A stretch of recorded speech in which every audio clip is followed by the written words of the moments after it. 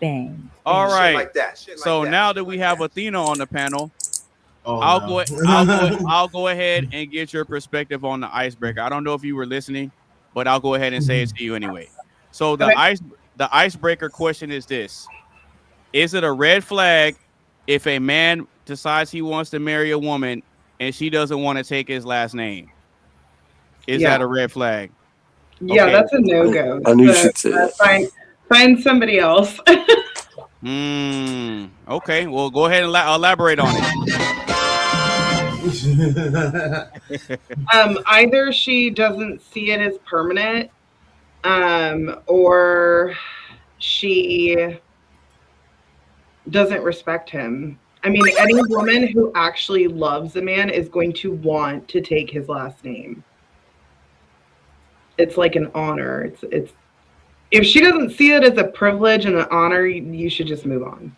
Hey, there you go. That's kind of along the lines of what I said. So is that all the thoughts you have on it? Yeah. Okay. Well, okay then. Okay, Athena. Hello, Athena. Hi. So, hi. So, do you think you're an outlier then? Because of your stance on... Do you think that the more modern liberal woman actually doesn't really care too much these days about taking on the man's surname? And so they have a different stance, whereas you're maybe more traditional. Do you think then... Because I did say to the guys here earlier, I said, I think maybe if a woman came into the panel, they might say something different to what we were saying, but you came in and you agreed with us, and I was like, well, that's Athena, because do you think you're an outlier? In some ways, yeah.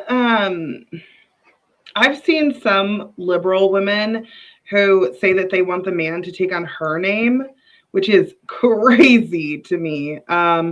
So yeah, maybe in some ways I might be an outlier. I don't know. I would have to, before I say that I'm necessarily an outlier on that specific stance, I would have to do some research and find out how many women are still taking on a man's last name. And then I would be able to say like, hey, I think that it's XYZ. But without that information, I'm kind of shooting blind. Because Okay. It was just, I mean, we can go with our gut feelings, because I feel as if, like, a more liberal woman out there might not really care about taking on the man's surname or last name. And I was saying earlier, perhaps I think it's more of a traditional thing, and maybe more because we've got a set of values. And I was asking the panel earlier, is it because we're all men in the group that we're all agreeing? And that's really why I was asking you that question. I felt like we were all sort of like echoing each other. Well, I've seen a lot of liberal women who are like, I wish I could find a man who's a provider. I want him to lead, but I want him to have the same beliefs as me. So they don't like the conservative men who want to provide, protect, and do all of that. They want the more liberal men who are like, oh, no, it's cool. You're equal. Here's half the bills. The mortgage is this much. You pay half of that, half of the water bill. And so they're like, no, I don't want that. I want to be in my soft girl era. I want to get taken care of. So I see a lot of liberal women talking about that, but liberal men don't share that same desire to provide and protect like conservative men do. So, I mean, there might be some, and they probably get snatched up real quick by the liberal women. But I don't think most of them, they want you to split the bills. They're like, okay, you So splitting the bill. Okay, splitting the bill. We were talking about surnames, okay? And we were talking about, earlier, we were talking about taking on the surname. Now, we also went on to the concept of splitting the surname, making it double-barreled. You know, so how a woman in today's era wants to, do whatever, so on and so forth, split the bill. There are some women that find it difficult, we find, in today's era, that want to take on a man's surname. And we're calling it a red flag. We're saying that's hang on, well, you know what I mean? But then they can start dancing around it by going, well, we can split the surname as well. we can make it double-barreled, so we can go Smith Fowler, for example. Right. And in some cultures, like, okay, so my ex-husband, he has both his, and now this is for the children, right? He has both his father and mother's last name. So my son has both his last name and my last name because that's okay. how they did it. But I did, take on his name and then change back. So as I didn't do a double thing with his name and my name. That wasn't okay. Yeah. So that's okay. Hold on. I remember what I was going to say. So when a woman takes on a man's name, he really is taking responsibility over that woman.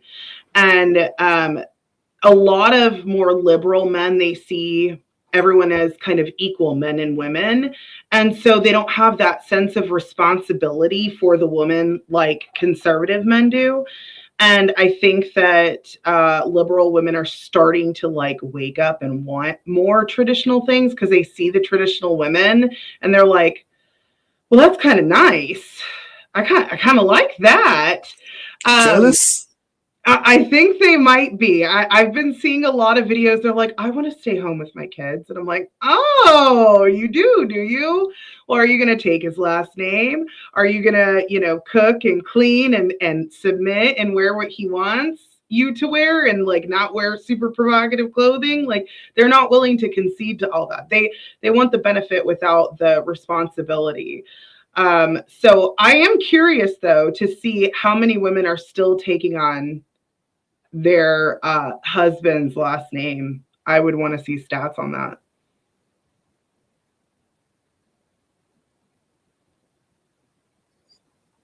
So that's fair. Just to fill in the gap, because I think Mr. AB was at AFK for a sec. Yeah, just no, that makes sense. I mean, fair. It'll be good to get stats, and then we can know what we're talking about fully. Because we're talking, hypothetically, I suppose, to a degree. Okay, all right. Cool. I'll be back in a sec as well. I've got to go AFK for 2 minutes. Sorry. Yeah. Well, yeah, I had to step away and go to the restroom real quick. But no, I mean, this has been a good discussion so far. I mean, so is that all you gotta say on that one, Athena? Yeah. Okay. Cool. All right. So if you're just now tuning in, or if you've been watching the live stream from the very beginning, make sure you get a stream a like, share with a couple of your friends. Make sure you follow everybody on all their social media sites. And if you want to get in on the action, make sure you leave all your comments in the chat. So with that being said, we're going to go ahead and get into the first question of the show. And we're going to go ahead and get it popping. So let's go.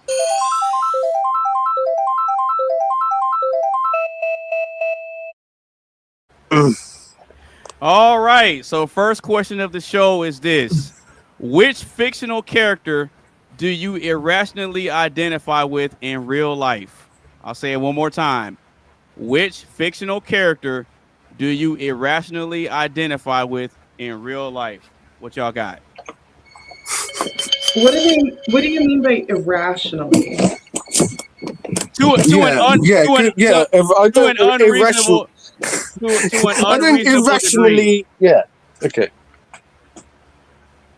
To an unreasonable degree. Like, okay, if you look at the definition of a phobia, it's an irrational fear. Right. Something that really can't be explained by logic. To an unreasonable degree. Okay, that's fine. So, okay, I'll frame it like this. What would be a fictional character that you would consider like your spirit animal? You know that term, like, oh, that's my spirit animal. That's a character or something that they identify with in an irrational degree. Well, I've got mine already. So it's Peter Pan. So because it's irrational, right? Obviously, we all know what Peter Pan, what it means to have Peter Pan syndrome, right? Yeah. Okay. So let's just stop there. Well, you gotta elaborate. You gotta elaborate, bro. Not gonna lie, you gave me something to look Really? up. I don't know what that means. Peace out. Do I really have to elaborate? Oh, okay. Yeah, Okay. So look, I'm the boy who never grew up. We've always watched Peter Pan. Robin Hood, for example, is another one. They're like personas that I take on, like, or, you know, as caricatures of the man that I never grew up to be. So if you're aware of the character of Peter Pan, then you'll understand the psychology behind having something such as Peter Pan syndrome. It's like the boy who never fully grew up, you know, but I'm getting there. Okay, I'm getting there, and I'm going to stop there. So that's me. Stop the cap. Right. All right. Anybody else? Which fictional character do you irrationally identify with in real life? I have a Holy, hard Sarah, time with Hazel, the Athena? irrational part. Because, like, Okay. I have characters I relate to, but it's rationally because there's parts of their personality that I have, and that's why I relate to them. So that is rational. So that part irrationally is throwing me off. I'm like, I don't. Okay. That's the bit You know that what? got me Okay, as you know well. what? Okay, you know what? Let me frame it like this.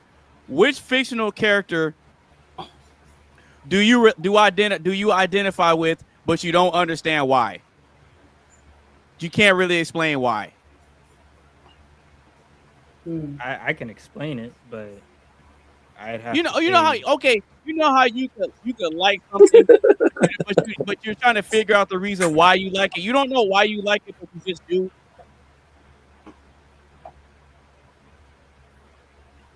It's like it makes sense, but it doesn't make sense at the same time. Yeah. It might be rational to you, but then other Right, people right. hear it, Hang they're on, like, hang- that doesn't even make sense. Hang on. Oh, wait, I got one.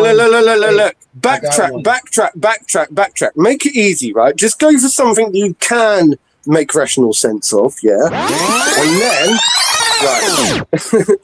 just pick up, just for the sake of it, right? Pick something that you can rationalize, make sense of it, and then find a reason why you can't. Yeah, just do it that way.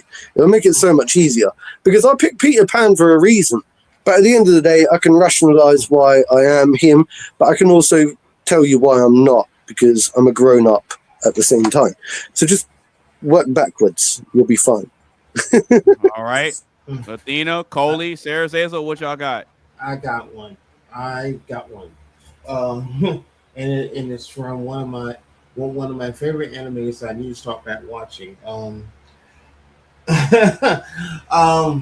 I'm like Detective Conan. Okay.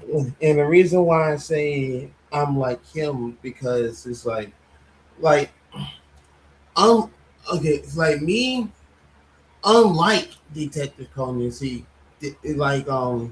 he has to actually work out who did what to who, like when you play that board game Clue or whatever. Like Oh who yeah, did- yeah. That's my game. That's my game. like you gotta work out who did what to who and all this, that, and the third, and blah blah blah blah. Versus me, I've been through damn near almost every type of situation there is or whatever. So I can pretty much pretty much predict what's gonna happen, how it's gonna happen, and this, that, and the other, and blah blah blah blah. You know what I'm saying? And that's just off of maybe like a couple of context clues, or if I see something that I know is gonna be like dumb and stupid and shit. You know what I'm saying? For example, and I'm not trying to single nobody up, but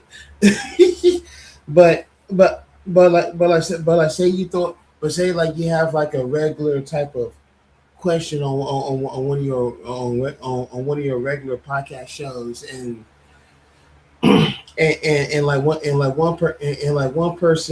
one person happens to voice their opinion, and then the other person immediately agrees to it or whatever, and then they go back and forth for a while, and then it happens to go like this. You know what I'm saying? You know what I'm saying? Like I can tell, but like I could tell by after like a few words or how the mannerisms go or how that shit's gonna be like. You know what I'm saying? And you seen a certain someone came on and came off the camera reacting to it or whatnot. But anyway, or like if it's like typical bullshit that you already been through, but you about to get ready to see your best friend go through that shit. You be like, no, don't do this. No, don't you do it. I ain't gonna let you go through that shit because I've been through that shit. Nope, don't you do it. Like it's like people are predictable nowadays. Back then, it's like you had to actually figure it out. Nowadays, like, oh, you know what that might get. That's true.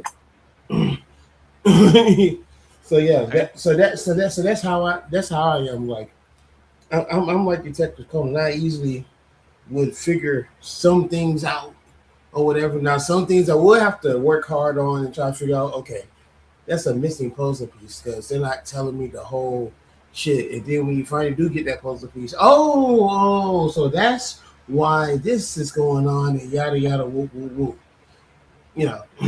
Mhm. But yeah, that's my character. Okay. All right, Athena, Sarah Zazel, what y'all got? So mine, I mean, I can rationalize why I'm like that. I could say like there's so many. The funniest one I think I could say is probably like Jack Sparrow, because I can be a drunken mess sometimes. Like, why is all the rum gone? Hey, yo, what the fuck? Stupid. Yeah. So I can relate to him in that manner, but I'm not a pirate or anything like that. Oh, man, goddamn. You know, I don't live in fantasy land. Like, even like, okay, in like Harry Potter, I would say like Hermione Granger and Hagrid. Like, those are the two that I would relate to. But obviously I'm not a witch in Hogwarts or whatever. So, but I still, like, I can still rationalize why. Like, Hermione's very studious. I've always been very studious. Hagrid loves animals. Jack Sparrow's, like, funny and goofy and drinks a lot and does stupid shit. So, like, I don't know. Everyone that that I relate to, it's for a reason. Okay. All right, Sarah Zazel, what you got, bro?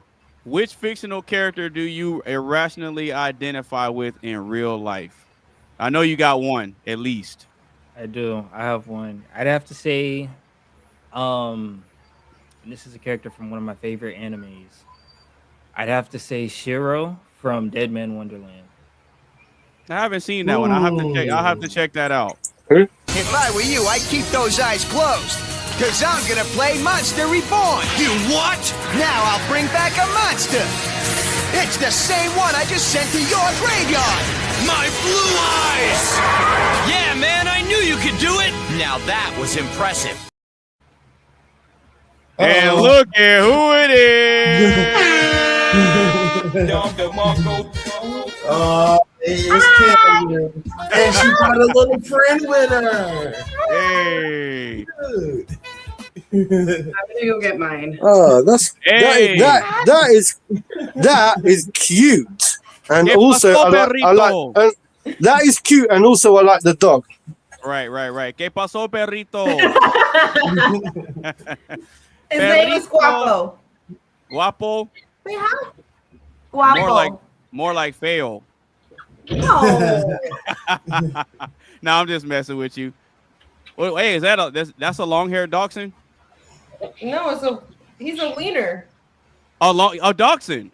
Is that what they're called? I don't know. This is my dog for the next 20 minutes. His owner's gonna come get him. Stupid. Okay. No, yeah, and speaking of cuties, looking at the wiener dogs are dachshunds. That looks like a long-haired dachshund. Yeah, he has long hair. Yeah, that's a long-haired dachshund. He's a puppy. He's like supposedly he's like 3 months. That's you. Oh, look, it's Athena. Say hi, Athena. You know what? Now that Athena has her dog up here, we got to give a special shout out to the dog from recovering from being poisoned. Carmen. From being poisoned. No. Like anyone would do that to this sweet dog, I have no idea. Who did that? A neighbor. Yeah, she posted on Instagram her dog was sick and her dog almost died. Oh wow. Yep. Oh yeah. Hang on. I saw that. Hang on. Wasn't it one of your neighbors, something poisoned one of the dogs or something? What happened? What was going on there? So apparently this neighbor has done it to like multiple other people as well, and their dogs didn't make it. And I'm actually working on making a little pamphlet for people to recognize the signs, like prevention, recognize the signs, what actions to take. Because like some people live like remote, they can't go to a vet like immediately. So. I'm sorry to interrupt, but I'm so confused. What are they going around deliberately poisoning people's pets, like deliberately or are they just like putting down like slug pellets or something, and then people? What's going on? What's going on? Are they deliberately going around killing? No, she got out 2 days in a row, and she ran straight over there.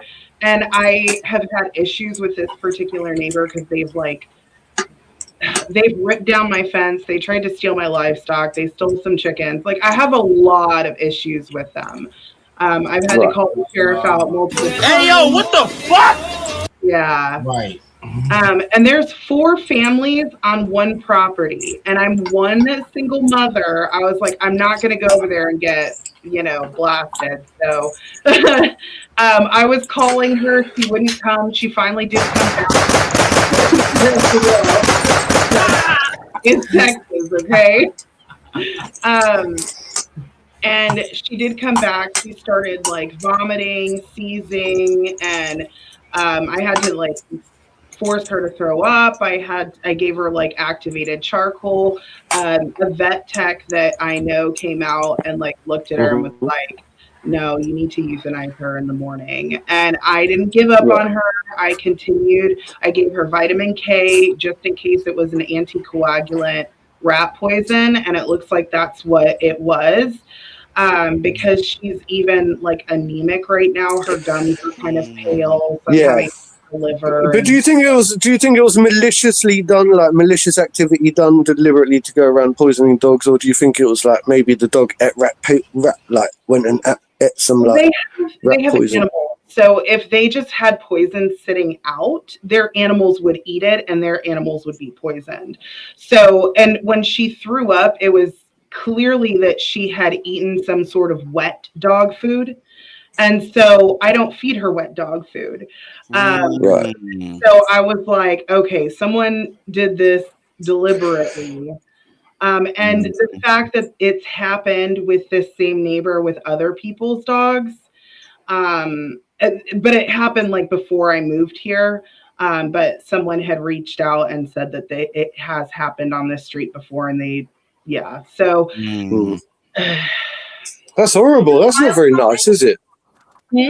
Something I think did you file something with the city? So because you can't see her, so I did call. They said I would need to get her vomit tested for any anticoagulant poison or blood tests. And the panel to do that type of toxicology report, it starts around $500. That's the starting point. And I was like, I don't have that kind of money just laying around currently. And so they said without that, there's nothing that they can do. And, they don't really have the funds to go after people who are harming animals because they're focused on people harming people. So I understand why the police aren't doing anything about it. And trust me, these officers, they love animals. It's not that they're not animal lovers. It's just they don't have the resources to do it. Mm-hmm. Yeah. Okay. Well, once again, shout out to you for your dog making it through. Shout out to Carmen for pulling up with con el perrito that she's dog sitting for somebody else. Shout out to the long-haired dachshunds. We're going to go ahead and let Sarah Zazel finish what he was saying because he started talking about a character that he relates to before I brought Carmen up. And then after that, we'll go ahead and let Carmen speak on it, and then I'll give mine, and then we can keep it pushing. All right, go ahead, Sarah Zazel. You got it. And for Athena and Carmen, today is this man's birthday. Hey! Woo! That's exciting. Thank you. Yeah, Pisces in the building. Happy birthday. Pisces in the building. All right, Mr. Sarah Zazel, we're gonna go ahead and let you finish your thoughts, and then we're gonna keep it pushing. All right. All right. I relate a lot to Shiro from Dead Man Wonderland because she's kind of like two halves of one coin. And I've had a lot of people tell me that my personality is very like that, like two halves of one coin. Sometimes I can be a bit extreme, and other times I can be very calm and relaxed. So, Okay. All right, Carmen. Which fictional character do you irrationally identify with in real life? What you got? Fictional character that That you identify with in real life. I would say Look, Mark hop back on. Look, Mark hop back on camera quick for this one. Yeah. It's not a female character. Does it have to be female? Oh, really? No? Okay. I relate to Two-Face, Batman. Really? Yes, I do. Oh, that's Because a lot of- interesting. Because Oh, a lot of- really? Yeah, a lot of times I think you're faced with some moral questions that you don't really know, like you could do. Because remember, he's Two-Face, but he used to be he used to be a prosecutor fighting for the state. A very good one too, putting the criminals away. Okay. And then he turned villain, and then that's his thing. Like he's with the quarter. I can think of with the quarter. He decides people's fates with the quarter. So I think sometimes in life, when you're faced with some decisions, you kind of want to do the not always the moral thing. Okay, cool. So you I know like what? Okay. I want to test that real quick. That's realistic for me. Right. Okay, so I want to test that. I want to test that premise real quick. So you missed the icebreaker question. Okay. And I'm going to ask it to you. I want to see what you say. So the icebreaker question was this. Do you consider it a red flag if a man wants to marry a woman, but she doesn't want to take his last name? Is that a red flag? Yes. Okay, elaborate. It's a red flag because she's not fully choosing you. So she's choosing. I don't think that's if you choose to get married. I mean, at least hyphenate I'm hyphenate. I kept my name and his last name, but that wasn't my idea. I was fully prepared to take Milton. But I think it's halfway to choosing them. So it's like you need to go all in. If you're gonna get married, you gotta choose him all the way, not with conditions, and that includes having his last name. And it's also traditional. That's traditionally you're supposed to carry your husband's last name. So is it okay? So is it also a red flag if the name gets hyphenated too? No, not really, because my name is hyphenated. And you said it wasn't your idea? No, it wasn't my idea. It was hubby's idea because he wanted to keep since our marriage. Everybody knows he's from Savannah, and I'm Latin descent. I'm from Dominican Republic. So he wanted to keep the Hispanic in the family, like the Latin roots in the family too. So that's why he liked that idea because he's more like unifying two different cultures. So. Okay. Yeah, okay. If it was his idea and he's cool with it, then all right. Okay. Well, because the discussion earlier is that a lot of times it's the woman's idea to not take the man's last name or hyphenate it. You see what I'm saying? But in your case, it's something different, and there's a deeper reason for why that is. So I can respect that. I think everybody else on the panel can respect that. All right, cool. So Whoa! Hold up! Mark, Hang on. you giving us a show, right, Mark? Whatever. I've turned my thing on. Listen, Yeah. I'm giving you. Hang on, one sec. Let me just change it. Right. Yeah, I'm giving you a show. Right. It's fine. Listen. And it's not too bad in here. Could be cleaner. Could be tidier. Stop the It's fine. Look. Anyway, I'm cooking. I was cooking some food. But hang on. Let's go back to that. So you're saying that your hubby did what because of the Hispanic roots? So you've got a double-barreled surname. Yeah, so hubby wanted, I was fully prepared just to let go of Diaz and just stick with Milton. But he wanted Diaz Milton because I wanted to unify both the cultures since we're like the first interracial couple in the family. So he wanted to keep the Latin, so that's why he wanted to do it. So is that a good excuse? Is that a good reason if it's cultural? So let's say, for example, I don't know. Like, do you think? I mean, it was his idea, so I feel like if it's his idea, that's fine. I don't necessarily think it's. Yeah, that wasn't your idea. So Charles defends the fact that because it wasn't your idea, because he's happy with it. It's all right. It's okay. I have kids. Not together, not yet. No, I have 2 stepdaughters. They're both Miltons. Okay. Would you give your kids, if y'all had kids together, would you give them his name or hyphenated name? Hyphenated.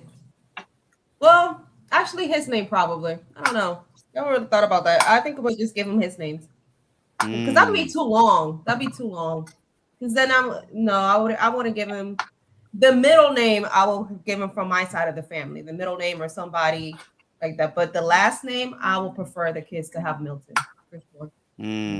Okay. No, I mean, hey, that makes sense. I mean, I look at it like this: if it was his idea and he has his reasons and it makes sense, then it's like, all right, cool. I mean, can't really argue that. But is that all you had to say about your fictional character, Two-Face Harvey Dent? Right, hang on. So, hang on. That's really important from a psychological point of view, I think. Two-Face and Harvey Dent, right? So, psychologically, think about that. They've got 2 sides of them, 2 sides of their personality. Does that imply then that you think that you've got a bit of a schizophrenia or something? You've got 2 sides. Yeah, let's get it. Let's go. I think we all have a little bit. But don't we all? We all have a little bit of alter ego. Sure. Okay. That's fair. We got a work personality. I'm not the same when I'm at work. Okay. That's fair. That's fair. A weekend personality. Wait, you say you're not. Wait. You say you're not the same when you're on a perk. At work. Hang on. Oh, I was about to say. Hold on. Oh, my bad. No. I heard that wrong. It's all you say. I'm not the same when I'm on a perk. I'm like, hold on, wait a minute. I said I'm not the same when I'm at work. We all have different versions of it. Oh, okay. I thought you said when you were on a perk. I was about to say, hold on now. Hold on. Carmen's tripping. No, I don't do all of that. I mean, I do a little drinking. That's all I got. I don't do all of that shit. Oh, you like being borracha? Oh no, not borracha. I can't do that. Borrachitas? No. Borracha, me gusta borracha. Yeah, borracha. Okay. So then, what do you like more, like cervezas or tequilas? Neither. I'm a vodka person. Okay. I like vodka too. I know. I'm a vodka and rum person. Rum, vodka. I don't really drink beer. Hang on. White rum or dark rum? White rum or dark rum? Either one. I usually prefer white because it's easier to get. But yeah. So you like your Bacardi? De Brugal. I'm Dominican. I like the Brugal. Bacardi's cool, but Brugal. What else do I like? Tequila. I don't do tequila shots, but I'll drink a margarita every now and then. Okay. Guapo, where'd you go? All right. So my fictional character my fictional character that I irrationally identify with in real life, it's kind of like a layered thing. So I identify with Goku from Dragon Ball Z. But at the same time, I also identify with Android 17 and Cell. And the reason why is because of the type of dynamics that happen between all of them, right? So in Dragon Ball Z, it has like it's nerd time, right?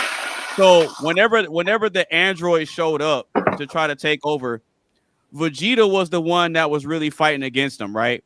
But the thing that I like about Android 17 is that it didn't matter that Vegeta was way stronger than him. It's just no matter what, he was always chill, laid back, and he was quick. He was quick with it. With you the jokes identify with you identify as Vag Eater. You literally you identify as Vag Eater. I don't even know who this Vag Eater person is, but I think I'm going to identify with him as well. I'll be back. That sounds about right. Yeah, that sounds about right. Yeah, that sounds about right. But I like the way that Android 17 thinks, even though he got beat up. But then in GT he came back as Super 17, but that's a different topic. I mainly identify with Goku because of how he came to exist in terms of like his beginnings and how he got shipped away from his home planet because it was being taken over and it got destroyed by Vegeta. And so he started from nothing, literally nothing, on a foreign planet where he didn't know anything and he didn't understand his power. So every ounce of confidence and strength and everything, it literally came from him just figuring it out as he goes, right? And so the only teacher he really had was Krillin and Master Roshi. If you go back to like Dragon Ball and see like from when he was a kid, and he like no matter what type of threats came, he always rose to the challenge, and he had this degree of humility about him. Like, okay, I know this guy might be better than me, but you know what? I'm gonna try to see what I can do against him anyway. And so Goku, throughout the course of the Dragon Ball series, he's taken a lot of L's and he's been beat up a lot. But at the same time, the type of innocent nature that he has, he uses that to determine, okay, I might need to bow out of this fight and let somebody else have a shot. So he never tried to hog the spotlight for himself. It was mainly Vegeta that tried first. So anytime a new enemy showed up, Vegeta would fight him first. But then when Vegeta would get beat up, Vegeta would say, oh, well, since I didn't win, I don't think anybody's going to win. But then Goku always had this mindset of, okay, this guy's better than me, but I just want to test my skills against him, and it doesn't matter if I win. And because of that mindset and that attitude, that's what drove him to continuously evolve to the point where he even overtook Vegeta, and Vegeta is the prince of his planet. Now, on the Cell side, I relate with Cell a lot because Cell, the way he came to be, like from him being created by Dr. Zero, Android 20. Yeah, I'm getting into some nerd stuff right now. And Athena's sitting there confused, like, what is this dude talking about? So yeah, I'm thinking the same. Right. So Cell was created from Saiyan DNA and Android part. So Cell is actually half Saiyan and half Android. So Cell can actually regenerate and get stronger through each battle, just like the Saiyans do, but then he's an android too. So it was really hard to beat him. But he started off as a basic form, and then when he beat up Android 17 and Android 18, he absorbed them, and then he absorbed their powers, and then it caused him to transform and get even stronger. So at his peak, I say outside of Frieza, he was the strongest being in the universe at that time. And so he came to get defeated by Goku's son, Gohan. But it's the fact that he set out to prove a point and try to overtake the Saiyans. Even though he lost, I still like the fact that even though he was a villain, he wanted to do things the fair way instead of just coming through and just slaughtering everybody. He arranged a tournament and he set up a fair Yeah, fighting but hang on, tournament hang to on, hang on. determine Hang who's on. the best. Whoa. So, from a psychological point of view, what it seems to me is you like the anti-hero. The idea of the anti-hero. So, you know that villain that comes across and he grows and he turns and he morphs? It's like that whole thing with, you know, the guy like with from Majin Buu. Like Darth with Majin Vader. Buu. Darth Vader or something. What's his name? Like, whatever. Loki. We spoke about all this before. Anti-heroism and all that kind of stuff. Yeah. Anyway, yeah. But what I'm saying is that I identify with both sides of it. I identify with the good side and the bad side of it, and it kind of ties into what Carmen said because Yeah, Anakin. Like Anakin Skywalker. Right. So my perspective kind of ties into what Carmen said because everybody has a good side and everybody has a dark side to them. It's just a matter of which side you leverage more depending on the situation. Does that make sense, or am I tripping? No, there's actually a saying. It says that if you do good things because you're incapable of doing bad things, you're really a good person. If you do good things and you're capable of bad things, then you're actually a good person because you're showing restraint.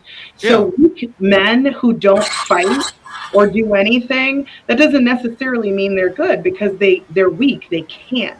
Now, if you're strong and you choose to restrain yourself and be moral and just and not just abuse your power, then you can actually say that you are good.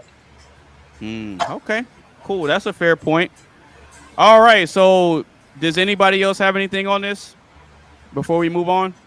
Yeah, I just want to say, Carmen, right? You do realise that I've worn this T-shirt for a whole week, yeah, because you told me last time that I wear too much gray, right? So That's why I do like the I red haven't onion. washed all week. It's the same T-shirt. I told you I'd bring some colour to the show. Anyway, Here we go. Here we go. Oh my God, bro. Oh, hell no, man. What the fuck, man? Get your ass on, boy. Get your goddamn ugly ass. Whose question is this? Okay, yeah. So about that, this is actually Chisel's question. Oh, really? Yeah, he had to step away for a minute. He said he'll be right back. But yeah, that was actually Chisel's question. So I mean, if no one else has anything else on this, then we're gonna go ahead and keep the show pushing. Y'all good? I have a quick question for the people who do watch Dragon Ball Z. At what age do you think it's appropriate for a little boy to watch that show? Ha ha ha ha. I know there's certain things in it that I'm like, from the time they come out the womb. Oh, really? Oh, really? I mean, I remember my brother started. My brother and my cousin. Now you're talking about the original, uncut, nothing taken out version of Dragon Ball Z. Oh, well, no, that one might be a little extreme. Okay. Yeah, I know which one you're talking about. Yeah, that one might be a little bit. Yeah, that one might a little bit extreme. The one where they were cussing on it and stuff. Yeah, I would say age 10 for that. But if you're talking about the watered down Dragon Ball Z Kai version, yeah, as soon as they're born, absolutely. No, I didn't grow up on the Kai version. I grew up on like the unabridged, version. All DBZ Kai is the watered down, no blood or cussing version of of DBZ. Is just kind of summing it up a little bit. So exactly. All right. So if you're just now tuning in, or if you've been rocking with us since the very beginning, make sure you get a stream a like, share with a couple of your friends. Make sure you follow everybody on all their social media sites, and make sure you give your thoughts and opinions in the chat. All right. So with that being said, we're going to go ahead and keep the show pushing and move on to the next question.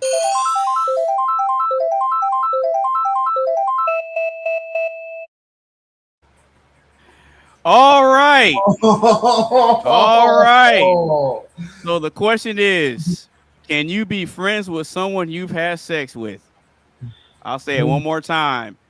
Can you be friends with someone you've had sex with? Oh, yeah. First of all, whoever came up with this question, well done to you. Well done to you. I say yes. and the reason being not because of the whole fact that they do label shit friends with benefits or whatever, but it's just the fact that if y'all two talk about it and y'all understand that there's no strings attached or any of that stuff, and y'all can actually, go boom boom in the bedroom, without catching feelings or whatever, then it can absolutely be possible to become friends. I mean, to be friends without catching without catching feelings and still do, even know what I mean. So yeah, absolutely yes. I'm not sure. All right, Mark, Athena, Carmen, Sarah Zazel. Well, I can't wait to hear these answers. Yeah. Well, no. I think that look, hang on. It's difficult because I think that when you have sex with someone, like you develop some kind of real deep connection or relationship. Once you've done it, it's done, right? And I think your relationship moving forward from there is always going to be a little bit like awkward. There's always going to be some kind of bond somehow or somewhere. Whether you can really be friends or not, I don't really know. It's like you're more than friends by then. You're more than friends by that point. You've already had sex, so you're kind of beyond being friends. And even if you fall out of each other, like you can still be amicable and you can still maintain a sense of decorum. It doesn't mean you have to love each other. But like, I don't know anyone that I've had sex with that I consider it to be a friend. Like I just don't call them friends. They're more than that. They're something different. So I'm not really sure. Oh, really? Yeah. I'm not sure, to be honest. I'm pushing back, but that sounds like a no. Yeah, it feels like a no. It feels like I'm saying no. Yes, but they're not your friends. Yeah, so it feels like I'm saying no. Yeah, let's go with no. Then I'll go with no. Yeah, I'll second that no. I'll say that friends don't know what friends taste like, and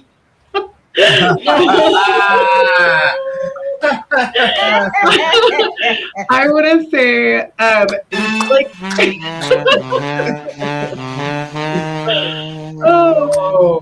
so in a relationship, I think that your significant other should be like a friend to you, but I know that's not what this means. And here's the thing, if you did, let's say you were friends with someone, y'all kind of dated, y'all had sex and things didn't work out, I think if you're still single, you can be friends with them, probably at a distance. I don't agree with friends with benefits. I don't think that's healthy for anyone. But if you get into a relationship with someone, you should not have any contact with people that you've ever been intimate with. That needs to be cut off completely. No, that's not cap. That's true. You should not have contact with people you've been intimate with when you're in a relationship. Stop the cap. No, you shouldn't. It's wrong. You lied! I agree. Lies! Lies! When will the lies end? It's disrespectful. Hey, James, I said the same thing. It's disrespectful. I agree, Carmen. Yeah. All right. So Sarah 2 no's Zazel. and a yes. Ooh. Can you be friends with someone you've had sex with, Sarah Zazel? What you got, bro? Y'all are gonna hate me for this answer.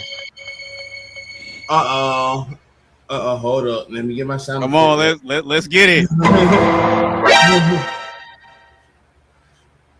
Yeah, you could be friends. I don't hate you for that answer.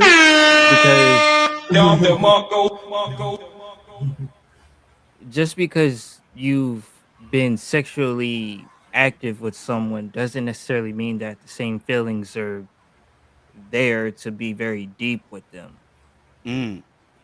So, and I've had a lot of situations like that where, okay, we might have done that, but it didn't feel like something that we want to move forward with.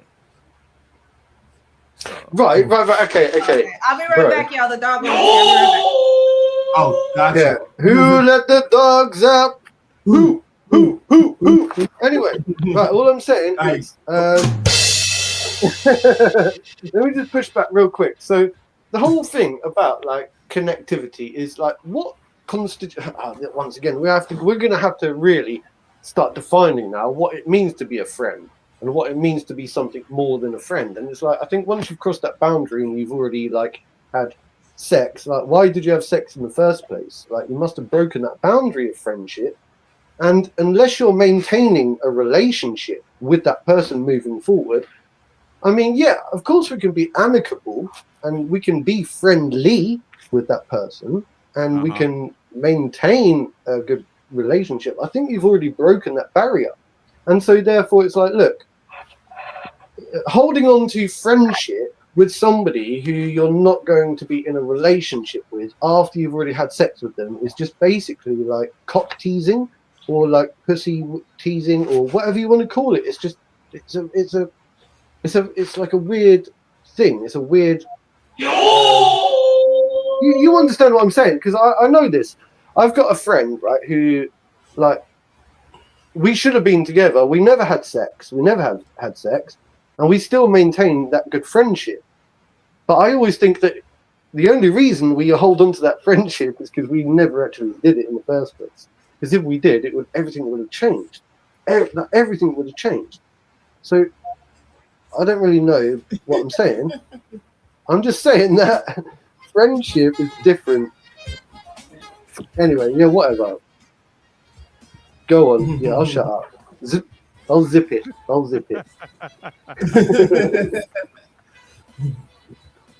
I don't think you really believe that, Mark. Kind of. I do. I kind of do believe it. That I ain't gonna lie. That deserves one of these. Shut the fuck up.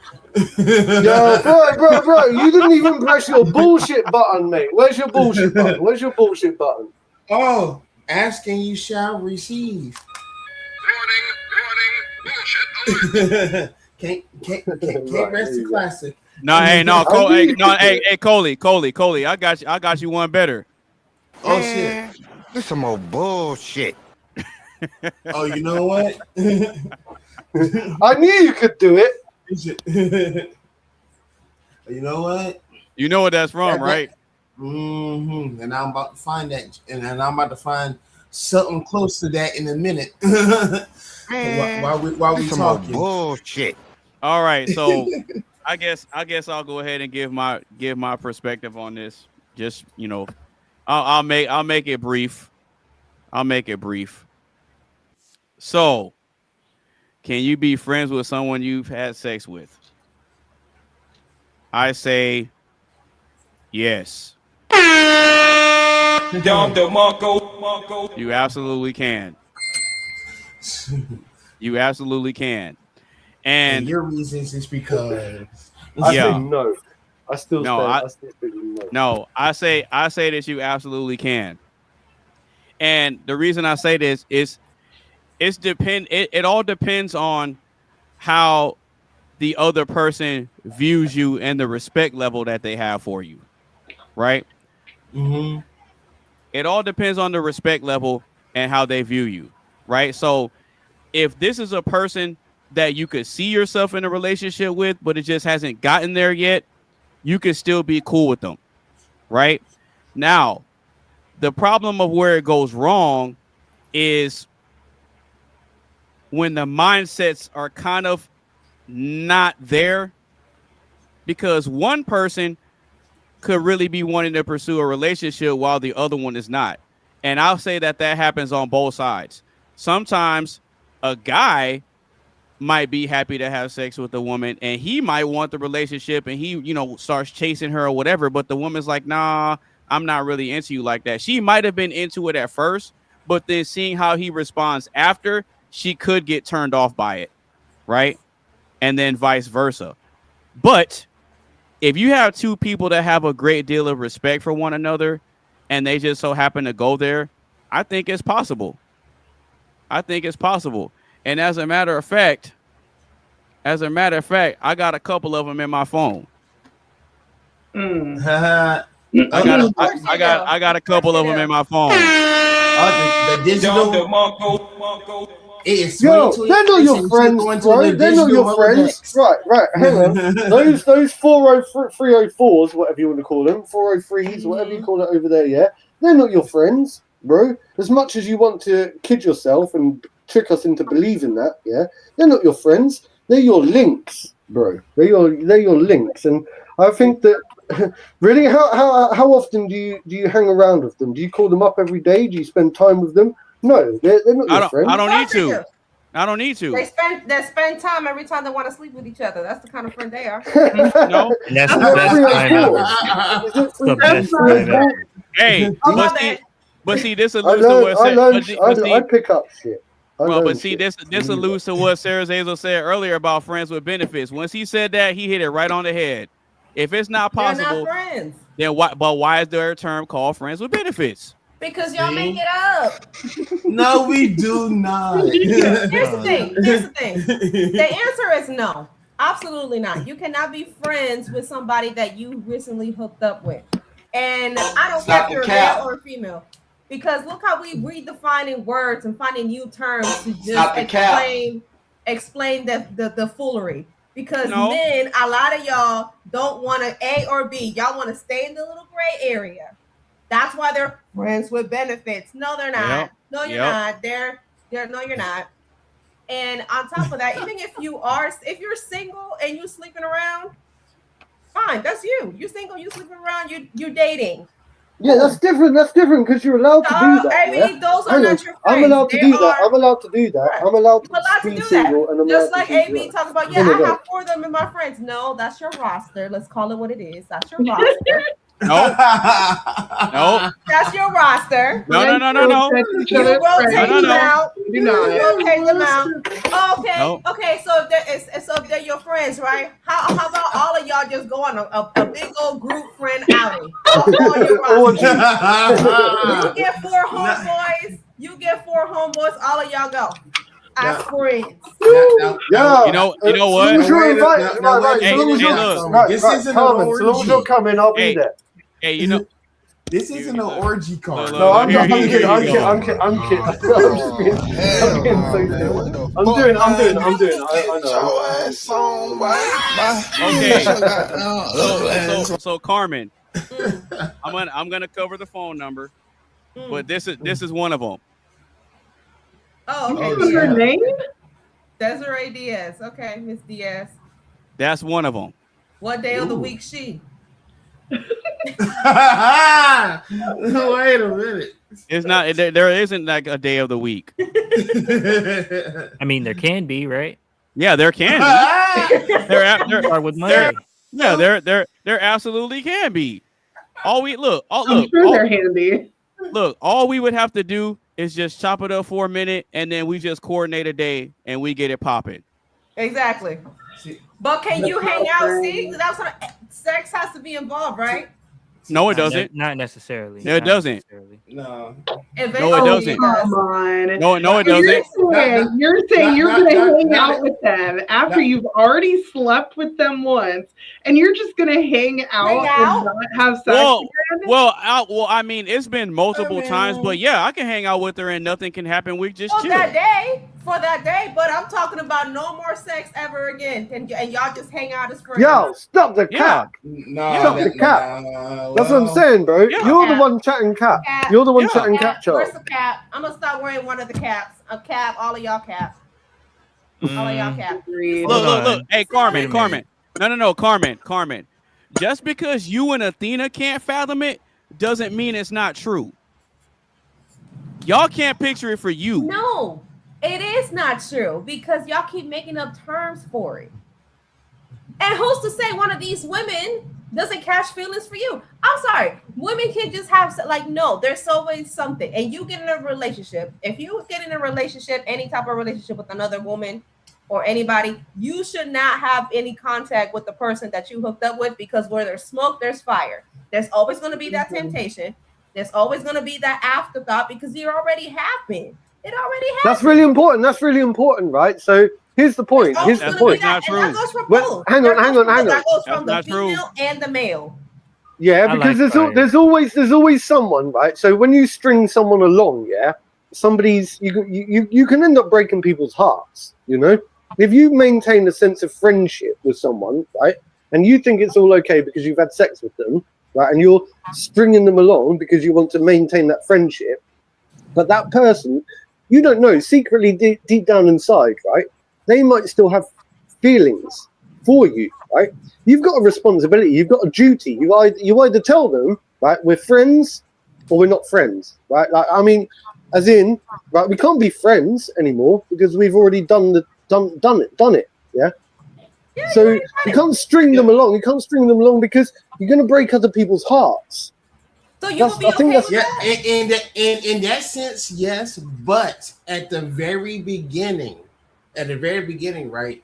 If y'all already talked about it and was like, and if y'all thinking about going boom boom in the bedroom, but y'all established that hey, there's no strings attached or anything like that, or like y'all not saying anything long, like y'all just having casual sex, but we still hanging out or whatever, but just keep what we do in private as such private. Y'all good. The problem with You know that what I is mean? those are not your friends because you're continuously having sex with them. Now, if it happens once, fine. Like, okay, y'all were at a party, y'all got drunk, things got out of hand. No, Carmen. Maybe when and then, but no, like, okay, it happened once. We got out of hand. We're friends. We don't like that. This Let's is move another on. one. This is another one. That you You continuously put them have on casual blast sex like with. that. Huh? You put them on blast like that. Yeah. He's This trying is to another get you one. the Rolodex. This is another one. He's going through the Pokédex. Now, this is now. I'm at Pokédex. Now. See, this is the thing. This is the thing that Carmen, Mark, and Athena are not seeing. The reason I say that you can still be friends, at least from the guy side, right?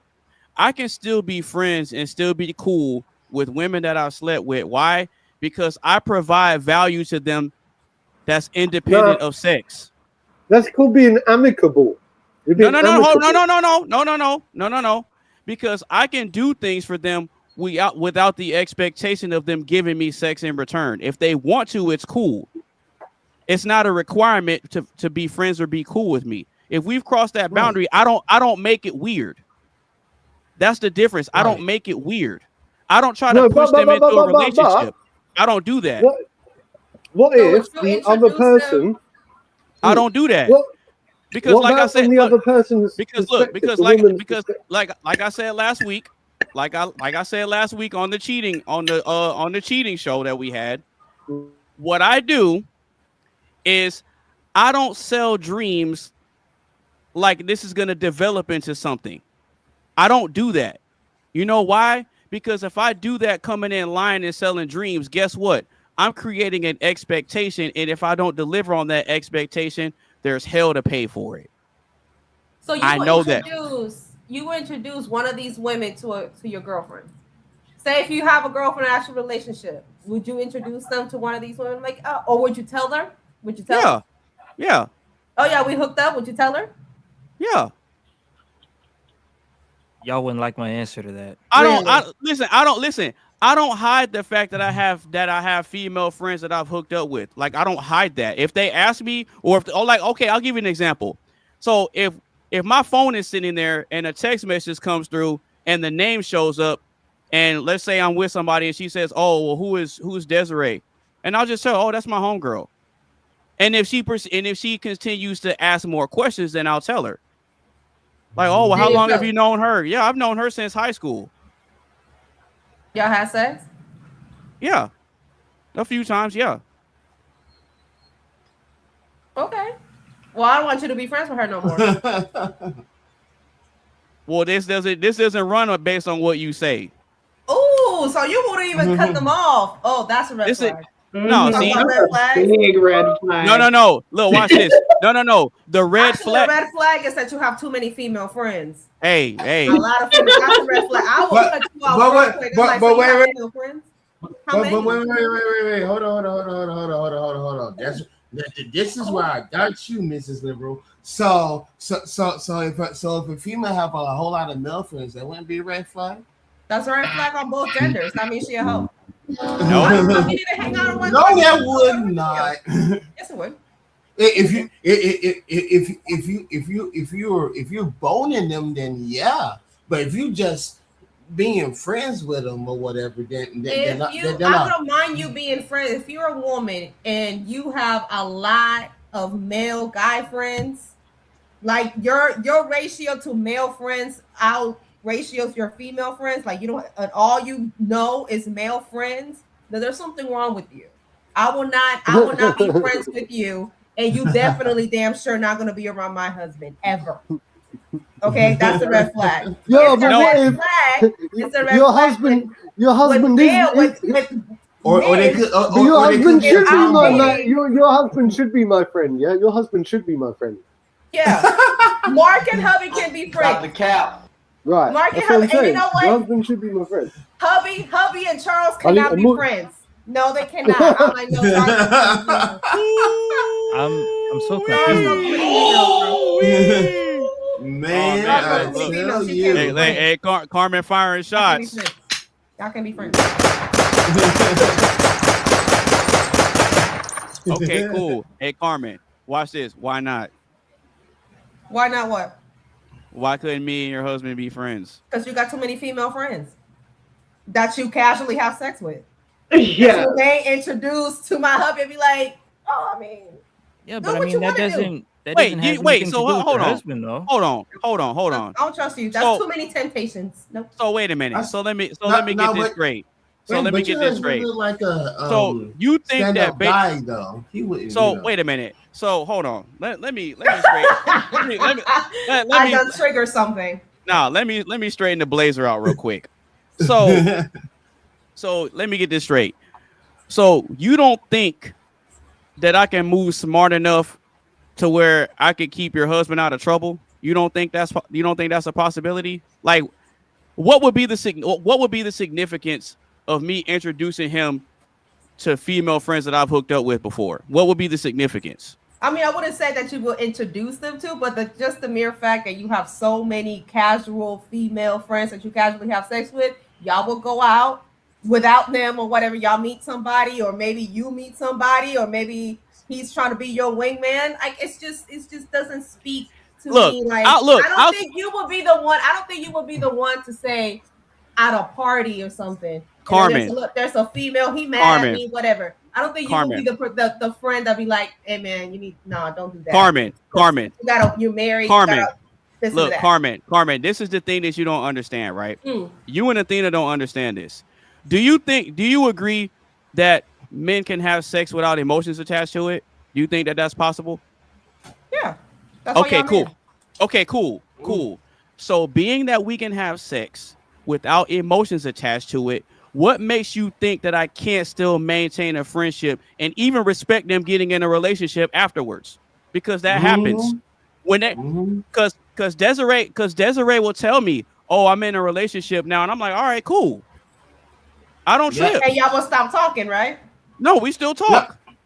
No, we'll continue to talk. It's just right. It's just cut off. Right. It's just exactly. It's just limited. It's limited talking because I'm like, you know what? She's in a relationship now. Let me fall back.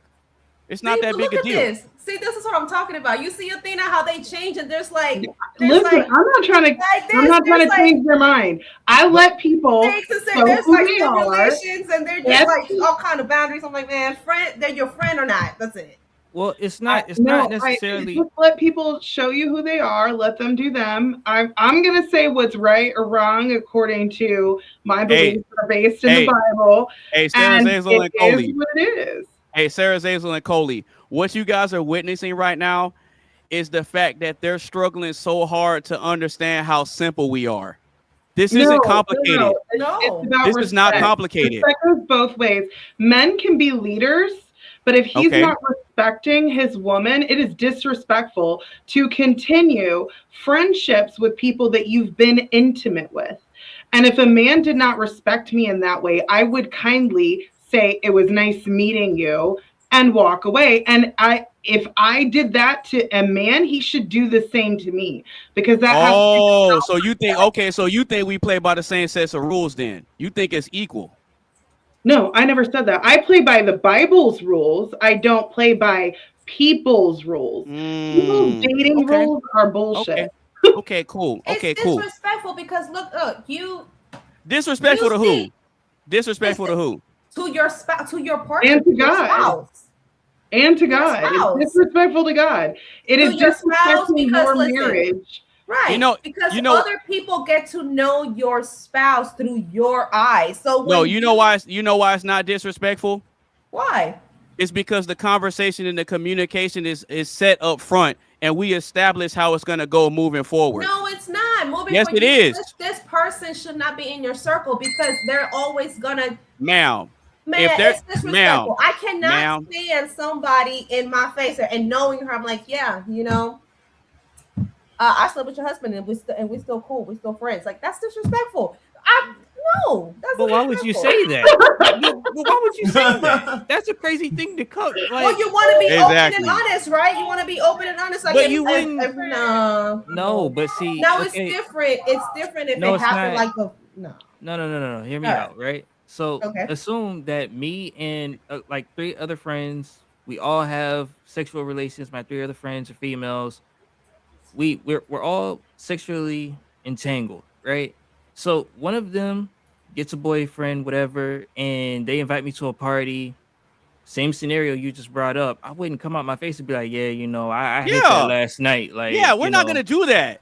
She's free game. You just happen to take her at this moment. But right? Don't worry, like we're not tripping on that. That's but so the out of fact pocket. that you know that you already been with this man's wife or girlfriend is disrespectful. It's disrespectful, and I don't believe y'all will be okay with y'all girlfriends on your wives being friends with somebody that they have sex with still to this day. Y'all married, whatever. No, that's not okay because it's a men thing, and men are territorial. You cannot be cool with the same. They're supposed to make their woman feel safe, and that's the opposite of making your woman feel safe. That is neglecting her needs for protection emotionally. So no, that's not okay. It's not okay either way. Now, if you find a woman who's willing to let you do that, then you find a woman who's willing to let you do that. But I'm just saying it could not ever be me. Not ever. And you know what's funny? This is where research comes in, right? Not to cut you off, AB, but this is where research comes in, right? Now, like say in my case, right? I'll go out, look for a chick or whatever. We talk smooth, and then I actually dig her as if I'm trying to get a relationship with her and shit like that. I do my research. If she's the type of chick that's a one-on-one type of chick or whatever, cool. Now, if she's the type of chick, excuse me, if she's the type of chick that that she's open for like a open relationship type ish or whatever, and if I just so happen that I'm a bit of a swinger too, cool. but of course, in real life, I'm not like that. I'm a one woman Right. type man when it comes to that. So Right. now, so hold on before you jump in, because I know you're ready to go. Now, if she's a swinger, if she's a swinger, if I find out about it, I'm like that's an automatic. Oh, I'm friend zoning her because that's like the type of female that I'm into as far as a relationship. Right. We're just not gonna commit to them. Right. Now it's that simple. We just won't commit to. We'll have fun with them. Those are the ones that you play with, but you don't stay with. Yeah. Now, for the sake of this question, we're talking about basically friends with benefits. Yeah, like, that's what I said. I got a person in San Antonio right now, and another one in Winston-Salem, North Carolina, to where if I was to arrive there right now, we hang out with chill, this, that, and the third. But 9 times out of 10, from out of their mouth, not mine, sex is gonna pop up. And guess what? I'm not gonna see the problem is the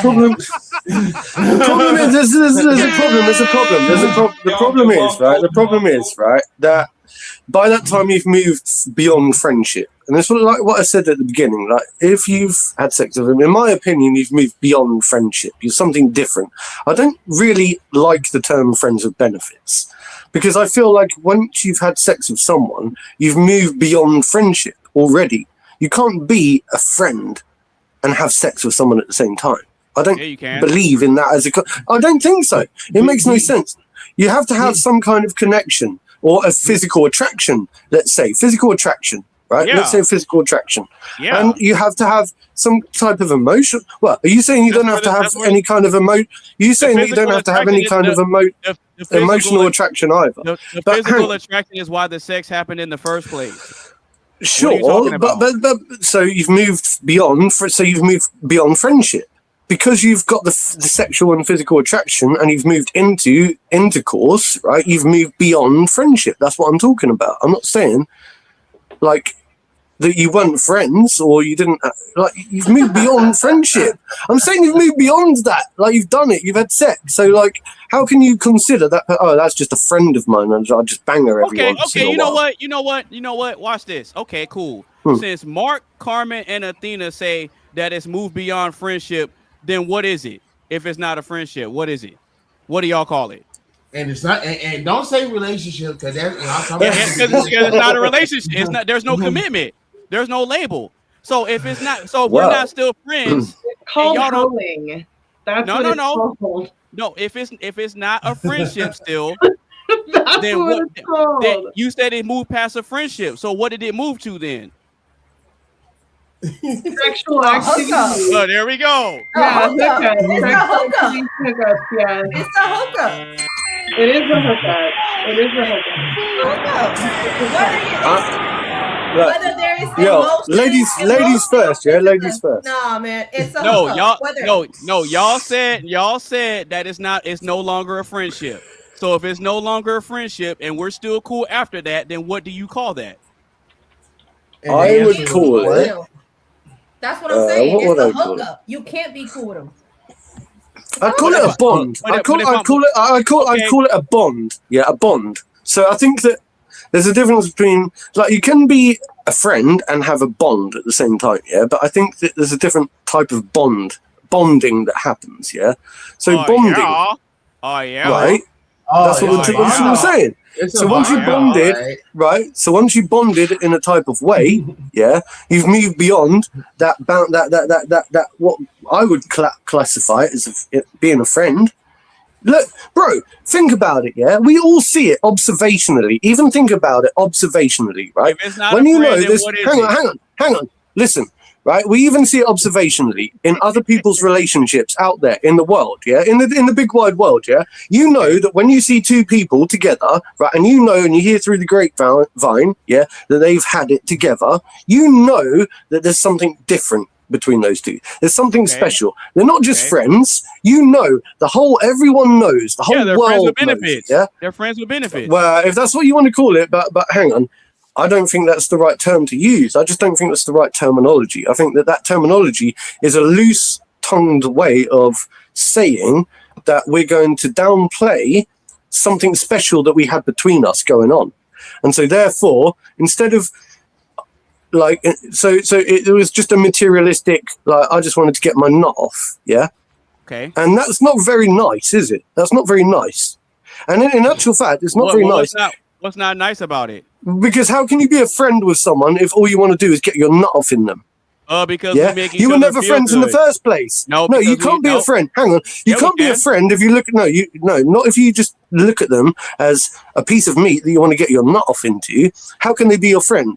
Because if somebody looked at me like that, I'd say you're not my friend. You're not my friend. You're. you know You could say you're using. Hang on, wanna you can know be how? using her. You can be using her, and she can be using you in mutual respect. But I don't call that friendship. I call that using each other. I call it stupidity. It's not friendship. But watch this though. It doesn't matter. It doesn't matter what you think of it if it's something that we both agree to. What you think about it is irrelevant. No, it's not. No, hold on. Because Hold on. friendship. Yes, it is. Yes, it is. Think about this. Because what Carmen and her husband have with their relationship is not for the world to understand. So they may have a dynamic that I don't understand, but I can't tear it down because I don't understand it, because that's something that her and her husband agreed on. So if I have a chick that I've hooked up with in the past and we're still cool, and she can call me or text me at any given time and say, "Hey, could you give me a ride?" or "Hey, could you help me out with this?" I'm gonna do it. The thing I'm gonna do okay, it. but that for me doesn't constitute friendship.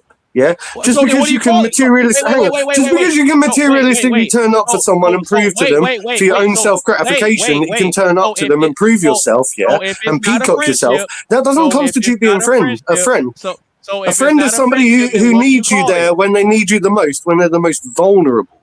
That is what constitutes friendship.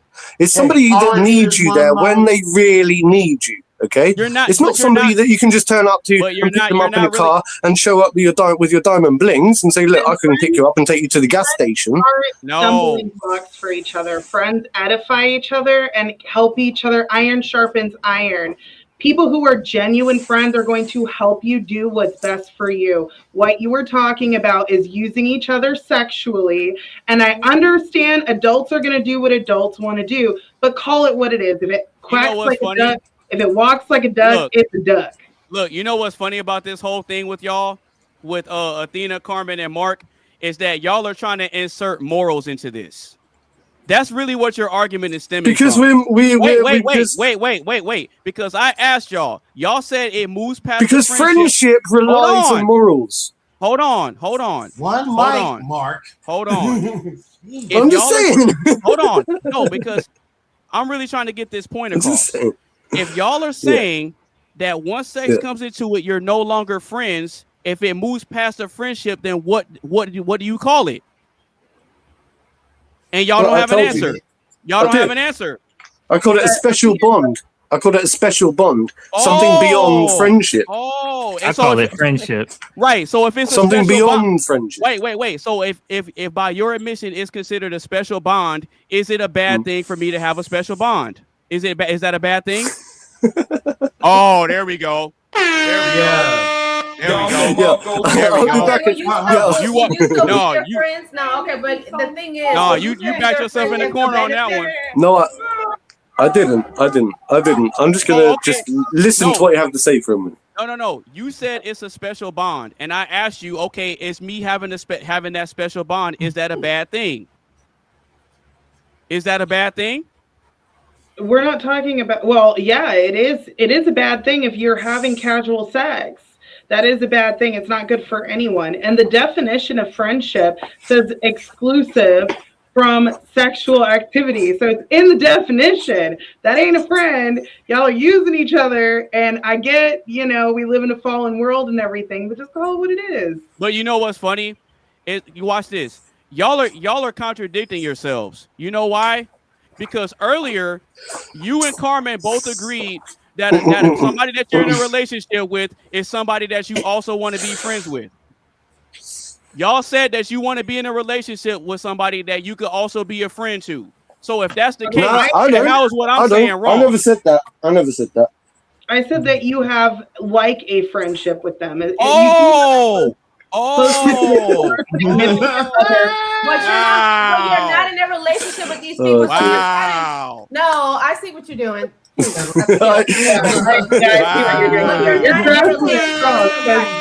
No, having something that's like friendship, but more. I mean, obviously that's your husband. It's more than friendship. It feels like they're your best friend because you're around them all the time. You're excited to see them, all of that. Like you care about their well-being and you work together to build that relationship.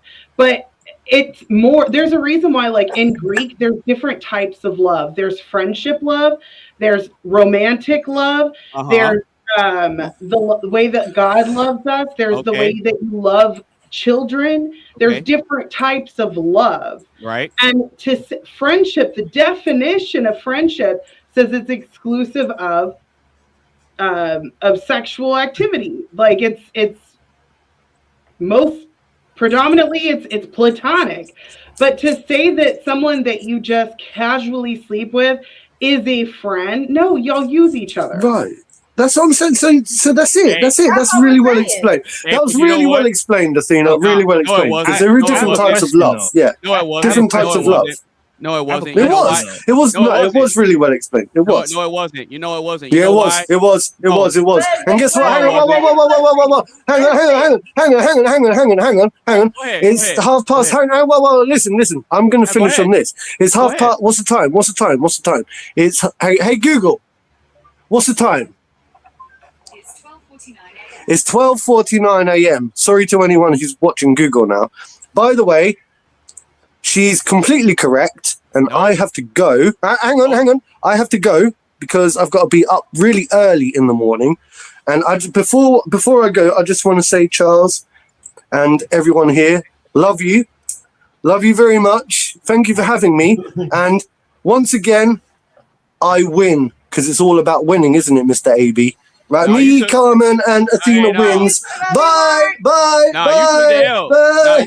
Do your thing, quick. Get rid of me. Go.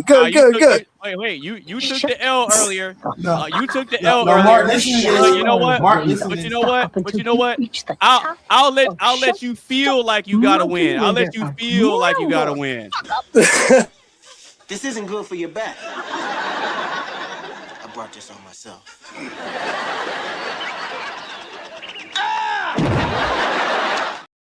No. Okay. No. You know, I have a question though. Hey, wait a minute, AB. You know I'm not gonna let Mark get away with that easy, right? No. Okay. I let him get all of it. I have a question though. Yeah, go ahead. When you talk about this bullshit. Okay. Go ahead, Sarah. Yeah, go ahead. So friends aren't allowed to use each other, is what I'm getting from this. But my question is that if I per se have a friend and I need something, he's able to give me what I need, and I'm able to provide the same back if he needs something, we're not friends then? Is that what we're so it's I think we're saying sexually. You don't use each other Yeah, sexually. you're not touching your homeboy's willy. I get that. But okay, so now let's swap that. Let's say I have a female friend. She needs to get her rocks off. Okay, boom. She comes over. We do what we do, whatever. Next time I need to get my rocks off, I'll go over. We do what we do. We're using each other. But as friends, if we benefit, is it not okay to use each other if we both benefit? We're both getting somewhere. We're both getting to a destination. That sex is for relationships, and anything outside of a relationship is unhealthy.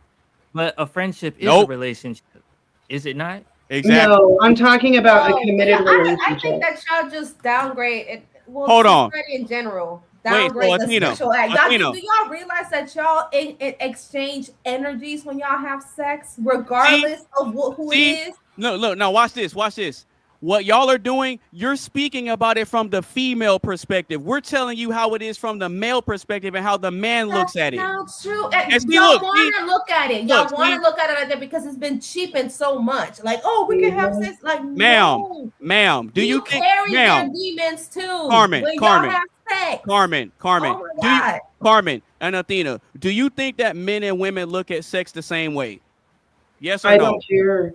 I don't care what No, the no, hold world on. says. No. It doesn't matter because you either have morals or you don't.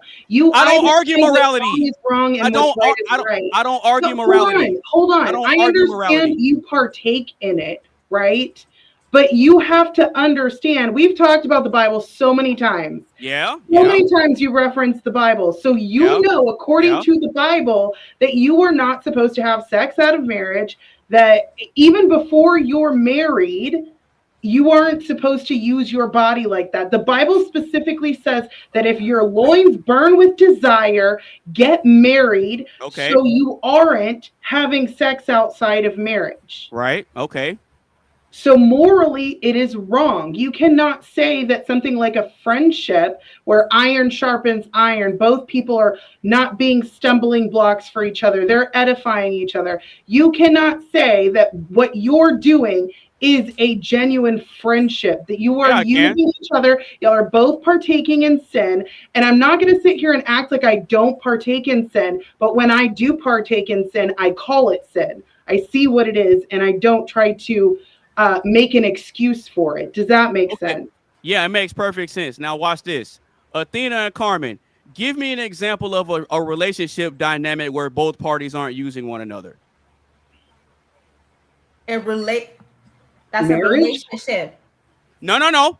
I said, give me an example of a relationship dynamic where both parties aren't, or all the parties aren't using each other. Give me an Okay, you're in a example. relationship dynamic. You're in a relationship, a marriage, your girlfriend. You're both monogamous relationship. Wait, hold on, slow down. You use each other. Hold on, slow down. I said, give me an example of a relationship dynamic where both parties aren't using each other. Because y'all made it seem like, oh, well, y'all are just using each other. Okay, so give me an example of a relationship dynamic where the parties aren't using each other. Well, marriage isn't supposed to be like that, because if one person gets into an accident and they're paralyzed and they can no longer provide what they once did, it's still the other partner's responsibility to take care of them. And then it's only one person who's I guess I don't even call it using. That isn't using someone. You're just pulling together. You're supposed to sacrifice for each other. Athena and Carmen, that's not what I asked. I asked for you to give me an example of a relationship dynamic where the people aren't using each other. Marriage. They shouldn't be using each other. No. I said where they're not. You're saying would, should, could, and would. I said, give me an example of a Then the example I gave, like a person whose spouse has been paralyzed and can no longer provide, they're not using their spouse for anything because now they're the ones completely taking care of them. They are sacrificing in that relationship. So that's one example. I could probably go through a lot of different nuanced examples. But there are tons of situations where that happens in marriages, and that's why you should never get with anyone who would not take care of you if you became sick. So in other words, don't get with somebody who you can't use. I like being able to use people. I'm not gonna lie. Everybody uses everybody. So you're saying use, and there's a difference between using someone and that person willingly sacrificing. You diminish that person's sacrifice when you say the other person is using them. That takes away their blessing and their willingness to serve their partner. What about parents and children? Do you use your parents? Do your parents use you? You're still getting used though. Yeah, everybody's using everybody. Your parents and children. So do yeah. you use your parents and do your parents use you, or do you do it because there's a responsibility there because you guys are family? Sometimes my parents use me for help, and sometimes I use them for help. Exactly. I'll just. That's a responsibility. Wait. Because no matter the type of, the reason y'all can't answer this is because I did answer it. Hold on. No, you didn't. I did. No, you didn't. No, you didn't. I mean, you just don't like our answer. That's all. No. That's not it. I said, give me an example of a relationship dynamic where the people don't use each other. And you gave said where one wasn't using. I said the parties. I didn't say one or the other. I said the parties aren't using each other. You said where one wasn't using the other, but no. Anyway, I said where you both were parties. taking away. Okay, so whenever, and I hate to bring this up, but whenever I make food and I take it to the homeless, I don't do that because I'm getting anything out of it. I do it because I genuinely want to help others. They're not using me because I do that. That would diminish my love of giving to someone. You are saying that anyone who accepts the love that I am giving is using me. It diminishes my sacrifice. How do you not see that? It's a willing sacrifice. That's no one using me if I am willingly giving something and serving someone. You know what? You know why it is? You know why it is? Because no, I'll tell you why. Because you and Carmen would not be in relationships with men if there was nothing that they didn't bring that you could benefit from. And that is a fact. That's a fact. So you're going back to the relationship then? That's a 100% fact. You wouldn't be in a relationship with a man if there wasn't something that you could use and or benefit from that man. That is a fact. That's why the dating. That's a fact. That's a fact. You keep saying use the way that you're framing things in your mind. Okay, wait. So what word you want me to use then? What word do you want me to use? So it's sacrifice. Like there are sacrifices that both people on either side make. If you feel like that you're owed something, you're going to be tisk for tat on every single thing, and it's going to deplete the relationship. It should be a willing sacrifice. If you see it as people using each other, it diminishes what that person has to offer, and it diminishes what you have to offer. I have a question. I say it's more. I say it's an exchange.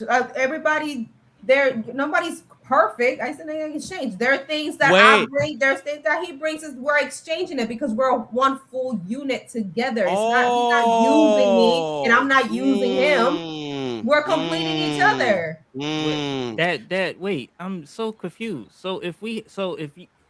I'm confused. Wait a minute.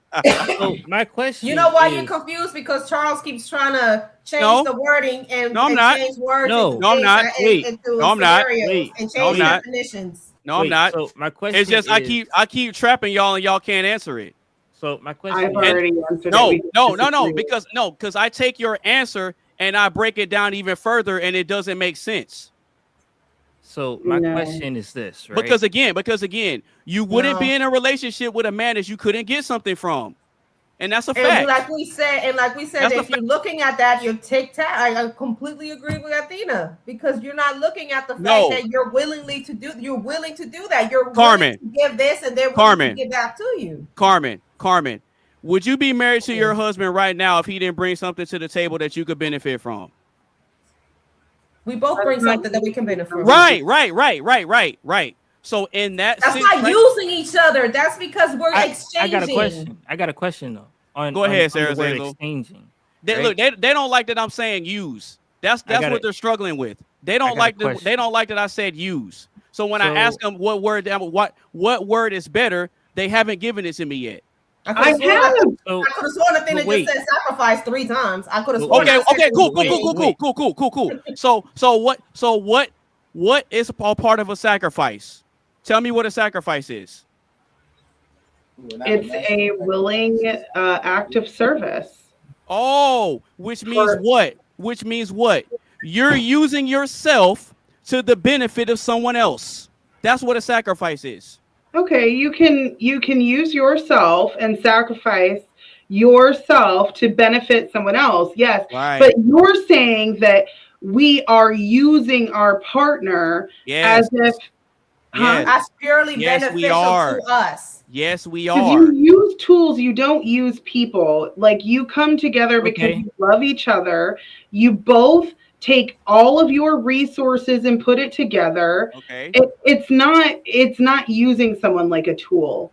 It is though. That Dana, I got a question wording- for you. So you said we use tools, right? Mhm. In this country, in America, we exchange goods for other goods, right? Mhm. In a sense, we're using the goods that other people provide back to our country, do we not? Repeat that one more time. In a sense, like, okay, so like we get oil from the East, right? Mhm. And they get goods from us. I don't know what goods they get from us, but I know we get oil from them. So if we exchange goods and use for their oil, what you're saying is that's bad because they provide us the oil and we can't use them for that because That's there's not a bad marriage. connotation. Huh? That's not a marriage. We're talking about No, but it's a there's relationship. a very big It's a difference. relationship, We're talking though. about relationship. It's We're not a talking about relationship. Yeah, we're business. talking about A individuals. marriage is a can't relationship, apply- isn't it? Yeah, No. a marriage is a relationship. Because that's A marriage is a form of a we're talking relationship. about switching. Not talking Like, about commerce. Y'all, you're taking you're Right. telling a completely different thing, different scenario. That's a commerce. No. It's the same thing. If I It's have the a same sexual thing. partner and she wants to get her nut off, and I go and I provide that for her, she's using me to get her nut off. Exactly. There's nothing Fact. wrong with Using that. her, Fact. We're she's using you exchanging. as sexual Yes. tools. Okay, Fact. then that as sexual tools. But You're what's using wrong? each other as sexual tools. Nobody said it was wrong with it. I never said it was wrong with it. Because Dana you never watch said it. it was wrong with it. No, but watch this, Sarah Zazel. Watch this, Sarah Zazel. If you're in a committed relationship and a marriage, you're using each other for sexual tools too. Yeah. I mean, I'm also using them for a load of other things. No, like, because think okay, about it. Because think about this. Even when you're in a marriage or a committed relationship, you're both using each other to get your sexual gratification and your needs met. That's a form of using. You know, and watch this. Watch this. Let's say Watch this. sexual out of No, it. wait. But watch this though. I'll take it a step further. Since Athena brought the Bible into it, the Bible explicitly says for you to not deny your partner sex. That means you're supposed to give it.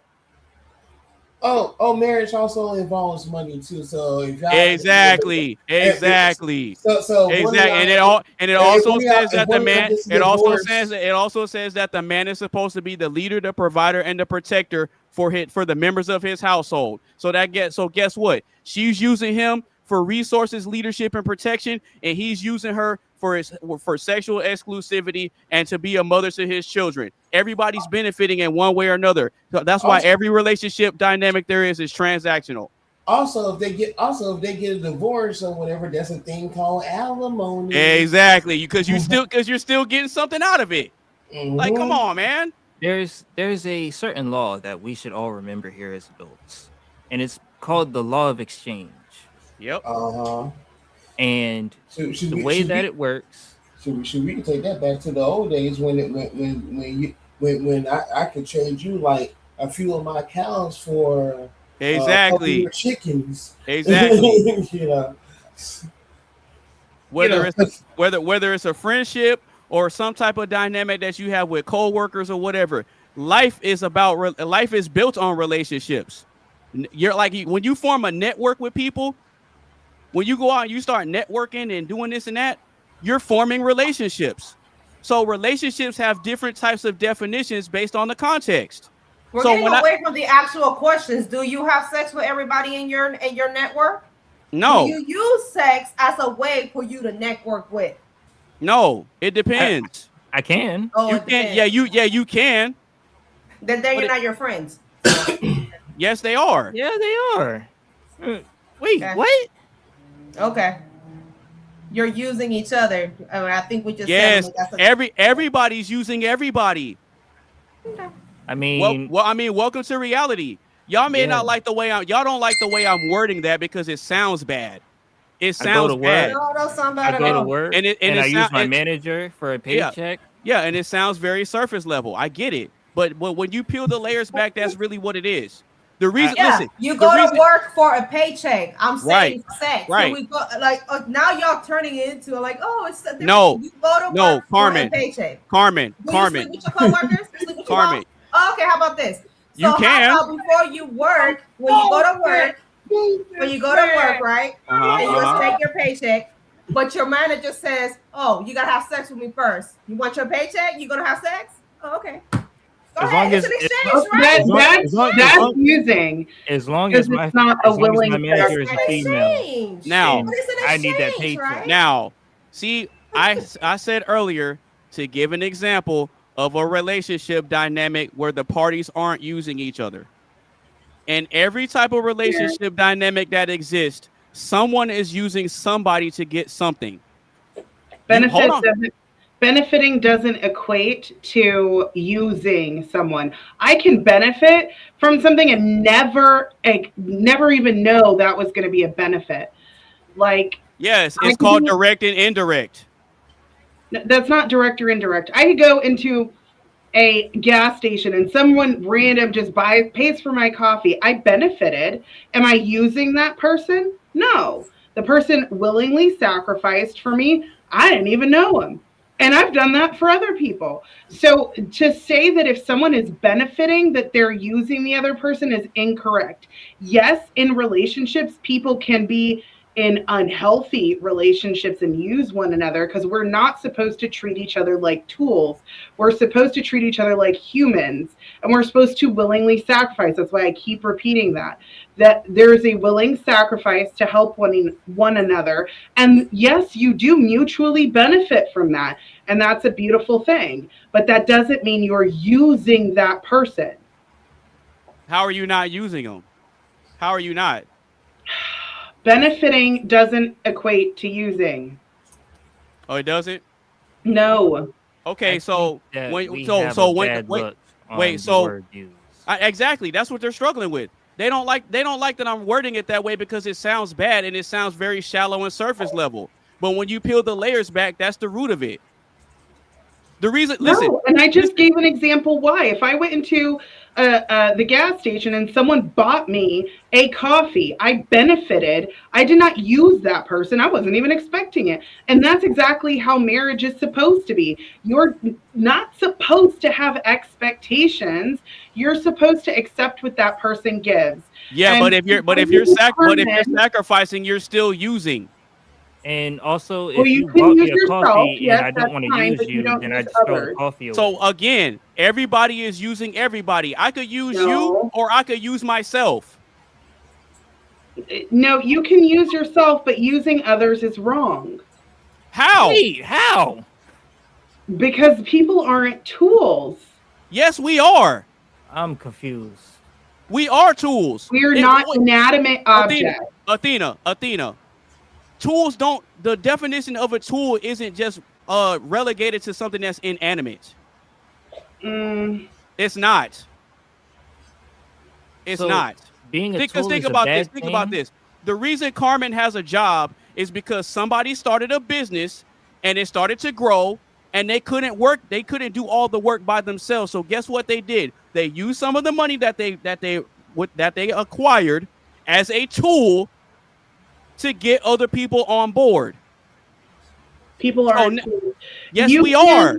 No, we're not. We are not tools. Okay. The definition of a tool is a device. Or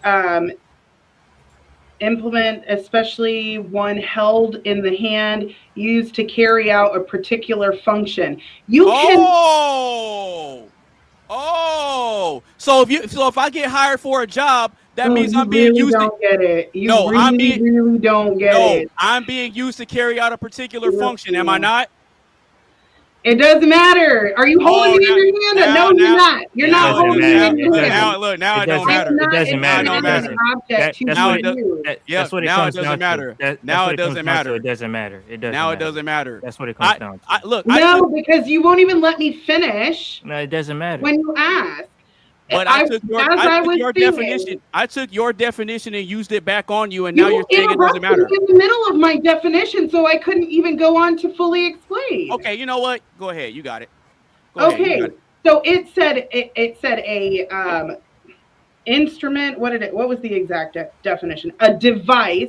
Okay. Or implement, especially one held in the hand, used to carry out a particular function. Okay. Now, can you say you can use like analogies of a person as a tool, right? You can use that as an analogy, but we still are not tools. We are human beings. There's a difference between an analogy and reality. We are not tools. We should not be used. Okay. The only person who I'll say could use us is God or ourselves. We should not be using other people. There So you go. I have a question. I'm glad you said that because I was just getting ready to say that. So that part right there, you just defeated your own argument. I have a question. So yes, we my are because question- God is using us as tools to carry out and spread His word. Is He not? It's an analogy of a tool. Oh, so how am I wrong? But wait, it's still not. No, it's you still understand not correct. but you understand the analogy though, right? If you understand the analogy, then I'm not wrong. What it comes down to is free will. In order to be used by God, you have to make the choice to make certain decisions for God to use you. And I agree with that. I agree with that 100%. So using somebody else is a negative thing. So you cannot use someone and say that you care about that person. Okay, cool. So by that logic right there, you're saying that using someone is bad, right? Yes.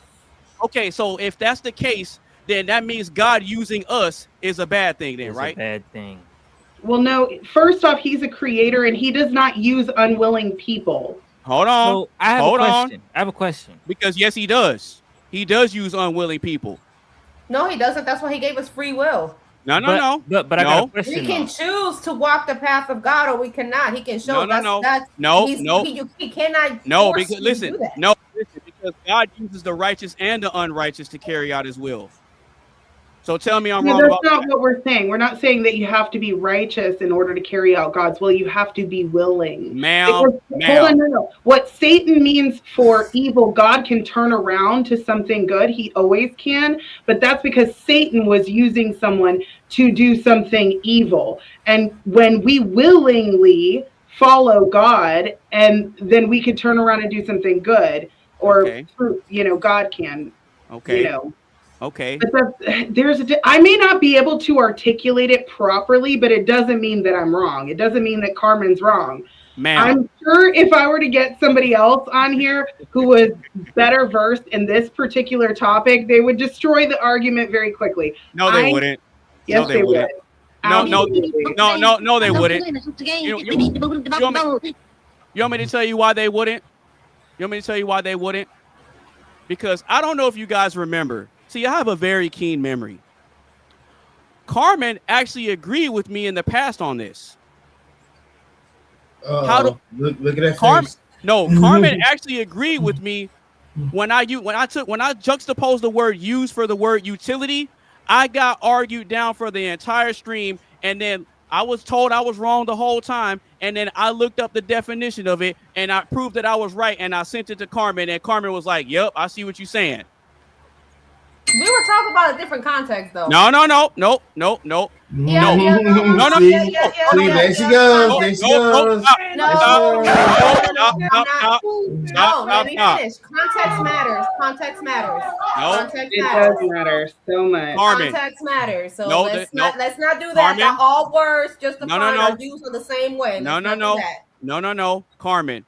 Because the context that I was using the word is an argument similar to this. That everybody's being used for something, and that people are utilities for something, and other people hopped on this panel and they argued me down for like an hour and a half, almost 2 hours about me using the word utility. Grid One Motorsports hopped up here. He was new on the panel, and all of y'all were arguing that I was wrong for saying that human beings are utilities. I used the word utility, and I got nailed to the cross pretty much.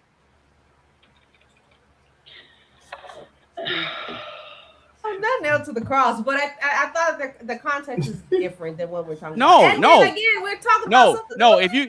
If you go back, I'll find it.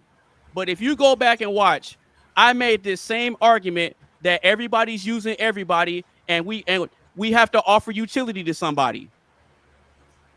We're offering utility to one another. you're still equating things that people to inanimate objects. See, companies use No, I'm not. people. The devil uses people, and using unwillingly as at that point.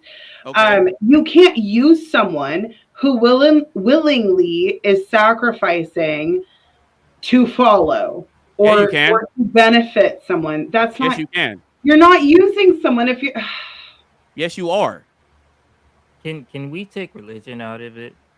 I wasn't even making a religious argument. Because I think religion is what's taking the whole Like- argument to Like a I wasn't. This extreme is the thing. level. I wasn't even making a religious argument. My argument, and the example that I was trying to that I was challenging earlier was for them to give me an example of a relationship dynamic where neither party is using somebody. Well, the And they answer couldn't, is and they that's couldn't every do it, relationship. and they couldn't do it because They the reason, did. no, You the just reason, don't like it. no, the reason you have a job, not Athena, but Carmen, because Athena works for herself. But the reason Carmen has a job is because a company wants to use what you can bring to the table to help them out. And in exchange, you benefit from being used by that company. You're both using each other. They're using you to be able to maintain the workload that they can't do on their own, and you're using them as a way to provide resources so that way you can contribute to the household. You're both using each other. I'm willingly going Right. to work because they're No, giving no, me no. giving me a paycheck. No, I They're know. not using me. If I choose not to go, then no. Right, it's voluntary. But the point is that everybody's using everybody in one sense or another. That was my argument, and y'all said I was wrong. He Because did say that. I've been saying that the whole time. Everybody's using everybody. Y'all don't like that I said the word use because it sounds bad. And I get it. I get it. no, It sound, because it's the It's- definition of used is literally to, like, the beginning. It says take hold or deploy something okay. as a means of accomplishing a purpose or achieving Oh, a result. Employ. So You just went back around in a circle. exactly. no, I didn't, because the first did. part of it is important. You keep ignoring the first part, and then you're like, "Oh, look at the ending. It's for a benefit." Just because there's a benefit doesn't mean there's usury. Are we? Like, so wait, what? I'm confused. So if I have something that can Yeah, go ahead. provide Go ahead. someone else with help, and they take from me to do so, that's bad because they're using me.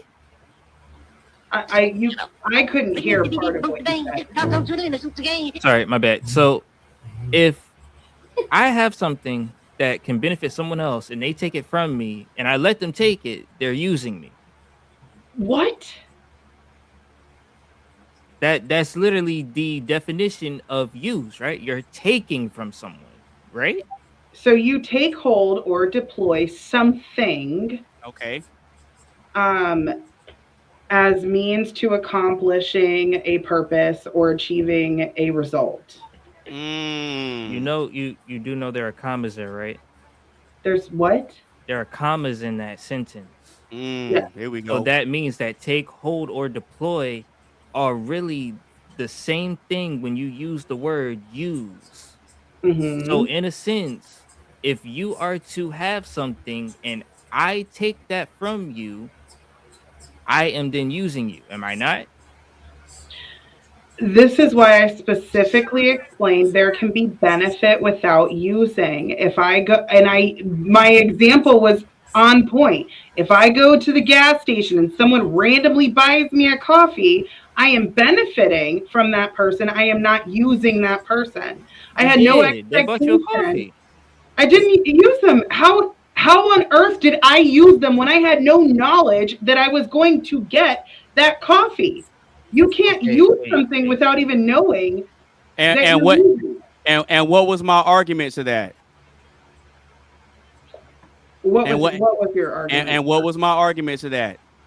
My argument is that using can involve me using someone else, or I could use myself. Mhm. Either way, And there's a sacrifice on both sides to one degree or another. And I said that whenever you're using yourself, that's a good thing. When you're using somebody else, that's negative. But why is that a good thing to use no. myself and not Exactly. someone else? Exactly. So Exactly. essentially, you're Because saying That's that you a are- contradiction. essentially you're saying if I use someone else for a sexual favor, that's wrong. But if I use myself for a But if sexual I use favor, myself that's for right. yeah, that's right. That doesn't sound That right. doesn't even make sense. No, that's not technically, according to the Bible, that's not moral at all. But okay, but let's. But take you religion out do of that. it. But Let's you take do that in a religion out of it. marriage, though. But you do that in a marriage, though. You Which the use Bible- which- yourself to gratify the other person. Right, in a marriage, and the Bible says you're supposed to do that. Mm-hmm. Okay, so you're using yourself to benefit your husband, and he's using himself to benefit you. You're both using each other. Your it's the word perception used. is It's the so word used. selfish. You don't even see, like, literally, it's okay. You're talking about the same action, but the way you are seeing it is I am using this person, I'm getting something from them instead of receiving what it is that they're giving to you willingly. You know You're what? taking the beauty and romance out of it. By that You know notion, I'm like, I guess when you have, oh well, never mind. I'm not even gonna say that. Now, you know what? You know what, Athena?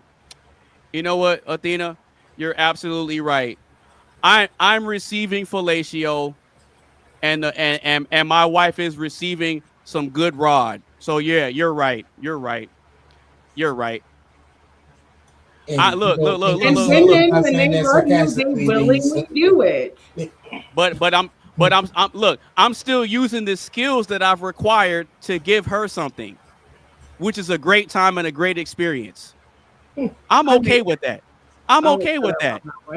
Oh yeah. Uh-huh. Cause you My like head hurt.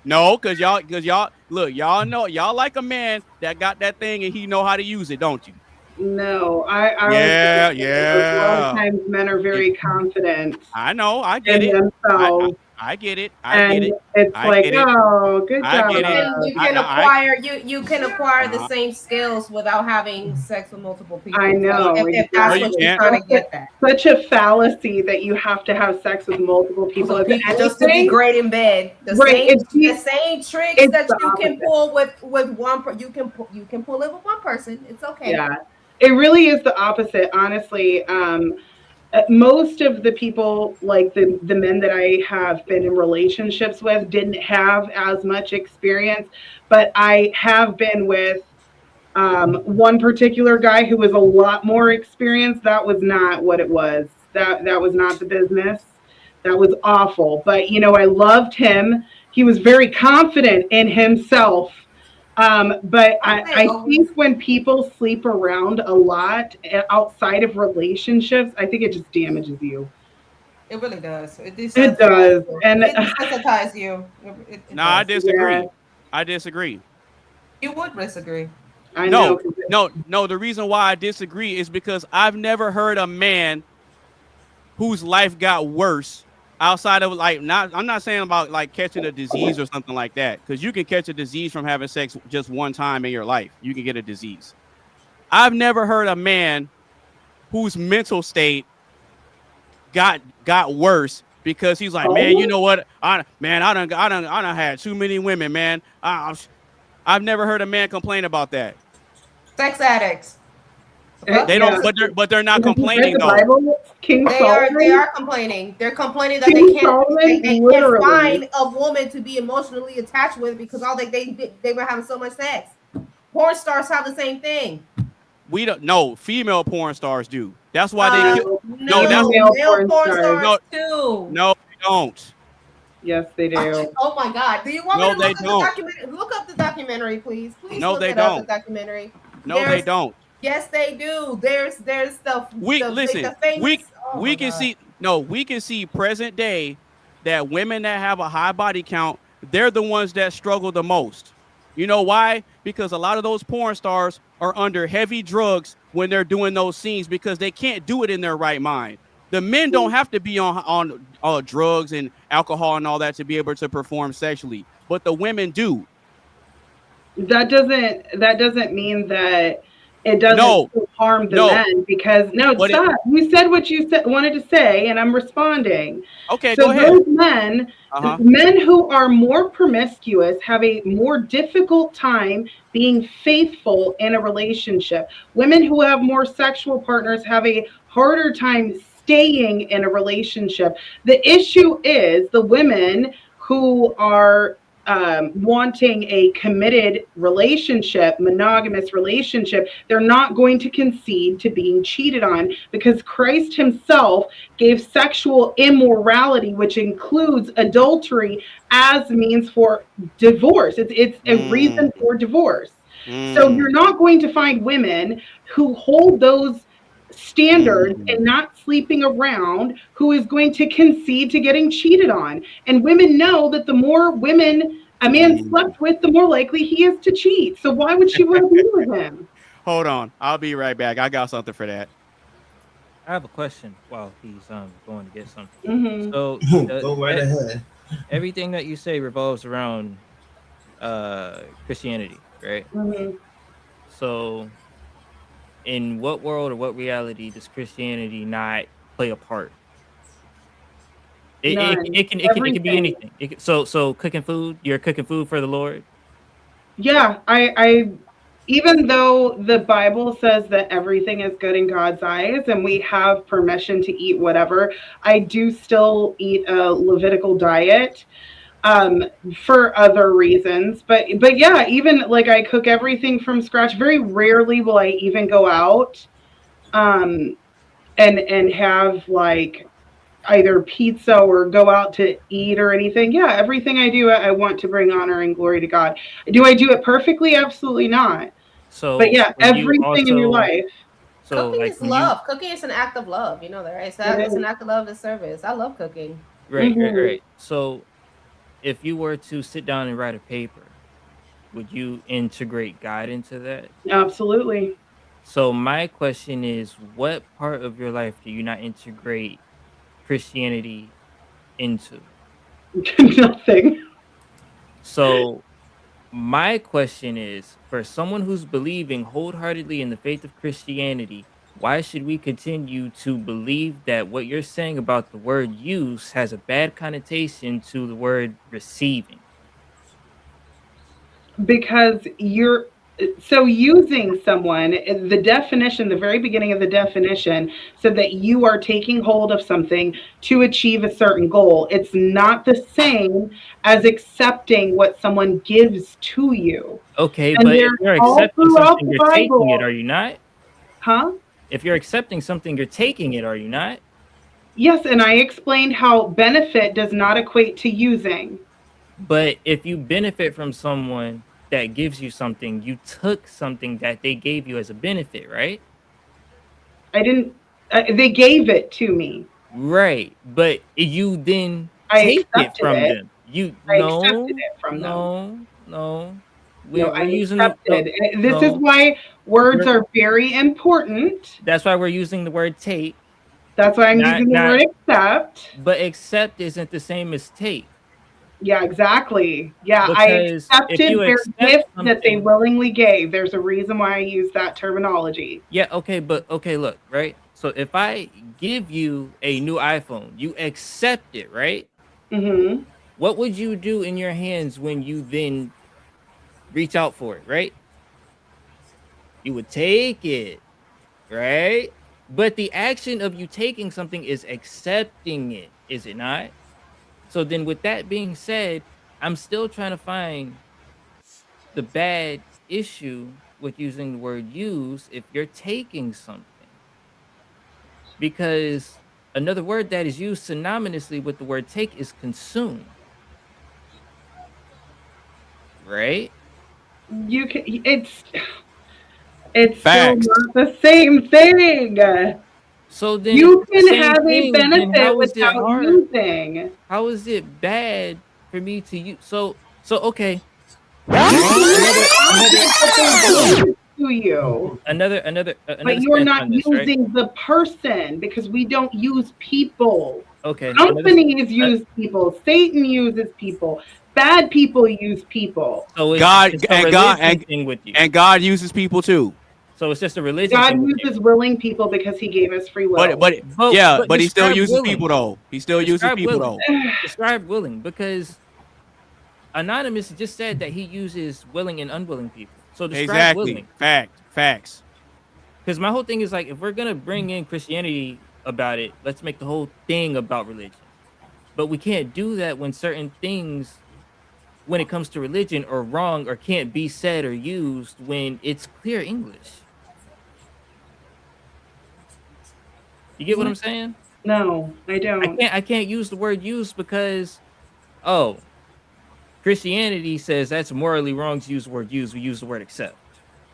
It's But because like, of the why? way that he's using the word use. Like, he is doing it on purpose to diminish the sacrifice and the proper way to be in relationships. We are not to use each other as tools, as But if how does it people are diminish? expendable. We accept what they can give. And this is why, if you really look at Christianity, we accept what people can give, because the woman who gave 1 penny, I can't remember the exact amount, whatever the currency was there, God said that she gave more than the wealthy man who gave a lot of money, because she gave her last bit.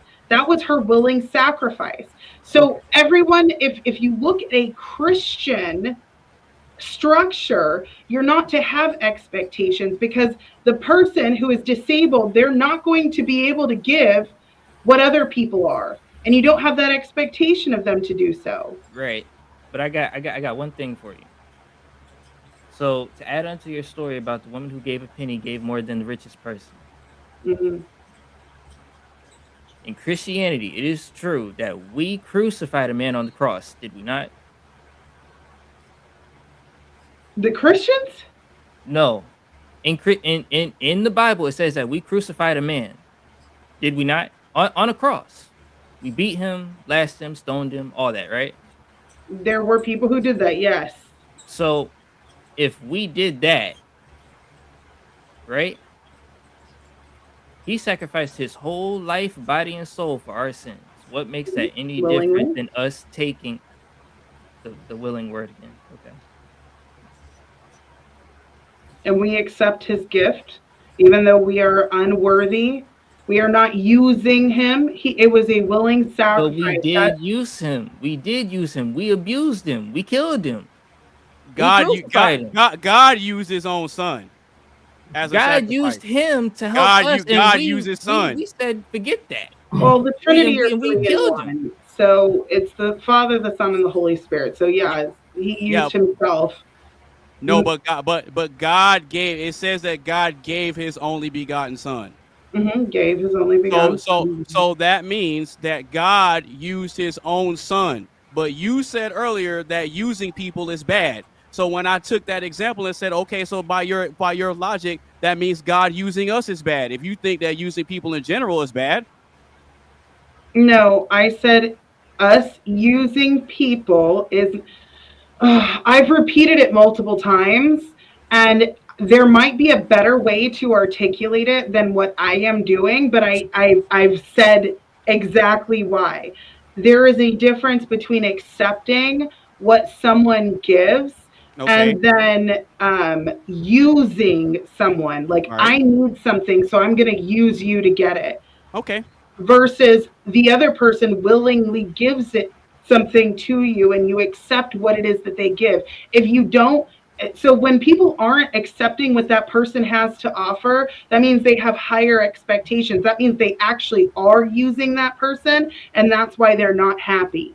But Jesus did have a higher expectation. He didn't want to get crucified on that cross. He actually said to God, "Why have you forsaken me?" No. Used like that. That's not true. So that is true. That's in the Bible. In that time, when you were referencing a scripture, you read the first line. If you read the rest of the scripture, you will see exactly why Christ said that. He wasn't saying because he thought God forsook him. He was saying, God, why have you forsaken me? Because in that time, when you're referencing a chapter of one of the books, you say the first line. So he said the first line so people could go and read that verse and understand it. And we could read the rest of it if you want. Like, I'm always down for Bible I- study.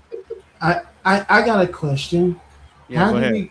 How do we go from the main question of can you be friends with benefits with someone to Bible study? Well, because Carmen and Athena were making the argument that you can't necessarily be friends with somebody that you had sex with because in their perspective you're using the other person, and I argued back by saying everybody uses everybody. That's how we got here.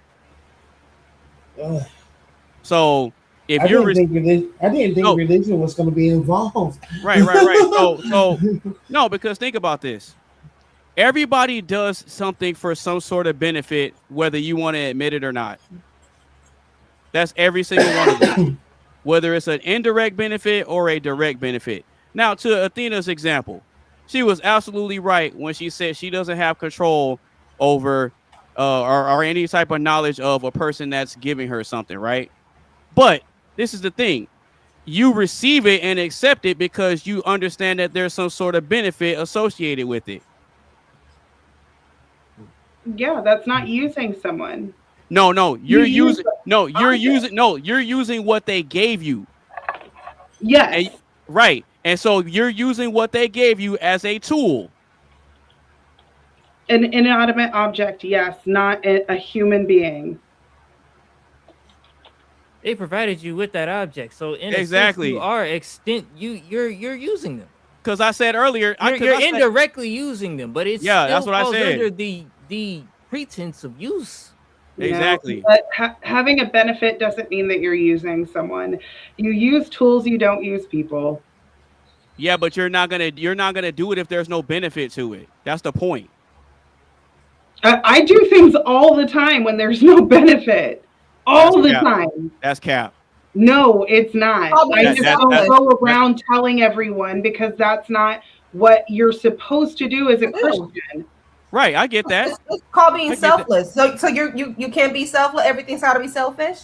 But there's a greater benefit. But there's a greater benefit to doing that though. There's a greater benefit for you doing an act just because simply you're selfish. Yes. And what is that? Yes. If you are expensive and then you're no longer selfless and you're doing it for the wrong reason, that's called No. If you give food to the homeless and film it, or if you give food to the homeless to get validation, and you're not doing it, that taints the whole service. He said, when you come to me, Christ specifically said people who do all of these things in my name, but they don't have him in his heart. He said, go from me for I knew you not. I can't remember the exact scripture, but he's saying all these people who do good deeds because they're doing it for selfish gains, he's going to say, go from me for I know you not. I don't know you. No, I get that. But my point is, you don't even have to bring religion to it. Like you can just ask somebody just for a simple act of. Well, I'm not the one that brought religion into it. I said take religion out of it. Bring religion. Okay, I mean, but that's yeah.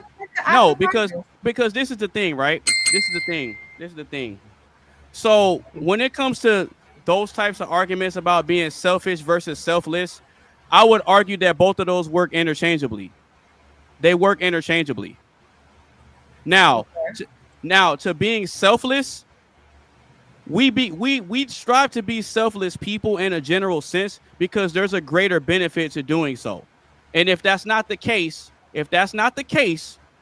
then explain to me why, and even in the Bible or wherever else, even in the military is a group of people that are performing a selfless act to benefit those that are on this land. It's a greater benefit associated with a selfless act.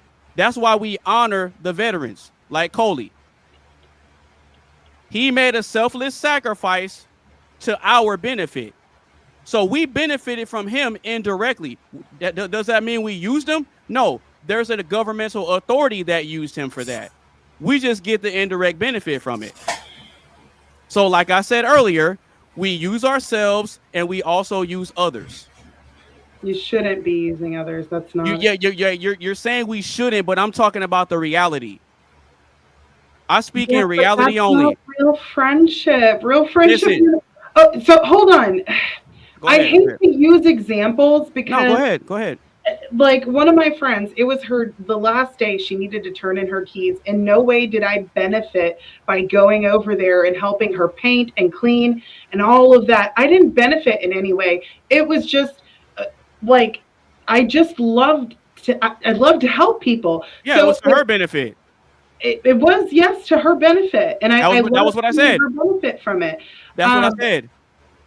I said you performed a selfless act to the benefit of someone else. But if I turn around and say she used me, that diminishes my sacrifice and willingness to give her a gift. You know what? You're right about that. You know what? How? No, wait, hold on. She's right. She's 100% right. And I'll tell you why she's right. The only time people have that mindset is when they didn't get what they thought they should have gotten out of it.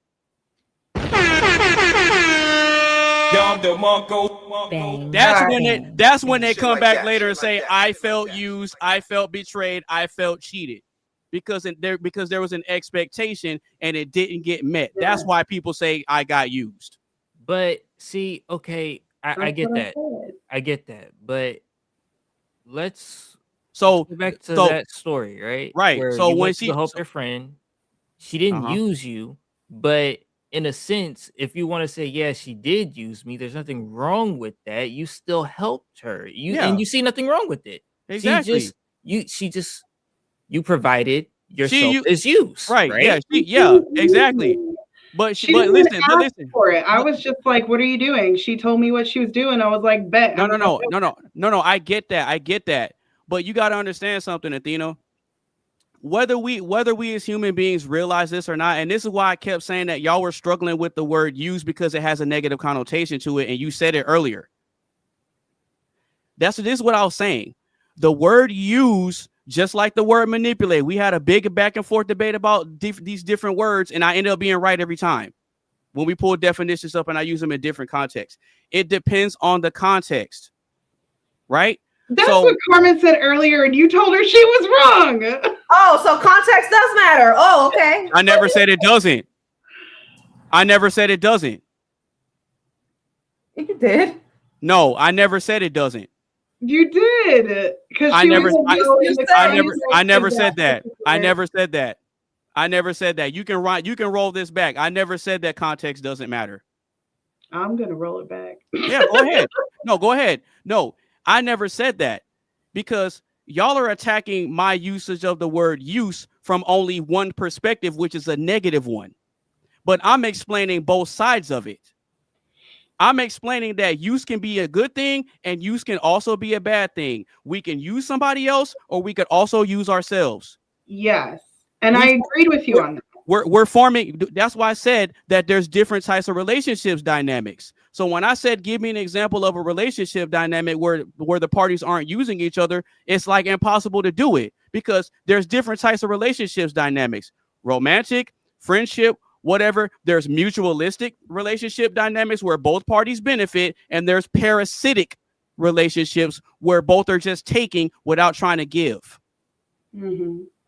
That's why a lot of these people using the other person, right, using themselves. When you right, but it's in a negative connotation. It's the negative side of the word use.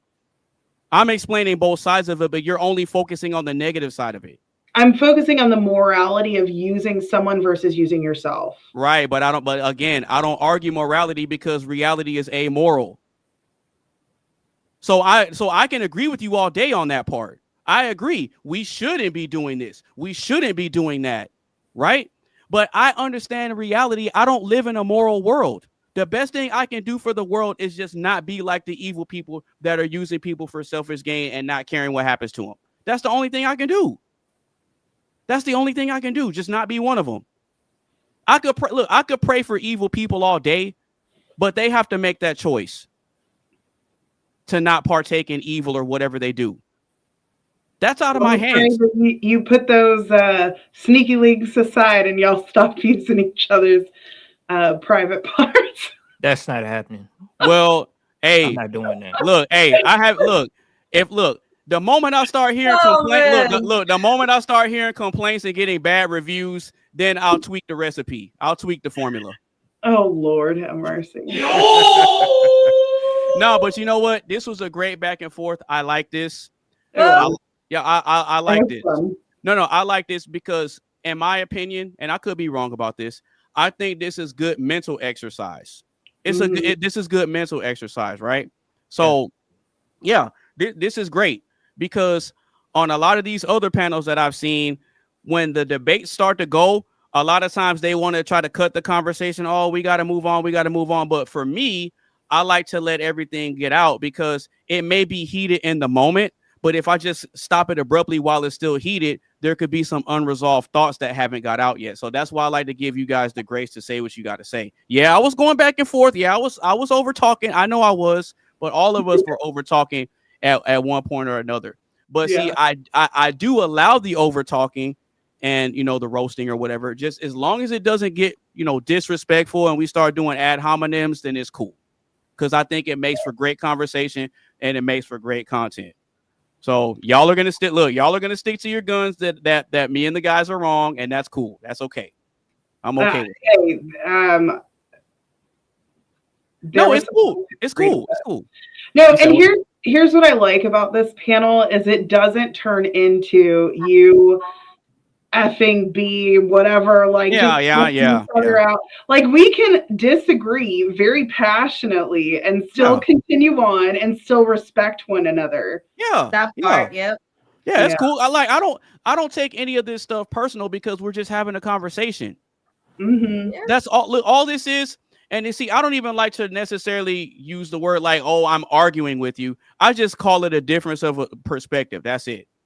Mm-hmm. Absolutely, yeah. Because depending on how you use the word argue, that could have a negative connotation to it. You see what I'm saying? So I'm looking at both sides of how a word gets used. So a lot of times, and Zynga even pointed this out. Zynga said that she noticed that every time we have these debates and back and forth over words is because people are only focusing on one side of it when the whole time I'm trying to explain that there's more than one side to it. Kind of like right now. But it's all good though. It's all good though. I know y'all are still fuming and it's cool. Oh, I'm not fuming. I enjoy that so much. You know, like pretty much guess. Stop the cap. I know my answer now. That was so fun for me. What are you talking about? I love it. Nah, y'all are good. I love having y'all here, man. All right. I mean, does anybody else have anything else on this? If y'all couldn't figure out, this was my question, by the way, but I feel like y'all already figured that out. That was a good one. So on the last one, Athena's question is the one that stirred up chaos. Yeah. The women causing chaos. Yep. Oh, wait a minute. So the question that we were just on was Carmen's? Yeah, this was Carmen's question. That's a good one.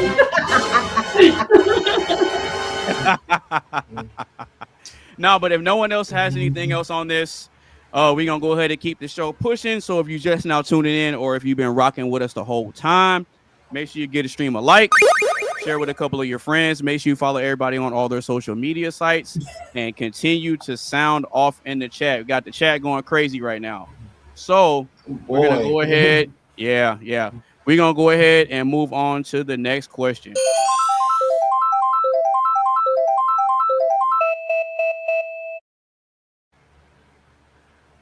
All right. So the question is, are older dating practices now outdated or do they still have a place in today's world? I'll say it one more time. Are older dating practices now outdated or do they still have a place in today's world?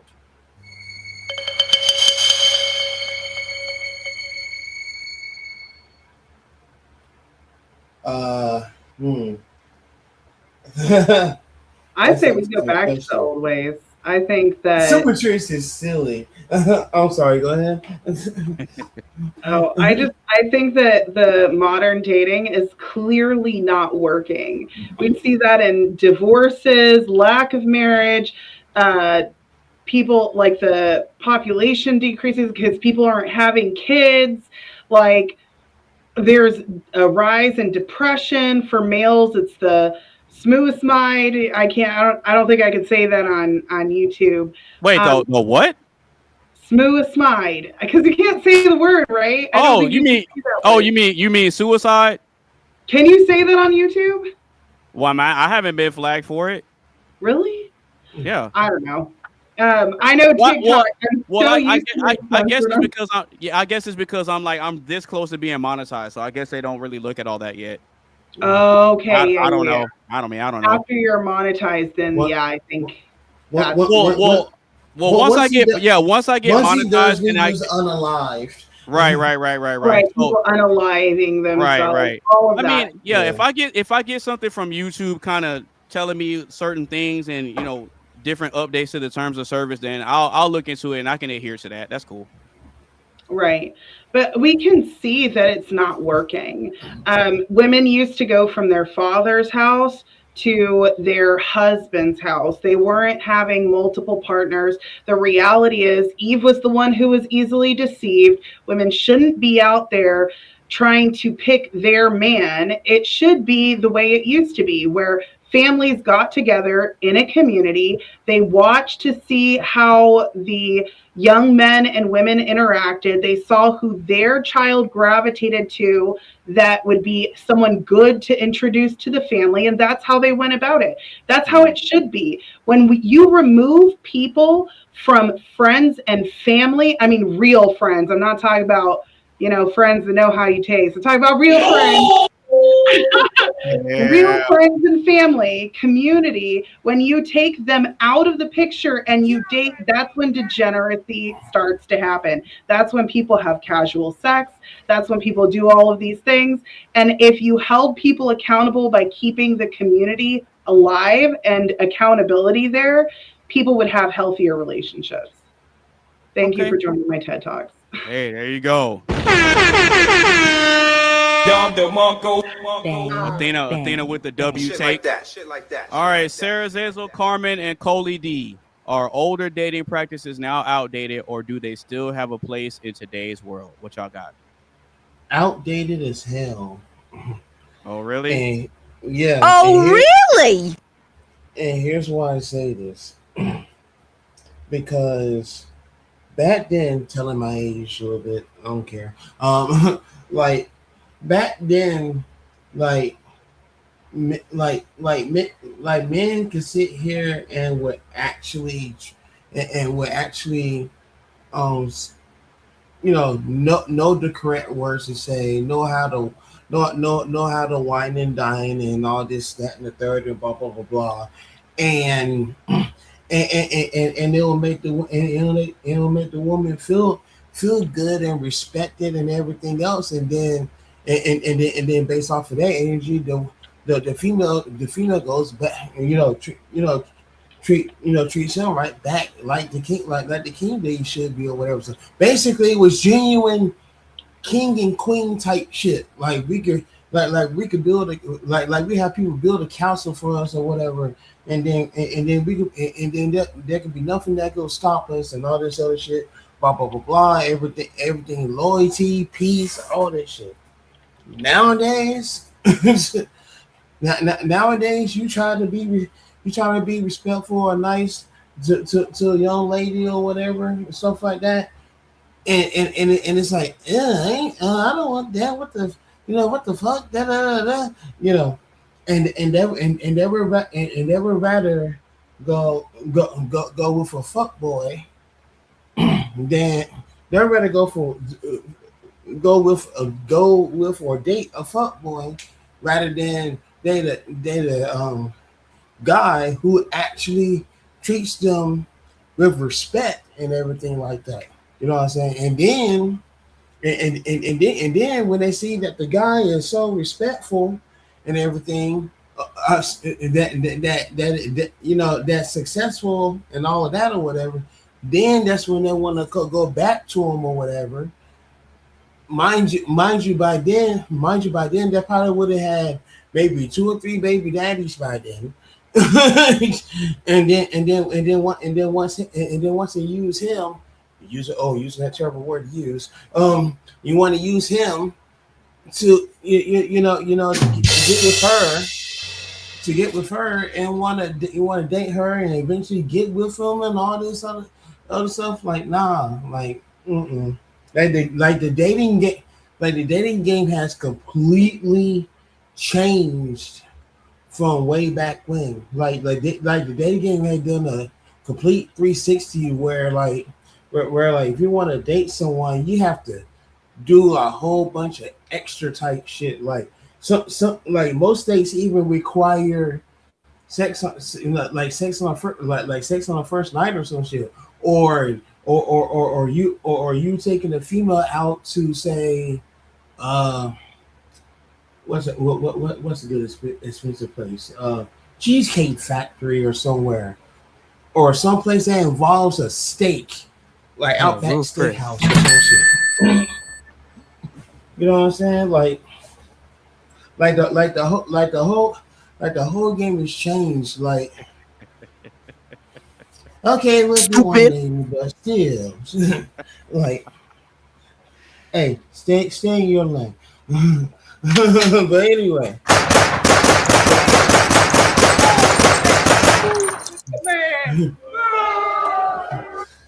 But what I'm saying is, like most well, I ain't gonna say most females, like half of the females nowadays, they're asking for all the wrong shit. Nowadays, like they want toxicity and all this other shit, and I hate to say it, but I blame some of them. I blame their friends for. Some of them I blame the parents for, and 9 times out of 10 it's single parents. You know, because the choices that the single parents have made, you know, they decided they wanted to be easy and procreate with these fuck boys or whatever, and now they're passing that cycle on to their daughters or whatever. But you know, well, yeah. I don't necessarily think that modern women or women in general are necessarily asking for the wrong things. I don't think that they're asking for the wrong things. I'm not saying all of them. I just right. Some of them are, because I heard examples like some of them they will want you to text message them first or whatever, and then some of them want you to actually talk to them for like maybe 5 or 10 minutes and this, that, and the other or whatnot. Yeah. You know. But see, I don't but again, I don't think women in a general sense are asking for the wrong things. And I'm talking about the traditional ones and the modern ones. I don't think that they're asking for the wrong things. Now, are some of their standards delusional? Yeah. But delusional as fuck. But think about this on a baseline level. I don't think that these women are asking for the wrong thing. Like I don't think that expecting a man or wanting a man that's a leader, provider, and a protector is a wrong thing. I don't believe that. You know what I mean? It's like there's a reason why there's a stronger vessel and a weaker vessel. There's a reason why things are set up the way they are, right?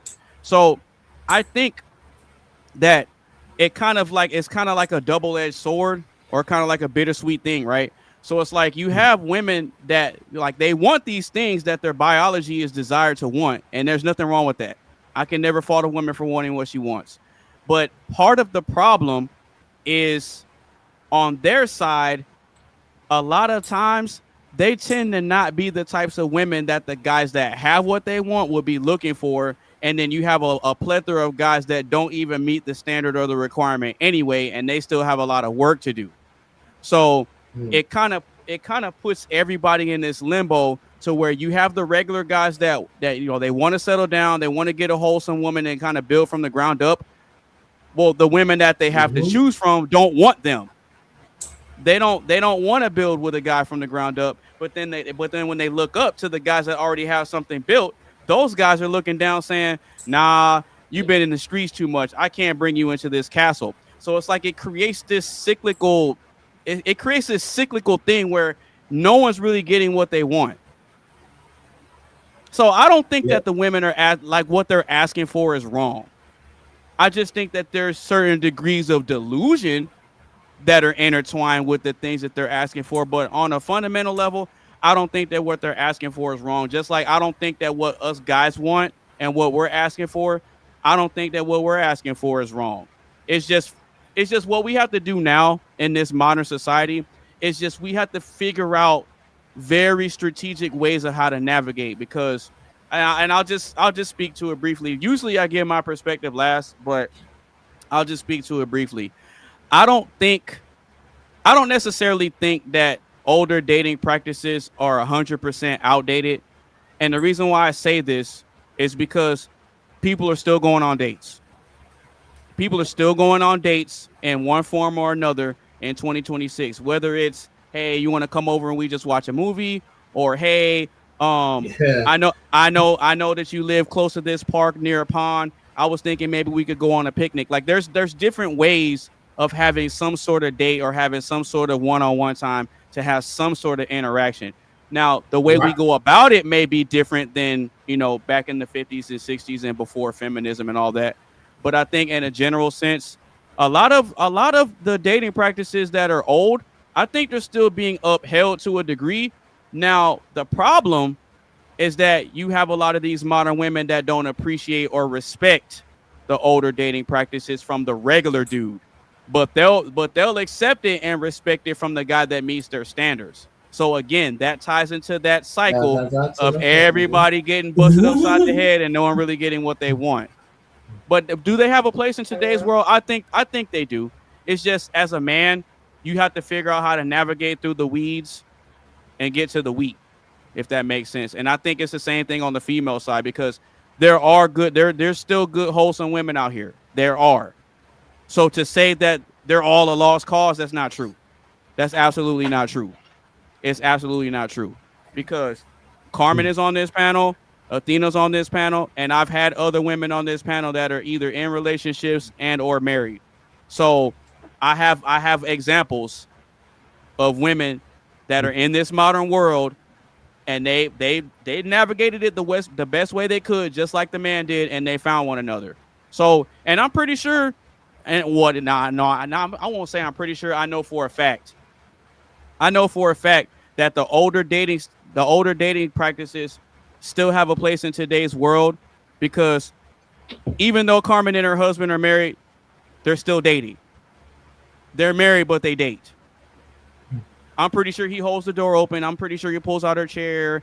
I'm pretty sure she got some sauce right here. He'll dab the little napkin, or he might give her a little peck on the cheek or whatever. Like all that little cute, all that little cutesy stuff. And see, that's the classic. And that's the classic and proper way to date or whatever. You know what I'm saying? And I know Carmen appreciates every morsel of that shit. You know what I'm saying? Like Carmen can fix him a meal right now. Oh, they're getting brownie points afterwards. I know that. No, I mean, I think that. That dude's a happy man. That's a happy man. I know for a fact that man's happy. I cooked breakfast, lunch, and he can tell you himself. Oh my gosh, the other night, it was like 3 nights ago, I almost got crucified by one of his friends because he posted on his story, and I keep telling him, I'm like, don't post me on your shit.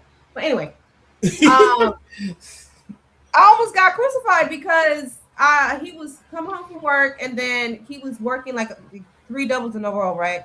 Oh. So he came home tired, and it was Friday, actually. We were watching wrestling together. Uh-huh. And I gave him a pedicure and a foot massage, and he like snapped it just randomly. Those women almost tore my head off with that shit. I was like, I mean, he doesn't have ugly feet. Like, is that a bad thing for me to get? So I gave him a not at all. massage. Like, this man's been working 3 days in a row, doubles. What's wrong with you? Anyway. You know what they were saying? You know what they were saying in the comment section? Girl, why are you doing that? He ain't doing nothing but using you, girl. He's just using you.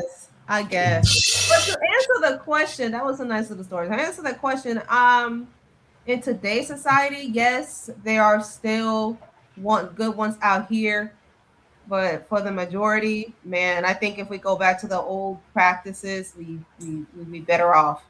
Seriously, because nowadays people don't even want to get married. Men don't want to get married. Most men that I ask, they don't want to get married.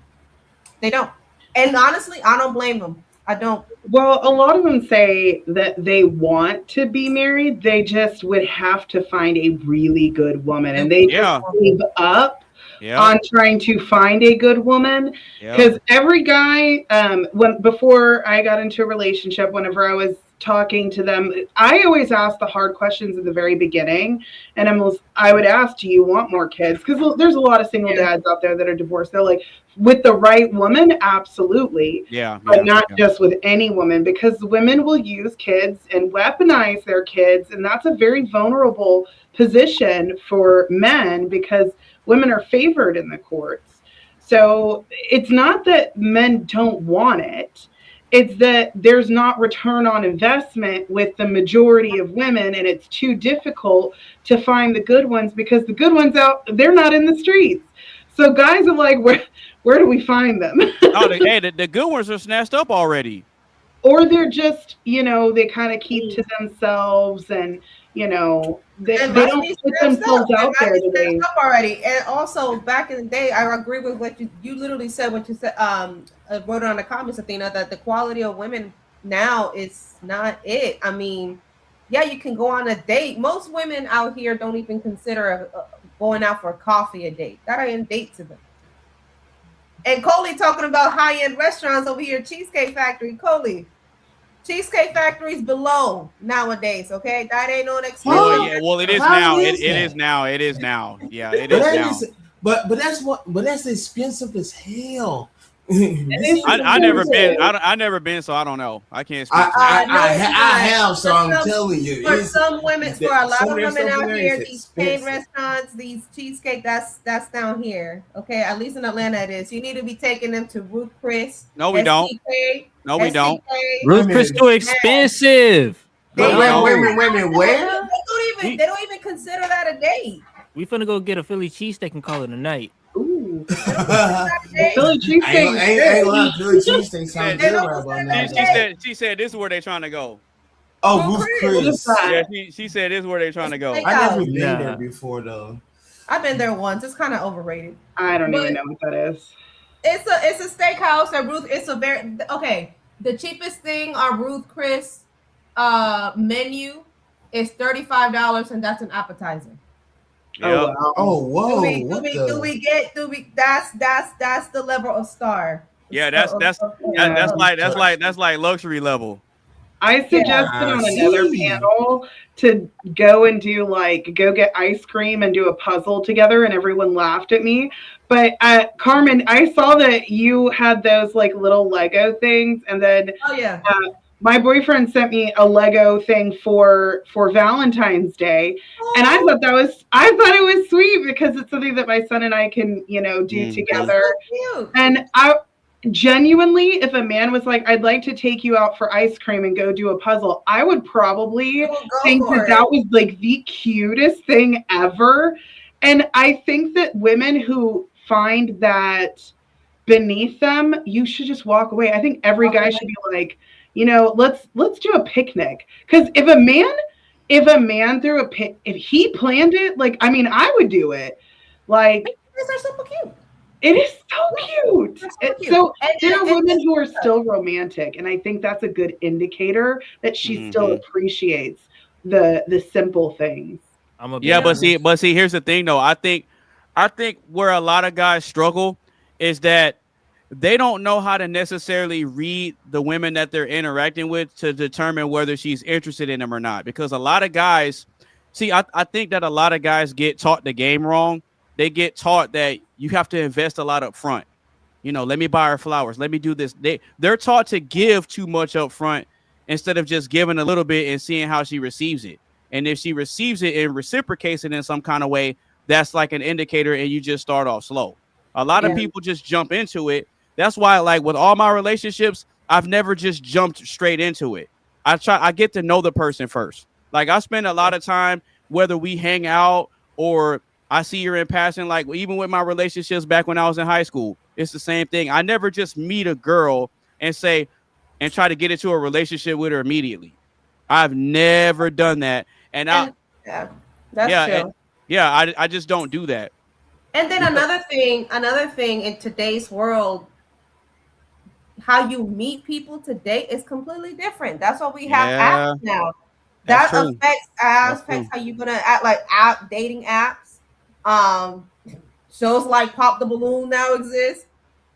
Like it's just all kinds of things that's not right. I don't. We just need to go back. Unconventional ways now. And then on the opposite side, you have the men who do take you on this date on Ruth Chris or whatever, and they're like, "So what are we gonna do afterwards? Or else we splitting the check?"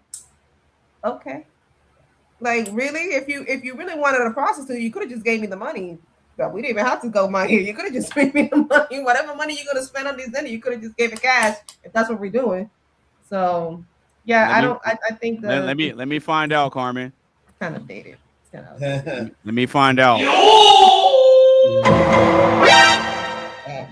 It's crazy out here, and there's no man. It's I feel bad, but Azizel, you said you wouldn't get married. Why is that? Yeah, you shook your head. You shook your head. Yes. Well, you shook your head no when Athena was like, I think they want to, but you're like, I don't want to. No. Marriage is that it's a setup. I'm not with it. I'm cool. Good. Why? So you? Okay. I hear that response a lot. It's a setup. You know what? It's completely transactional. I'm good. Well, all of it's transactional. All of it's transactional. But it's not transactional in my favor, and I don't like things that don't play out in my favor. So well, see, but here's the thing though. See, I used to have that outlook, right? But then I had to change how I thought about it, right? So I already understand going into it what I'm expected to bring to the table, right? Mm-hmm. I'm expected to bring a whole lot more that can be used for the benefit of both of us, right? I understand that me having confidence and masculinity and all that other type of stuff, I like to stay in the gym 5 to 6 days a week. I work on music. I work on doing this podcast. I work on my trading charts and stuff like that. I like to stay busy. And then I'm getting back out there with the shooting videos for people and stuff like that. But anyway, I understand that there's a lot of attributes that I have to bring to the table for a woman to even trust me in the first place, right? So if she sees that I'm well put together and how I carry myself and things like that, a lot of women are more inclined to give me the time of day. I'm 5'7", so I don't have height working in my favor. I've never been rejected because of my height, right? The only few times that I've ever been rejected is maybe my approach was off, they had a boyfriend, or I'm just not their type. And that's cool. I'm cool with that. I'm not going to be everybody's cup of tea, and I'm cool with that. I know I'm not an ugly dude, so I've never had my looks thrown in my face, but I'm not the most handsome guy either. You see what I'm saying? So me understanding what my role and my position is within a relationship, I understand that the perks that come with that, I have to put in work and earn it. Like I can't just show up and haven't done any work on myself and, oh, you're supposed to submit to me and beat in my chest. I can't do that. And even if I am in the position to demand certain things, I'm still not going to do that because I'm just not that type of dude. Now, I understand that there may be a time and a place where chick starts trying to get mouthy and might want to act up and buck up, and I might have to do a wrestling move on her in a playful way. I might have to do a little wrestling move on her. I might have to grab her up, but not in a sense of I'm just gonna dominate you and oppress you and put you down. You know what I mean? Because sometimes women, they let their emotions get the best of them, and they get the yapping and yeah. Sometimes you might have to grab them and get in their ear and be like, hey, you need to calm down. You need to chill. Shake them a little. Yep. Sometimes you have to. But see, as a man though, women will test you to see if you're capable of it. Now, if you're one of those guys, he would never hurt a fly, they're not gonna really respect you. It's Because crazy. I'll DDT a female in an Right, instant. right. So it's like, so it's like, I understand where a lot of the women are coming from when they say that a lot of the men are weak today. I get it, and a lot of it is because of what they were told coming up. A lot of guys were told how to treat women, but not what to expect from women. But a lot of these women are taught what to expect from a man, but not how to treat a man. And I think that's a lot of the disconnect, because the men come in ready to give, ready to serve, ready to go. But then the women come in, well, ready to take, ready to just hold on, ready to clutch their pearls. And, well, what are you giving me? What are you going to do for me? Well, you know, I got kids, so you need to pay for my babysitter and all this other type of stuff. They're holding the men to their part on the giving, but then a lot of men don't know how to navigate the area of, okay, well, you need to set some expectations and some boundaries and let these women know, okay, well, if you want something from me, you're going to have to put in some sort of work, and you're going to have to earn a spot here. I don't just give dates freely. I don't. I'll chop it up with you on the phone. I'll send you some text messages. We can kick it or whatever. But as far as like me spending money on you and planning dates and all that, you got to earn that. You have to earn it. And when you come in like that, it separates you as a man, because they see, okay, I was able to get over on these simps, but yeah, something about him different. They may fight against it, and they say, oh, he's sassy and this and that. But deep down in the back of their mind, they're like, they don't leave. They don't leave. As a matter of fact, I got a chick that I've been chopping it up with recently, and she tried to get mouthy or whatever. Yeah. Okay, I got y'all. Oh. Just real quick. So she tried to be on some nonsense. I can't even read that. Okay. All I saw was the N word in there. Oh. Oh yeah. Oh, you did? I did. Oh yeah. I see it. No, I see it. So no, because okay, this is what she was saying. So she was asking me what I was doing. I said, I'm transferring some video files onto my computer from my phone so I could do some testing on some video edits. She goes, if you want to hang, I'd have to get a sitter. Right? I don't say nothing. She goes, I can pay half, but you definitely paying the other half. Other than that, see you next month. Right? That's what she hit me with. So then she for the streets. No, she's cool. No, she's cool. She's cool. But see, this is what I hit her back with. I said, I'll step back and let you get all that sorted out beforehand. I'd rather have you when you're completely free for me. So that's when she fires back and says, you seem like the type of nigga that would make me go half on a date. And if that's the case, you can block me at this very moment. I said, nah, I covered the full bill on dates for women that behave and present themselves like ladies. Gentleman treatment has to be earned in the era of equality and fairness. I'm just adapting to the times and moving accordingly. And she hit me with, she tells me I don't behave. She goes, I do not behave. No, hold on. She goes, I do not behave. So I said, that's cool. I got something for that. I'll get you in line. I bet. Hold on. That sounded a little flirty to me. Hey, I wouldn't That have sounded a gotten little flirty. Hey. It sounds like he challenged you, and he said, if you want. Okay. She's in the friends with benefit category. That's Oh her. yeah, definitely. Oh, see, there you go. She's in that category. She ain't on the dating category. So Well, no, but see, this is what I was trying to highlight earlier. So with us guys, we categorize women in a lot of different spots, the same way women categorize guys in different spots, right? So the problem that women have with this is if they have this idea that we should put them in a certain category, and then they find out that we didn't put them in that category, that's when it's a problem. That you that's know what category someone puts you in, and you find out what category someone puts you in based off of how they treat you and what it is that they do offer to you willingly. Um, and I wanted to say earlier, I think that a lot of people don't know how to tell if someone's really into them. They only go based off of their feelings on whether they're into that person. yeah, that's fair. That's fair. That's a fair And point. when a woman is genuinely into a man, she's okay with going and getting ice cream. If she's not into him, she's like, oh no, you have to take me to some expensive place or whatever. You know, she's going to have that expectation because she's not really into you. She's into using you for your money.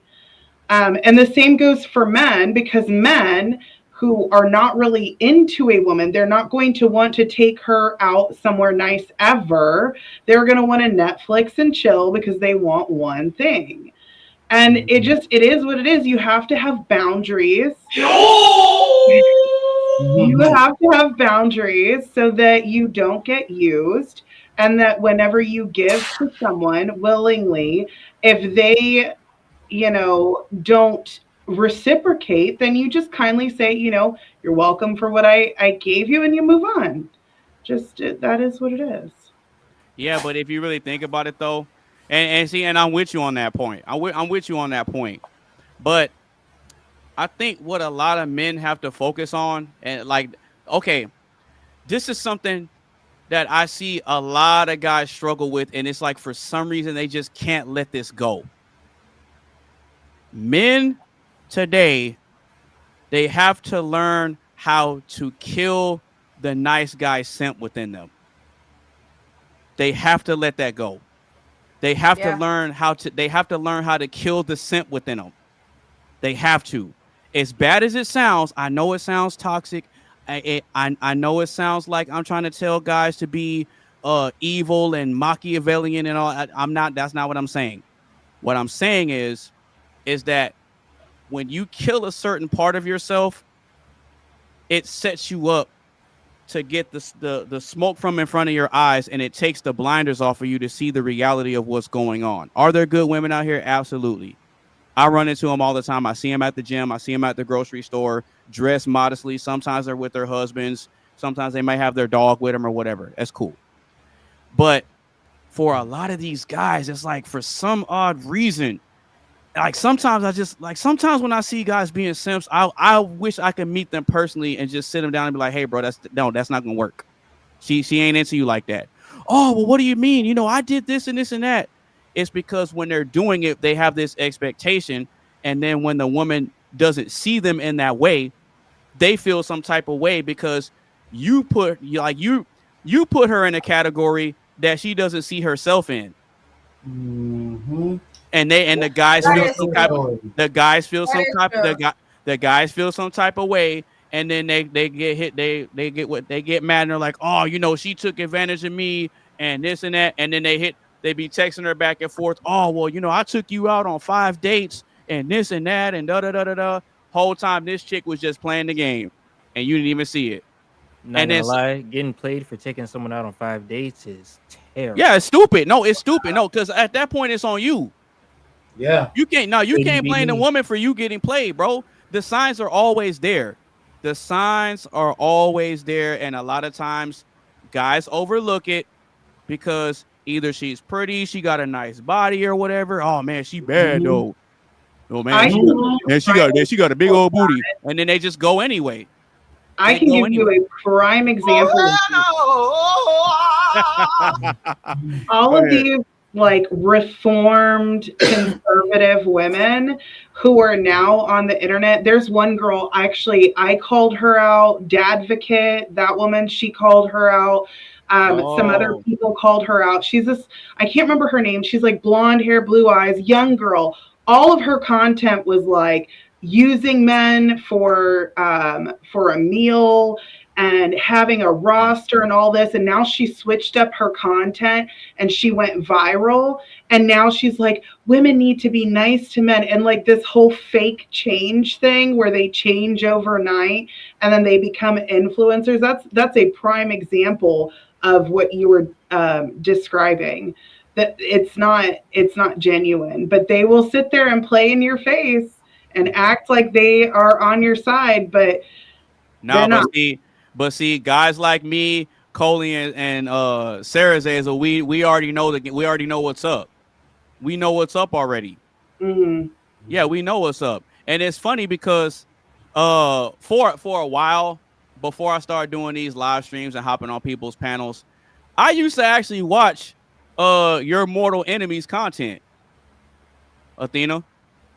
Oh, Roma. Yeah. Or Chloe. Yeah. You're a mortal. I did too. You're a mortal enemy, right? You're a mortal enemy, and I'm like, okay, she sounds like she making some sense, but then I was like, okay, this chick is cool.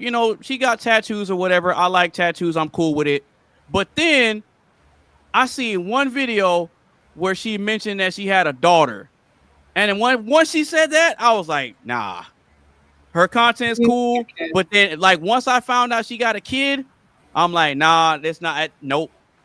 They made a meme about her and they called it, what was it? It was essentially like a man who acts like a father to your child, but y'all aren't in a relationship.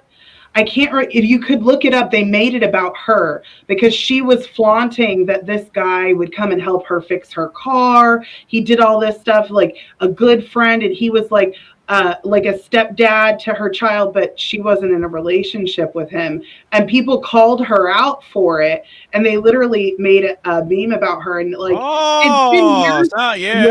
it sounds like she was using him and he wasn't getting nothing out of it. Exactly. Poor guy. And she still does the whole not safe for work content when she's broke on the same Patreon that she posts pictures of her kids. So you could be scrolling through and see titties and then a picture of her with her kid, and she doesn't even have custody of her kids. So don't even get me started on that girl. I did a deep dive into because I was cool. I was cool with the content because I'm cool with women speaking up on men's behalf. I'm cool with that. I don't have a problem with it, right? But it's just like with her specifically, like the more I paid attention, the more I watched. I found this one video where she was saying like something about like she has a daughter or something, and I'm like, okay, because in my mind I'm like, okay, it seemed like she's switching up her tune because she's trying to appeal to men so she could try to find a stepdaddy. That's what I started thinking. Because I started paying. Now she's telling girls date the nerdy guys. Nerdy guys are the best. I was like, yeah, after you've been run through, you want the nerdy guys who are gonna simp over you. And like, no, like those girls should stay away from the nerdy guys. Those poor guys. People gotta keep it G for real. See what's funny. What's funny is like all three of us guys on the panel, we are the nerdy guy. I was about to say all of us are the nerdy guy. But the difference is that not only are we the nerdy guys, but we're hip to the game. So that makes us a lot more dangerous. Boy. Because when you see a guy that looks nerdy or whatever, he's unassuming and you think you can get over and take advantage of him. And then when you find out that it don't work that way, then they're in for a rude awakening. They're in for a rude awakening. And I speak for the Virgos in the room. Hello. Hey, me and Coley. When I say that we are extra sharp in that particular category when it comes to detecting bullshit and us being used, so like we're extra sharp in that category. You're absolutely not lying, bro. You're absolutely not lying. Because a lot of times what happens, at least with the nerdy guys and some other regular guys too, is we'll go through stages of getting rejected and stuff, because you know I've been rejected. Like I still get rejected today, even though I'm 37 and I dress well. And yeah, I don't. Every woman I talk to doesn't give me the time of day or give me a chance or whatever. It's just I'm a lot more selective, and I'm a lot more strategic with my approaches and the shots I take now. Do I still miss here and there? Yeah. I mean, it's all part of the game. I don't get butthurt about it. I just understand that even though I'm working on myself and I continue to work on myself, that doesn't make me automatically everyone's cup of tea. And I'm cool with that. I can't be everybody's cup of tea. Like, I know that me being one man, there ain't enough of me for 700 wives and 300 concubines like Solomon. I don't got that much now. I don't got that much. Hell no. I don't got that much. Thank y'all so much for having me, but duty calls and I need to go. What is that? Oh. When I say I was the nerdy kid. Oh. Oh man. That's classic. I love that. Yeah, that was me back in like 99, holding my sister, and then that was my little brother next to me. Oh. So I'm the oldest out of three. So when people be trying to make it seem like I don't have a heart and I don't be caring about people because of how I speak and the way I word things, it's not true. It's not. I don't think true. you don't have a heart. No, not you. I'm just saying in general. And yeah, other people. When people make a lot of assumptions, I do have to go. But just an example, like when I posted that video of my dog, like that first part's kind of hard to watch because she's like shaking her head and she's clearly like not okay. I took that video as evidence. I didn't take the video. I wasn't like, oh, let me not do anything. I had just administered care. And I was like, I need to record this to document it because I was planning on building a case against my neighbors. I have the recording of her, you know, me like chasing after her going into their yard. So I had all of that. I was gathering all that of evidence, but I was still taking care of her. And people were in the comment section like, why are you recording that? Take care of your dog. And I was like, I literally saved my dog's life. Yeah, and, facts. And they were like, report it to the police. And I was like, what do you think the recording was for? Like, anyway, people make assumptions when they don't know the whole story. Right. Well, before you go, did you have anything that you want to shout out or tell the people where they can find you? On YouTube, Perspective Podcast, I think on Instagram, that one video, it got 1.3 million views and like 130,000 reactions. So that's on Instagram. I think it's Athena Star 23, and then my TikTok is Athena Asteria 23. Okay. All right. Well, do you have anything that we should be looking out for? As a matter of fact, when are you gonna actually get your podcast off the ground and start having panels? Because I know you do gameplay streams, but when are you gonna have some panels? I want to show up on your panel. We need to be a guest in your house. I know. Okay, let me work on that and decide, because I should just do a panel like this, just to have one done. I am trying to work with some guests. I don't know how I want to do it. If I want to have the interview type podcast first that I do, I'll just have a panel. Just do it. Okay. Let me set up a schedule for like in a week or a week and a half, something like either next week or Okay. Well, okay. How about this? Okay, cool. So I do all this stuff myself.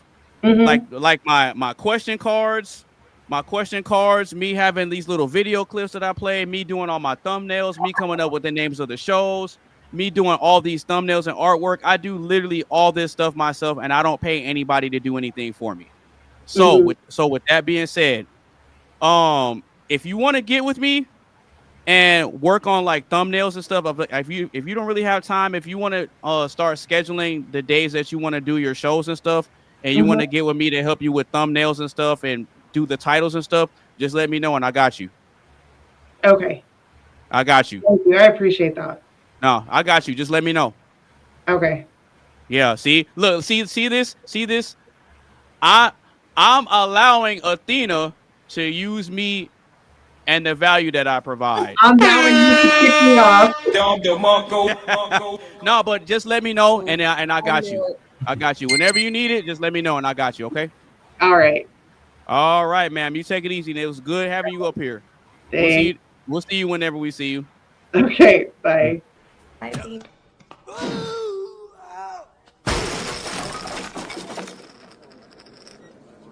Was it something I said?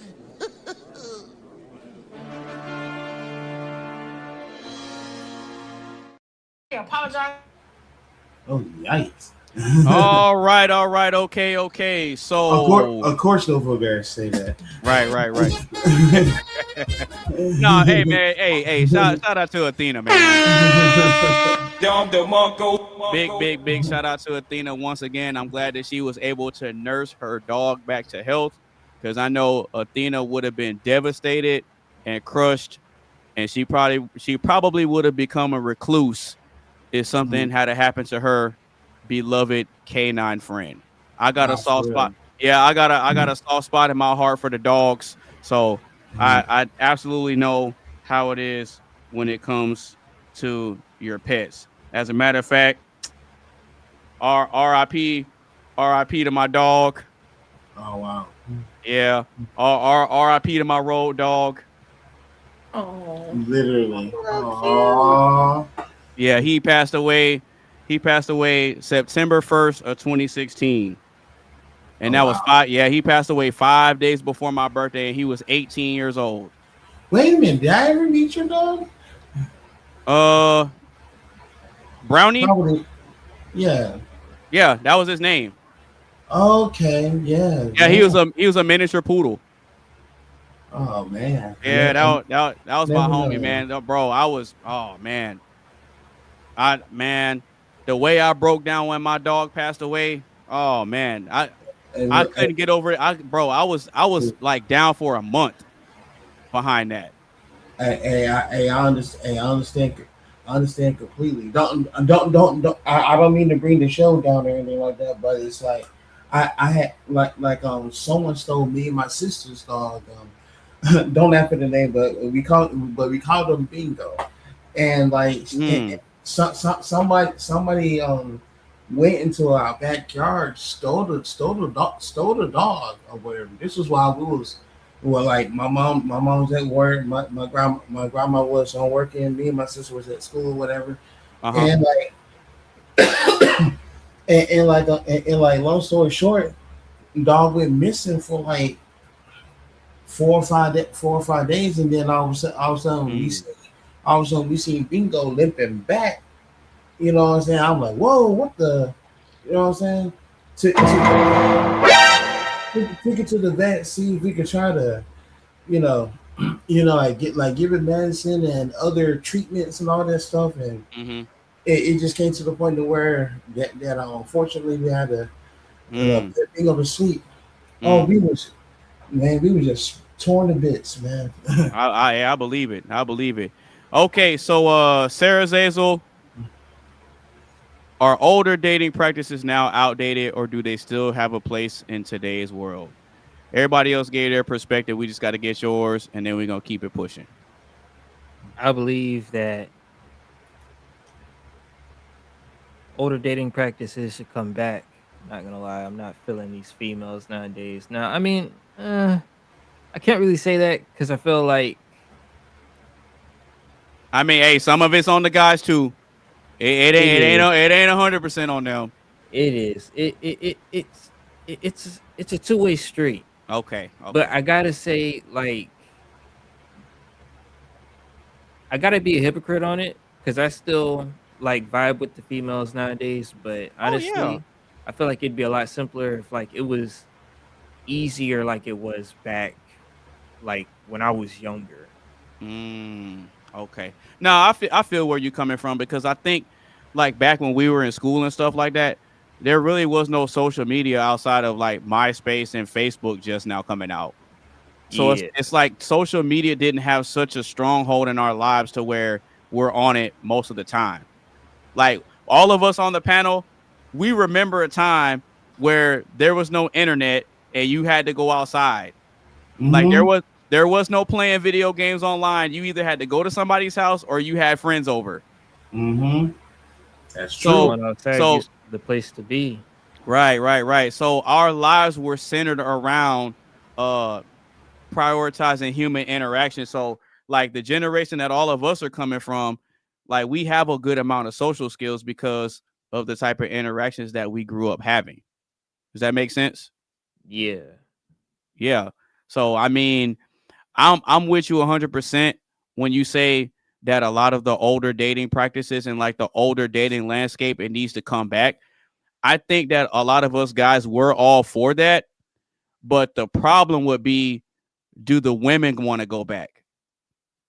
And I don't think the women want to go back. Yeah, like I said, it's a two-way street, you know.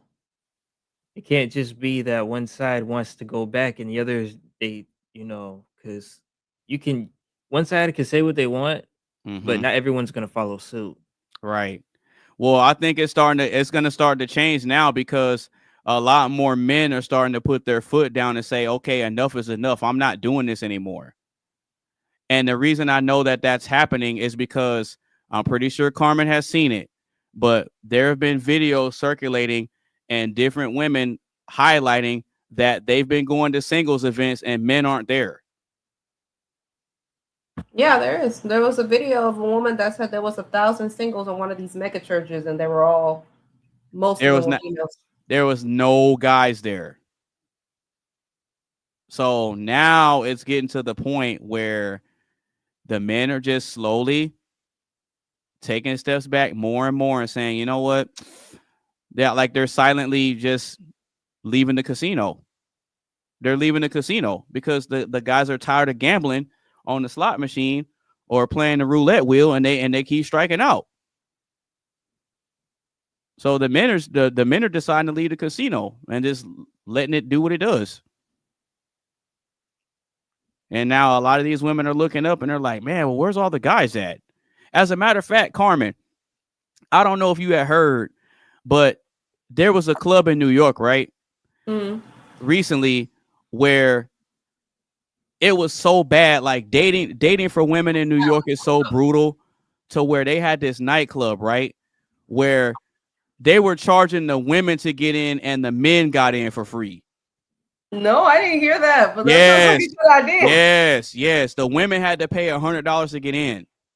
And the women didn't go? Did the women go? No, they showed up, but the men still didn't go. Wow. That's sad. They made it to where the men didn't have to pay and the men still didn't go. Damn. Yeah. It's getting crazy out here, but I'm gonna let you finish your thoughts on that, Sarah Zazel. I didn't mean to cut you off, bro. No, you're good. Yeah, I kind of did finish my thoughts on it. I just felt like it before, like social media was a huge prevalent thing, making connections with people wasn't so hard. It like you could walk up to somebody and it doesn't have to be, oh, how many followers do you have, or let me follow you on the gram, or it could just be, hey, did you catch the game recently? The Miami played, against the Magic or whatever. It wasn't like so social media strict where it's like followers. Who am I following? Who am I paying attention to on social media? And it's like that dries up the game of wanting to make connections with people. That's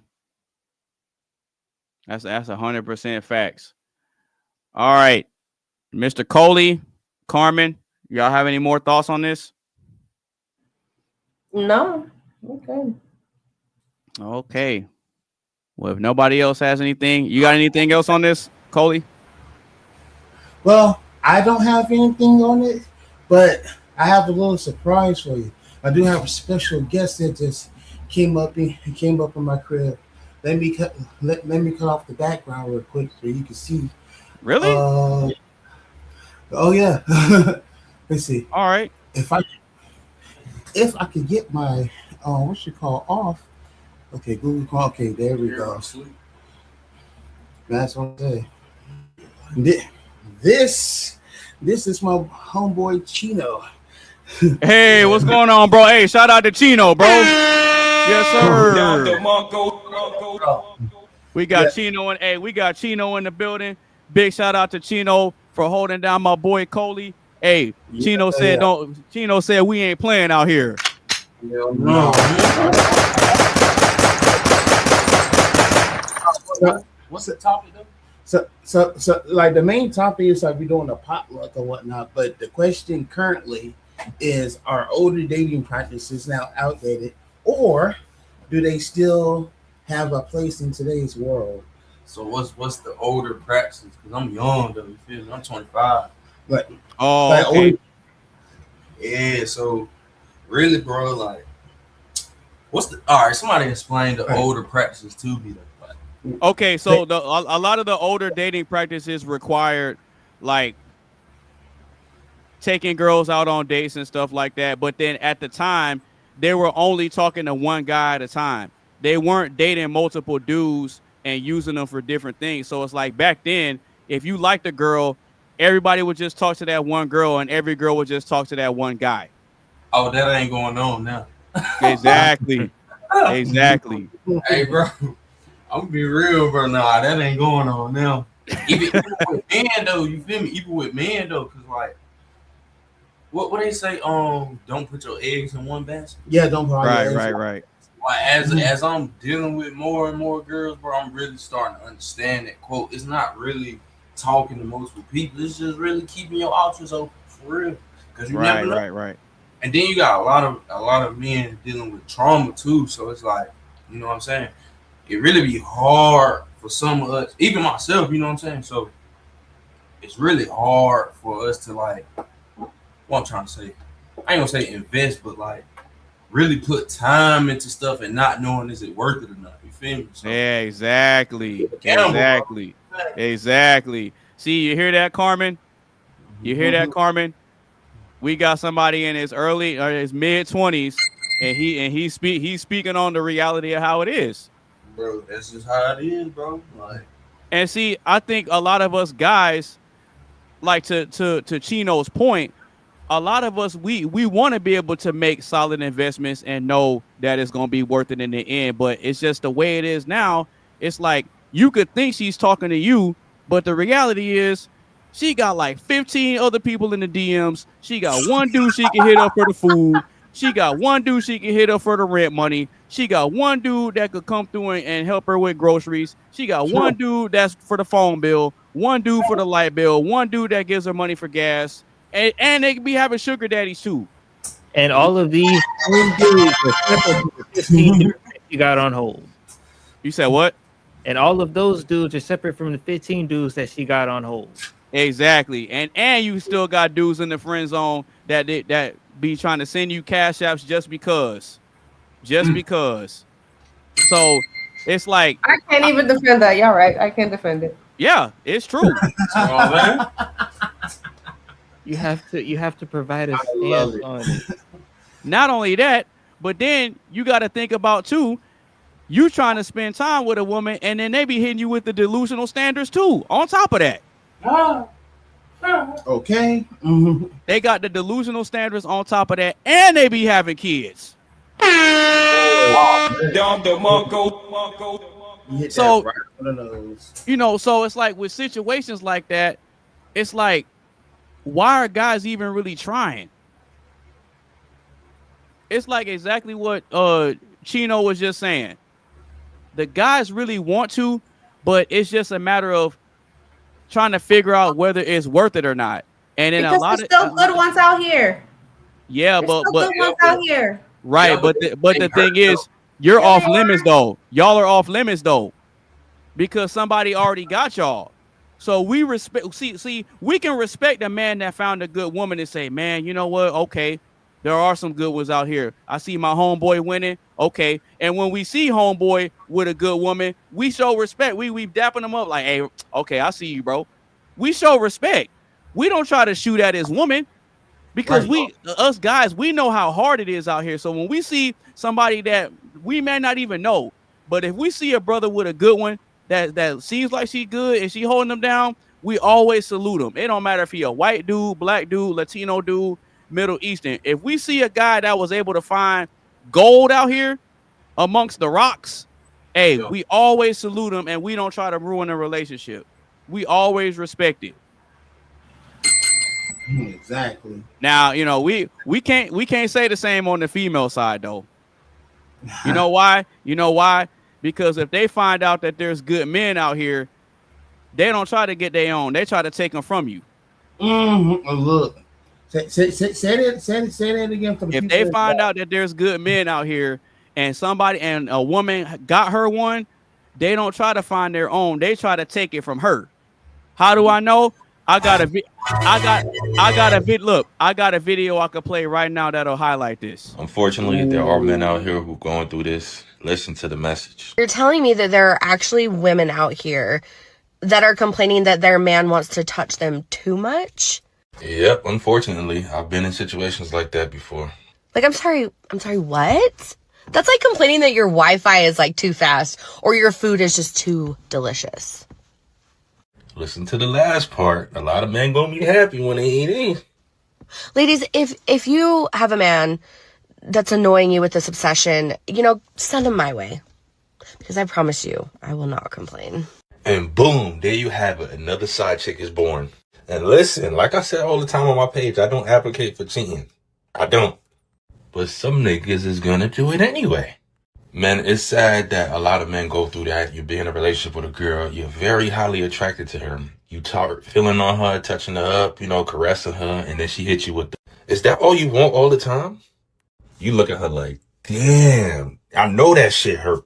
I have been in a situation like that before. It wasn't my girl. It was a girl that I was, you know, dating for a while.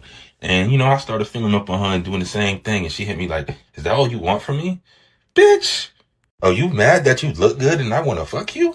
Let it be the other way around. Let them push up on you and want something from you. And you say, is that all you want from me? They're going to look at you like, nigga, you gay? That's why you just have to surround yourself with a woman who doesn't treat sex, especially in a relationship, like a chore. Because it's unfortunate that sex is not necessary for survival. So if you're in a relationship with a girl and you're paying all the bills, she can easily withhold sex from you. But guess what has to still be paid? The motherfucking bills. And I tell women all the time, to keep a healthy relationship, intimacy needs to be had. Now, both of you have low libidos, that's fine. But find somebody who likes to have sex just as much as you do.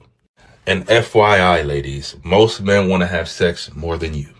And like I said before, I'm not saying it's right, but if you keep your man happy, satisfied, sexually pleased, he's not going to seek it anywhere else. I promise you that.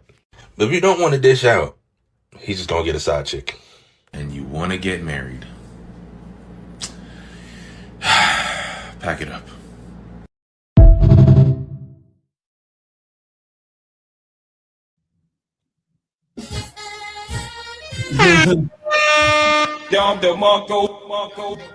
So Carmen, what are your thoughts on what you just watched? All right, I know the men agree with it. I know the men understand.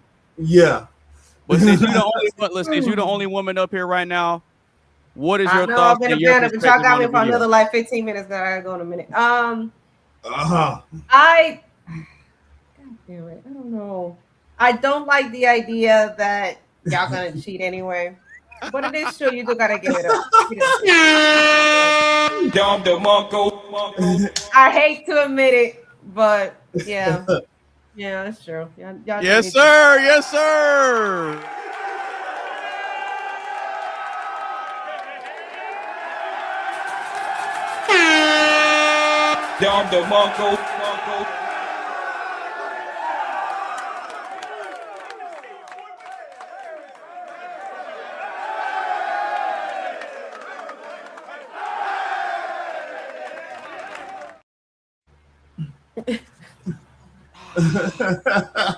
Look at him. Mess. So Carmen, you say you hate to admit the truth and the reality. Why do you hate reality being what it is? Why do you hate reality being what it is? That y'all gonna cheat anyway? Because I would like to believe, like, okay, I'm not just a piece of meat, you know, I'm other things. I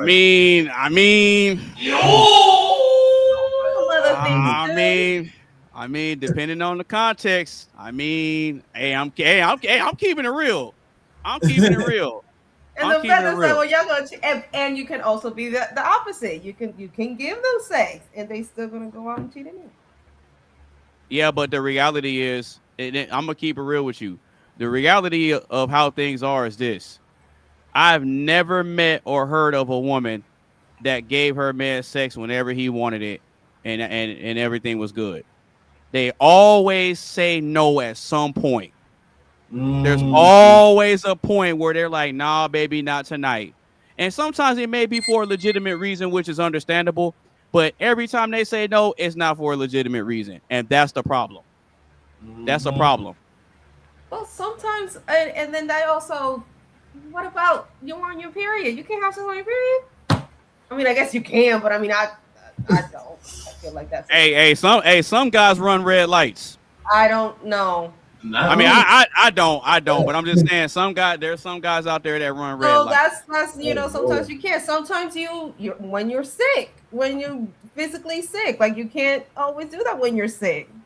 Yeah, but a man got to go to work when he's sick. He got to pay the bills when he's sick. And then I start thinking, when I start thinking, like, okay, well, when I get pregnant, there's gonna be a point where when I reach up to the pregnancy that I cannot have sex in a safe way. And that's what you're gonna do. So you're just gonna be like, well, shit. Can you restrain yourself for a couple of months? Damn. No, because you're not gonna restrain yourself from these bills getting paid. I can't have sex with you because I'm too far along pregnant. Hold on. I look, if I restrain myself from working and paying these bills, it's gonna be a problem. I can't tell you I'm tired. Now, I'm not saying that the woman has to do something she don't want to do. I'm not saying that. I would never advocate for that. If she really don't want to do it, okay, cool. All I'm saying is if you say no, that's not gonna make his desire go away. That's all I'm saying. Okay. So if I'm physically cannot have sex, so that's not good. Okay, think about it. I'm about to cheat. No, because think about it like this. So he can cheat. I'm 7.5 months pregnant, and you can go out. Hold on. I can't have sex with you right now. No. But think about it like this. If I'm expected to only eat food from one restaurant for the rest of my life, right? I'm loyal to this restaurant. I go there to this restaurant for every single meal, and one day the restaurant decides that they don't want to give me food, but I'm expected to only eat there. But if they tell me no, am I supposed to go find somewhere else to eat, or am I supposed to starve until they're ready to give me food? I don't like that analogy because we're not talking about that. We're talking about sex. Okay, but that's a form of food for us. Okay. I like eating women. I'm not good. When we gobble you up, when we gobble you up and eat you off the bone. Come on now. Don't try to play that game. You know how it is. You know men are hunters. You know we trying to hunt that meat. Snoop Dogg was right. You're all dogs. We are. All of y'all dogs. Hey, we admit it. Dog was right. All of y'all dogs. Hey, we admit it though. We admit it over here. We admit it though. I'm always sipping on gin and juice. Right. So no, but think about it though. Y'all just hopping from one bitch to the other bitch. Whatever bitch is on heat that day. Y'all just. Well, no. We don't identify our females as bitches. Right. That's if they act up, then they do that. Hey, facts. Yeah, that's a fact. But no, to the analogy though, if I take that and replace it with the woman, right? So if I'm expected to be monogamous and only get it from you, right? Everything's good, and you decide that you want to start telling me no. Am I wrong for going to another restaurant, another woman, or am I supposed to sit there and starve until you're ready to give me something to eat? Like, what am I supposed to do? I guess go find the restaurant. But what if the restaurant that you went has some plumbing issues that they physically cannot give you food? There's more than one restaurant. Exactly. There's more than one. So you still gonna go, right? Oh man, I don't like that. No, that's wrong. No, but I'm asking you. I'm asking you because a lot of women make this argument that these men don't know how to be faithful. These men always cheat. Okay, so I'm asking if a guy is practicing self-control and saying, you know what, I only got eyes for you. I'm only gonna be with you, and whatever, right? And y'all decide to start saying no. What is he supposed to do? Wait for the yes. No, absolutely not. If you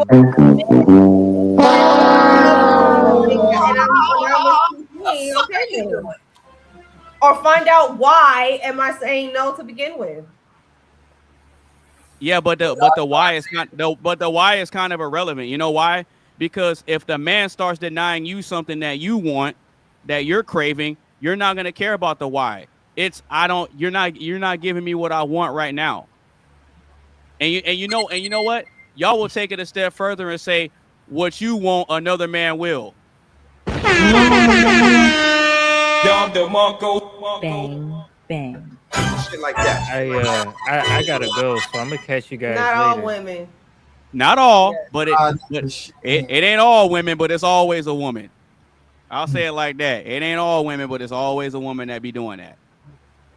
So I'm just saying, if a man is practicing self-control, which is what y'all say y'all are looking for, when you actually get a man that's practicing self-control, and then y'all start playing these games like, no, not tonight. Now, I understand your head hurting, you're on your period, whatever. Okay, that's cool. I understand that. That's not something you can control. But all I'm saying is you don't get to dictate and regulate when a man's urges happen. Like sometimes you just wake up, bricked up. It happens. We don't control that. No, but we don't. No, but we don't control that. Okay, so you're okay with your dude. Okay, so you're okay with your dude watching porn then? Yeah. I don't believe that. Stop the cap. I don't believe that. Why? I don't believe that. I don't believe watch that. porn. So what? And it's porn. What you gonna? That's the form we're cheating. That's not fucking cheating. It's stupid. Well. Okay, cool. Okay, okay. Now know. watch. All right. Because I don't think you're okay with it, but I'll test it. I am okay with it. He will tell you. No. Okay, I'm gonna test this. So what would you do if you found out that you're okay with him watching porn, right? But then what if you found out that he was spending money on OnlyFans? That's different because you're spending money on OnlyFans. Oh, so he can watch it as long as he ain't paying for it. Yeah. What the hell? What if he decides to go premium and go to I don't know, OnlyFans? You still pouring money. That's the problem. That's the problem. Spending money on it. Okay. That's like saying, and we had this conversation before. Uh-huh. I don't believe these marriages that have been married for 60, 40, 50 years. I'm like, okay. They didn't have no problems. It's like somebody lying. Somebody lying. Like somebody stepped out. Yeah. Somebody stepped out. I can forgive. I can forgive maybe 30, 20. I can forgive. Like, okay, you stepped out. I give it 20, 25 forgetting years. that, but to the point where I find out you stepped out on me. Okay, cool. Right. I'm gonna be mad, but what do we do? I can forgive. I can forgive one night stand. I can forgive a step out. What I cannot forgive is, you paid this whole's bills, or you're taking care, or you're having a whole damn affair like that. I cannot, because now you're using the resources that are supposed to be exclusively for me and another woman. So what it really boils down to is you care more about where the money's going than where his wiener is going. That's really what it boils down to. Yeah, you just said it. No, you just said it. You just said it. But it's late out of y'all. You said you'll forgive a step out. It's not. Yeah. No, it's not. Whatever. Well, anyway, it was fun, y'all. I told you I gotta go at 10 o'clock. So. Oh, that's right. You're an hour ahead of me. Yeah. All right. Well, tell the people where they can find you real quick. You can find me on Instagram, Carmen.ds92. Hey, all See right, y'all next week. all right. Time to get you up out of here. This isn't good for your back. I brought this on myself.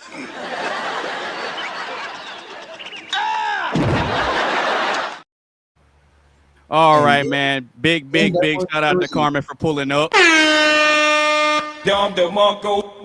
And shout out to Sarah Settles, the birthday boy. Yes, sir. Yes, sir. Hey, I want to give another big shout out to the homeboy Chino for pulling up. Bang, bang. Sure, bang. shit like He that. does. Shit He like does. that. He does.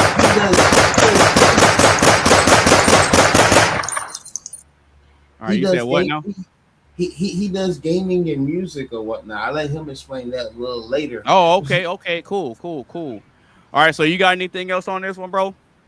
Oh let's go on to probably what's the last question, I think. Yeah. Yep. Oh wait, before we do, who asked that last question? Are you talking about this one? Yeah, who asked that one? That was Mark's question. Oh, that was Mark. Oh, Marky Mark. Yep. Oh.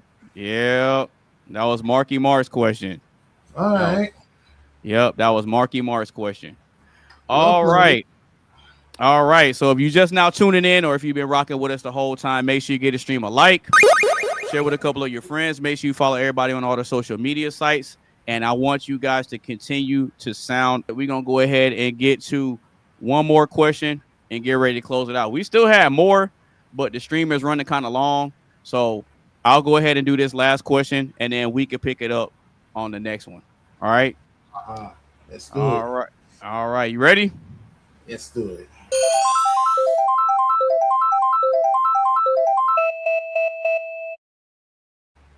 All right. So the question is, if a woman is needed for a man to have support, then why is a woman a man's downfall when it comes to support? That is a good question. See, now, normally, we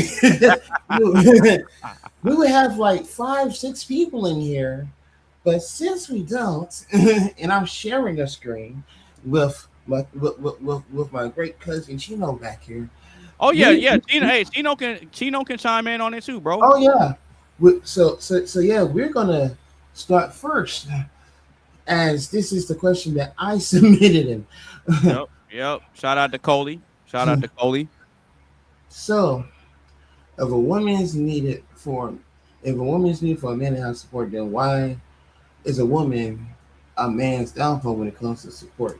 That's because they be used to the version of you that's stuck on them. So then once you evolve from that version, it's like, oh, you feel me? Like it throw off the whole nervous system. You get what I'm saying? So I'm only saying that from personal experience. You get what I'm saying? Right. Okay. Get used to. Okay, so when you meet them, like if somebody was going through the same things I was going through, depending on people to get away from things I was dealing with. If they was used to that every day, and then you wake up one day, oh yeah, I'm gonna hop on my shit, I'm gonna do X, Y, Z, and you start actually doing that shit, you ain't making no time for them. You know what I'm saying? Yep. That's usually how they get used to this version of you that they're comfortable with, basically. Right. You know what I'm saying? Yeah. Okay. That's a fair point. All right, Mr. Coley, what you got, bro? I'm gonna echo what he said and add to that. I know there was something that we was talking about in an earlier question about like how females basically aren't basically when females are being treated in an unfamiliar territory, they don't know how to act. Prime example, earlier when I was talking about you know, the dating game and how women are sitting here looking around for fuckboys nowadays. You know what I'm saying? Like, yep.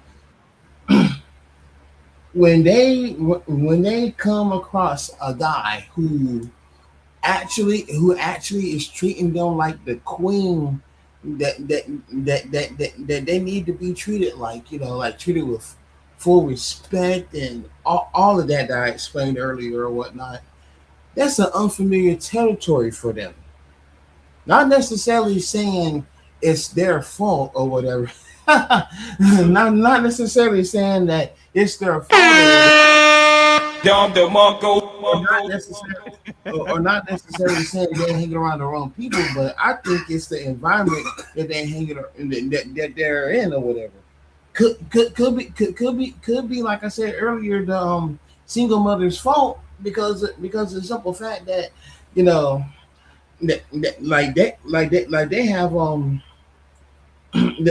they have gripes with their baby daddy and all this other stuff too.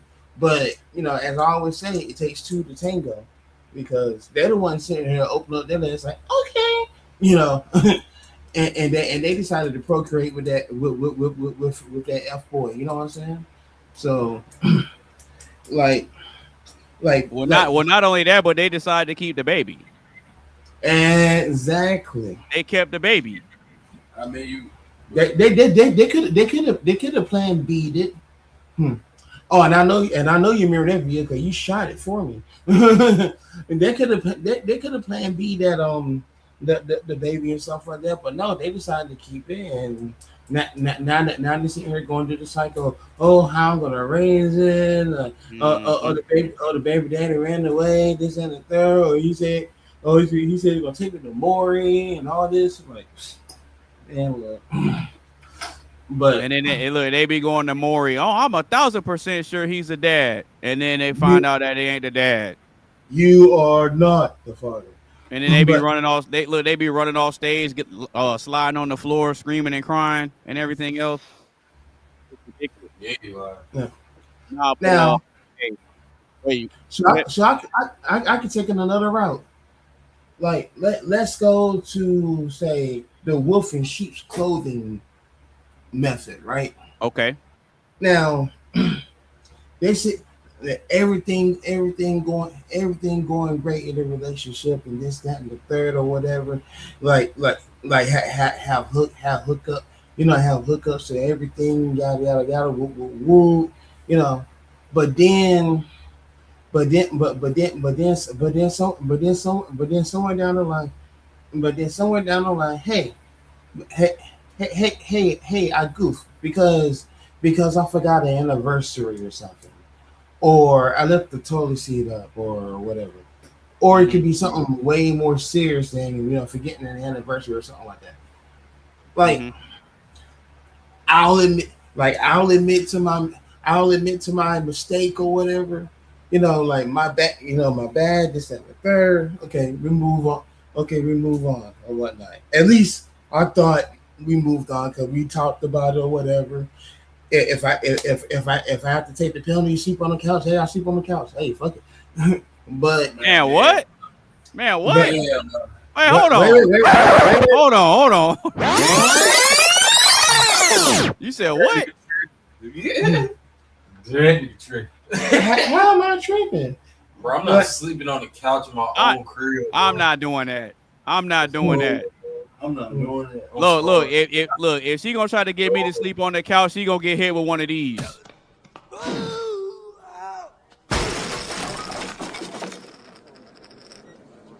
Was it something I said?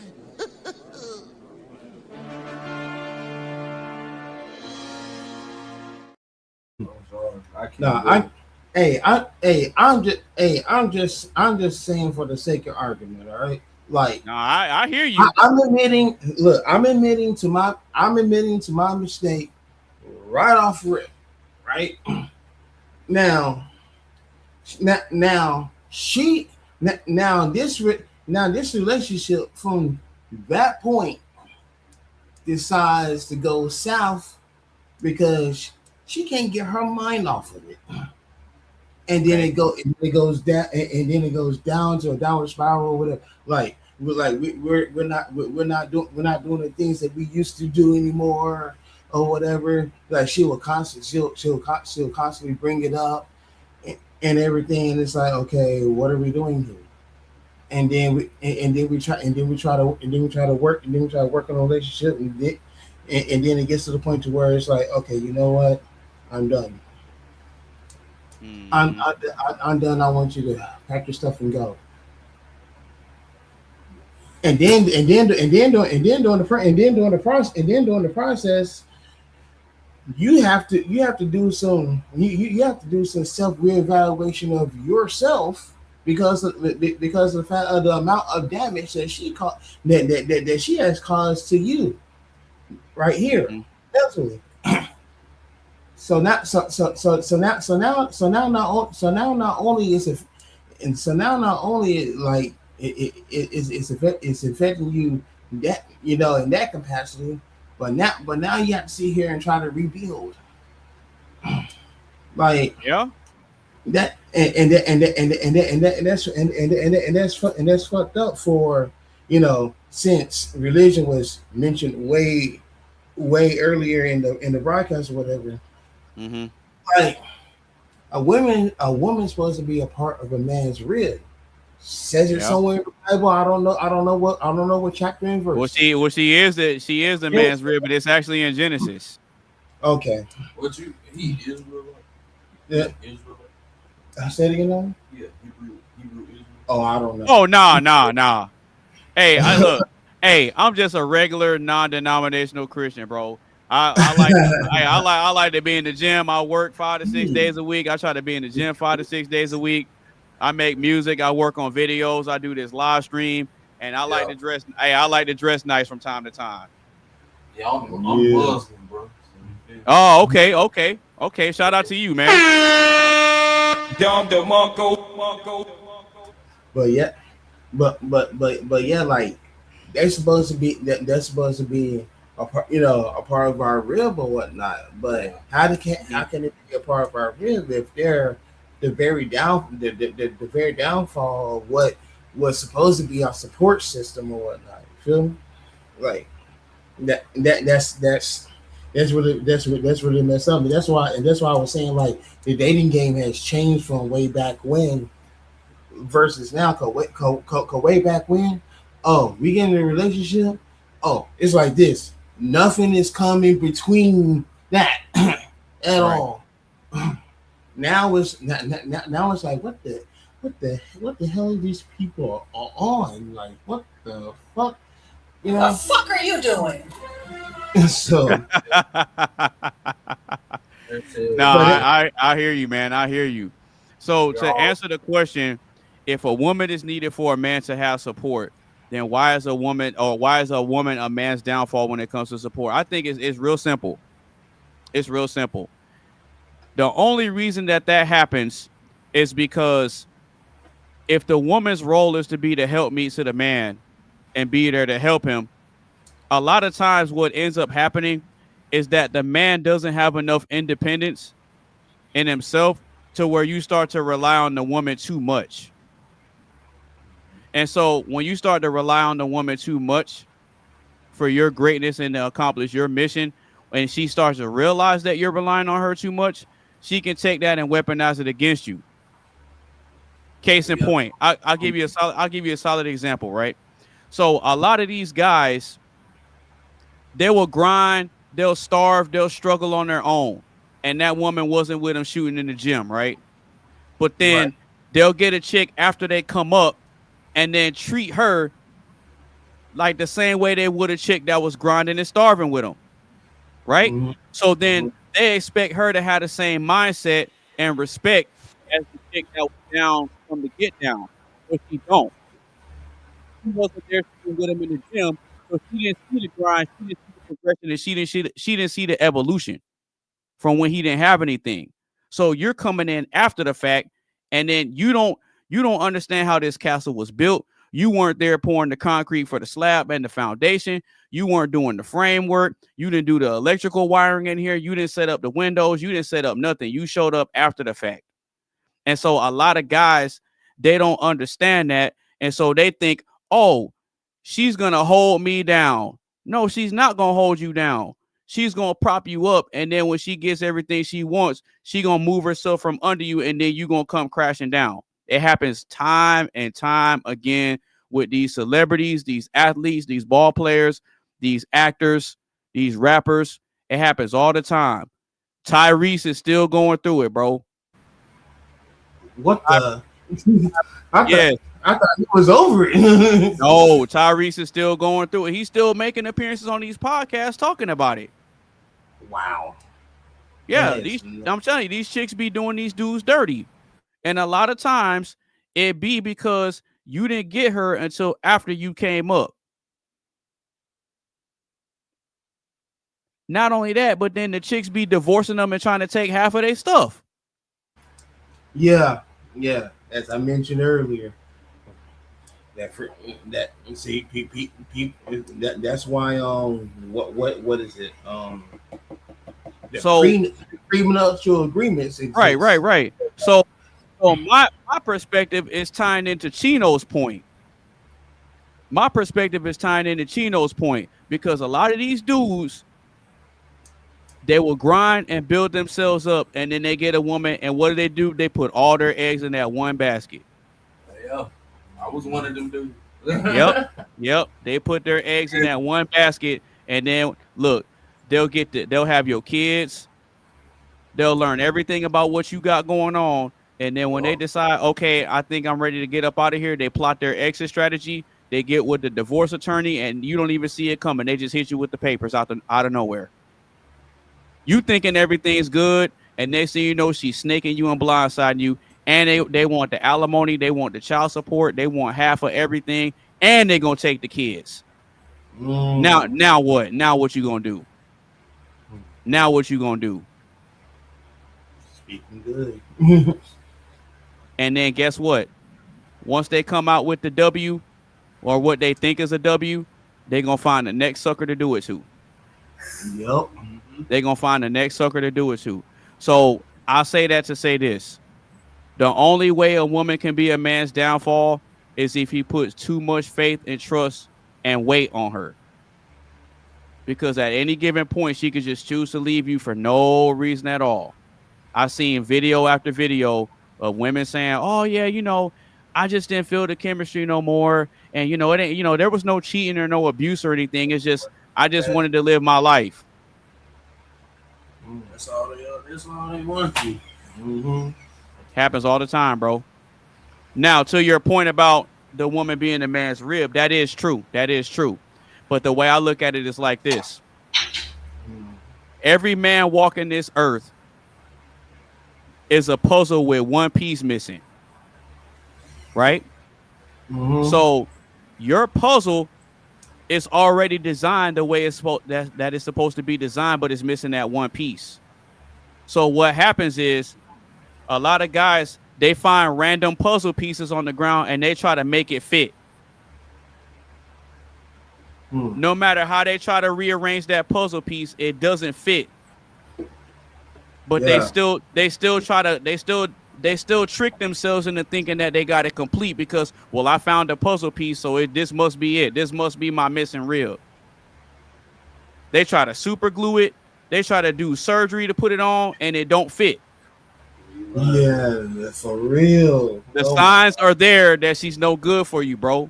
The signs are there that that's not the piece that's supposed to be a part of you. Right. She don't have the same vision. She don't share the same goals, right? She don't understand her role in the relationship. She don't understand that you're not coming in to take over. You're coming in to assist in my mission and play the position that I give you. When you come in here and you are in the presence of a king and I elevate you to queen, we're not equal. I gave you that position. You didn't give me this title of king. You didn't give me this castle. I put in the work. So I'm not going to turn around and put all my eggs on you, because the same way I brought you in is the same way I could dismiss you. And that's a fact.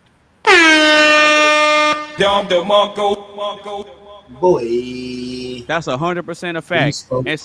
And see, I think a lot of guys would be better off if they started adopting this mindset and understanding how things are, because there's billions and billions and billions of women out here, bro. You don't have to crash out and give your heart to just this one that didn't earn it, didn't put in the work to earn your trust and your love and your affection and your protection, and then you crash out because she dips out on you. She wasn't in it for you, bro. She didn't care. And a lot of times these guys be trying to get these girls that's no good for them, and then they hold out thinking she gonna change. Man, she gonna change, bro. And you got your homeboys telling you, man, I don't know about her. You might want to cut. You don't want to holler at Sandra, bro. I heard she be out here in these streets. Oh no, man. You know that's in the past, bro. She ain't like that no more. She ain't like that no more. She changed, bro. And the homeboys are like, nah, man. I don't know, man. Don't do it. Nah, man. She different, bro. She love me. I love her, bro. Whole time this chick stealing his money, cheating on him and everything. And he blinded, thinking that she's the best thing in the world, and he put all that trust and faith in her, and then she ends up being his downfall. But the reality is he set himself up to fail by picking the wrong one, despite having wise counsel telling you, hey, bro, don't go down that road. And you still want to go down that road anyway. Now, don't get me wrong. There's chicks out here that's trifling that be leading dudes on too.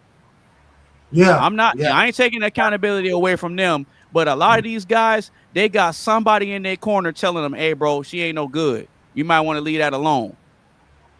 And a lot of times the guys ignore it and say, nah, man, I'm a push through anyway. And then they find out the hard way.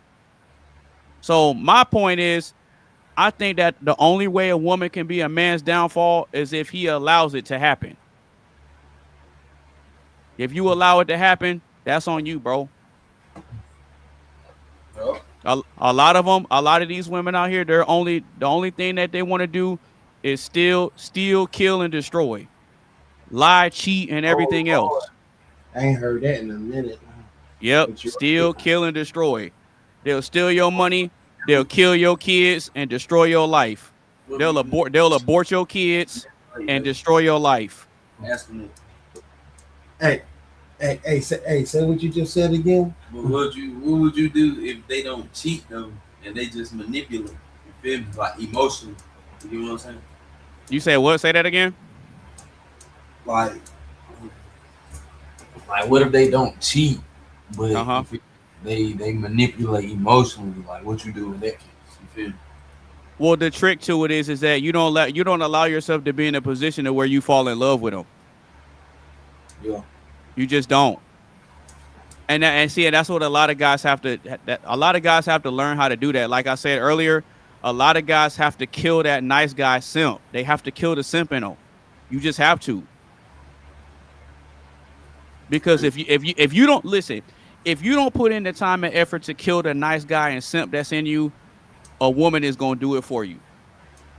And I'm gonna tell you right now, you ain't gonna like the way she do it. Oh no. You're not gonna like the way she do it. She'll kill that simp. She'll kill that nice guy. She'll do it. The crazy thing is, that happened to me. I did not like that shit not one bit. Yeah. And see, to Chino's point, you just don't allow yourself to get too emotionally attached to him, because women can pick up on that. They can sense it.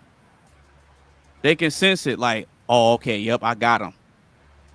He ain't going nowhere. He do whatever I say. Okay, cool. And that's when the downfall starts. It's always something subtle. It's always subtle, and it just grows. The more you ignore it and miss the signs, the worse it gets. The worse it gets. But the signs are always there. The signs are always there. Do we always see them? No, we don't. Sometimes they slip through the cracks. Sometimes they get, sometimes they get down. Sometimes they get one over on us. But the more we go through life and the more experiences we have, the more we start to understand and process what's going on, and it adds to our repertoire of wisdom and understanding that we have, not only in the world and dealing with people, but who we choose to mate and date with. See, but in a nutshell, I'll say it one more time. In a nutshell, the only way a woman can be a man's downfall is if he puts her in position to let her be the downfall. Facts. So all in all, I say it's the man's fault for that. Because a woman can't make you do something that you don't want to do. Facts. She can't. All of that stuff is voluntary. She can't make you give her money. She can't make you give her time. She can't make you take her on dates. She can't make you buy anything or spend money on her. She can't make you do it. You have to willingly do it. So if you willingly give your heart to her and she destroys it, then you can't blame her for that. But that's my perspective on it. Bang, bang, bang. Shit like that. That was deep, but needed to be talked about. Yes, sir. Yes, sir. I mean, so you got anything else on that? I know it was your question. So I don't got no more on that. I really but I do challenge people once they see this show to comment on this question because I know a lot of people have similar experiences about this. But I wish Tizzle was in here. I know he definitely have an answer to that. Mm-hmm. So, all right. Well, I mean, if you don't have anything else on it, we're going to go ahead and get ready to wrap up the show. So if you're just now tuning in or if you've been rocking with us since the very beginning, make sure you get a stream a like, share with a couple of your friends. Make sure you follow everybody on all their social media sites. And we are getting ready to wrap up the show. So with that being said, guys, I'm going to go ahead and introduce next week's topic. This one's going to be next week's topic is going to be good. So this is going to be next week's topic. Next week's topic, we're going back into going back into psychology and talking about mindsets and everything. Psychology Unlocked, reinventing yourself after 30. Once again, next week's topic is going to be Psychology Unlocked. We're getting back into mindsets, and it's called Reinventing Yourself After 30. So if you're struggling, you're going through your ups and downs, you're going through your trials and tribulations in your 20s, just know it's not too late. It is not too late. And the reason I say it's not too late is because most, if not all men, go through something life-changing in their 20s. Every single one of us goes through at least one or two things that's life-changing in our 20s. Some of us hit our rock bottom. Some of us go through dark times. Some of us get abandoned. People turn their back on us. Your girlfriend left you. Your girlfriend cheated on you. Your best friend stabbed you in the back. You got fired from that job. You lost your apartment. Car got repoed. Something. But just know that just because something happens to you that's life-changing, it's never too late to lock in, take that anger, turn it into passion, redirect it, focus on your mission. Like I said, lock in, figure out what you want to do, get your mindset right, come up with your plan, do all the research and studying you need to do to set up your plan, execute, and take it one day at a time. It ain't easy. It ain't easy, but it's not impossible. So next week, we're going to be talking about reinventing yourself after 30. So make sure y'all tune in next Saturday, March 14th at 4 p.m. Central Standard Time. I'll say it one more time. March 14th, 2026, 4 p.m. Central Standard Time. All right. So with that being said, we're going to go ahead and get final thoughts on the show, final shout-outs, and then we're going to close this bad boy out. So, Mr. Coley, last thoughts on the show. Did you hate it? Did you love it? How was it for you, bro? I love that, especially when especially when you got the girls fired up earlier.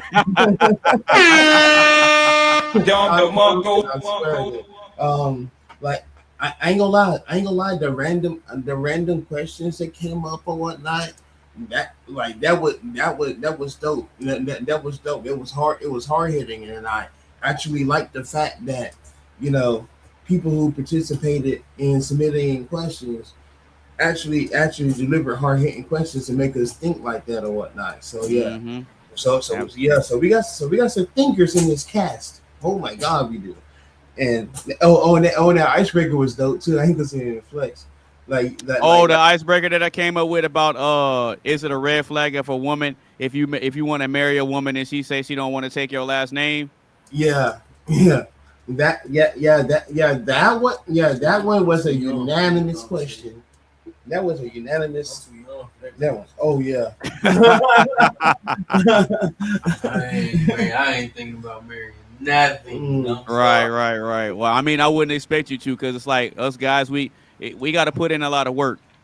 Yeah. We got to put in a lot of work. I mean, the women ain't going nowhere. It's like the more work we put in on ourselves, the better position we will put ourselves in to be able to have better options to pick from. But on that journey to the top, you're going to see a lot, you're going to go through a lot, and you're going to learn a lot about the people around you, about society around you, the women you deal with, the friends you keep. And sometimes you learn a lot more about your family too on that journey. Facts. But so all the guys that's watching, whoever you may be, if you just lock in and stay focused on your mission and chasing greatness, then I don't think anything can stop you, especially when you overcome your darkest nights. And you going through them storms, and you going through them dark times, and you come out on the other side, you're gonna be a force to be reckoned with. That's it. And I tell you, and like I tell people all the time, I don't care who it is. If you have someone that you could talk to and when you in your darkest hour, hit them up. Hit them up. Talk. That's a fact. That's a fact. If you got that sense like I do, you got that third sense that's like, hey, well, you know what? Hold on, I ain't heard from such and such in a long time. Hit them up. Check up on it. So we need some positivity. We need some positivity right here, especially around these times. Seriously. Oh yeah. But see, that's why I like doing this show, because I like having different people from different walks of life and different perspectives coming up, because you never know what type of information that somebody can contribute to the conversation, number one. And number two, you never know what a person's background or struggle is. So that's why I like lending this platform to people to come up and speak their piece. Right. Yeah, I don't discriminate against anybody up here for religion. None of that, bro. I welcome any and everybody, because a lot of people, they don't have a platform where they can speak. A lot of people are too shy to start their own thing. A lot of people don't have the courage. They may not have the understanding, or they may not have the patience to do the work. So that's why I don't mind spending my time every Saturday to just have people up and we just chop it up. Amen. We just chop it up. All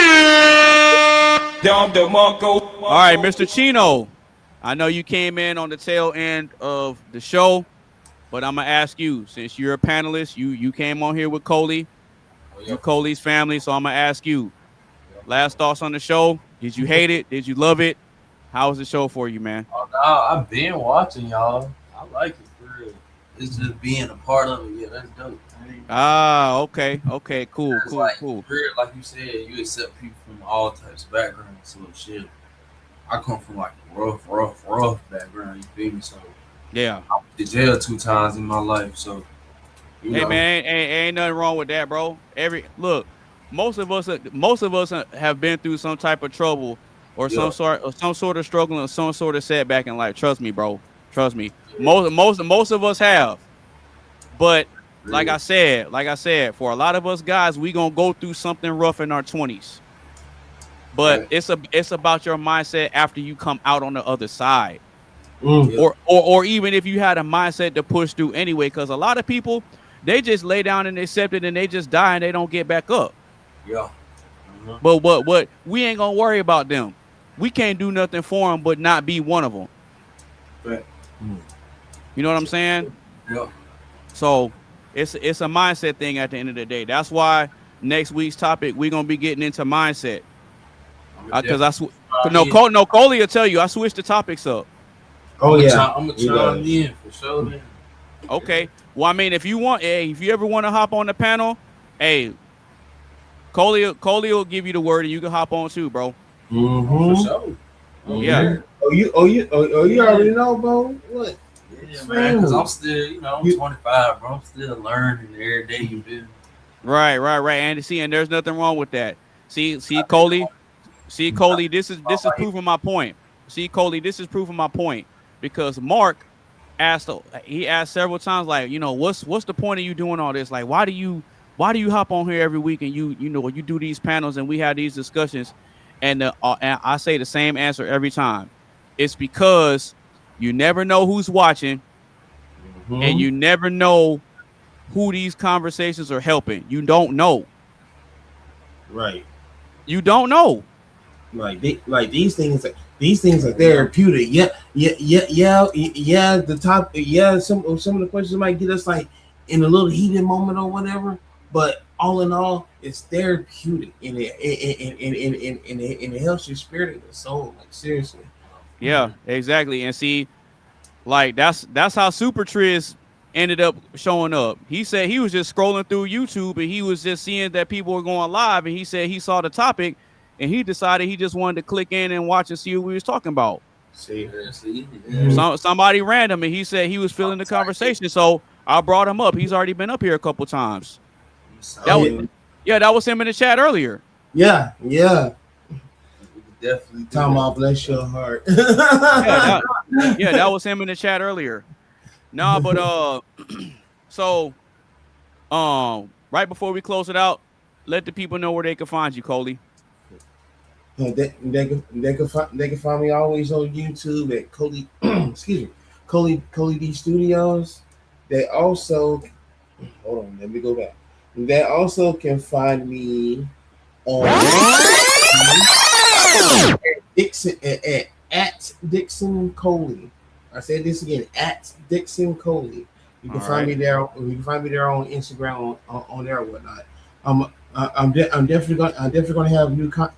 I'm definitely gonna have new content soon. And since he's here, I'm gonna say this. All right, go ahead. I got you. Me and him. You're a fool. me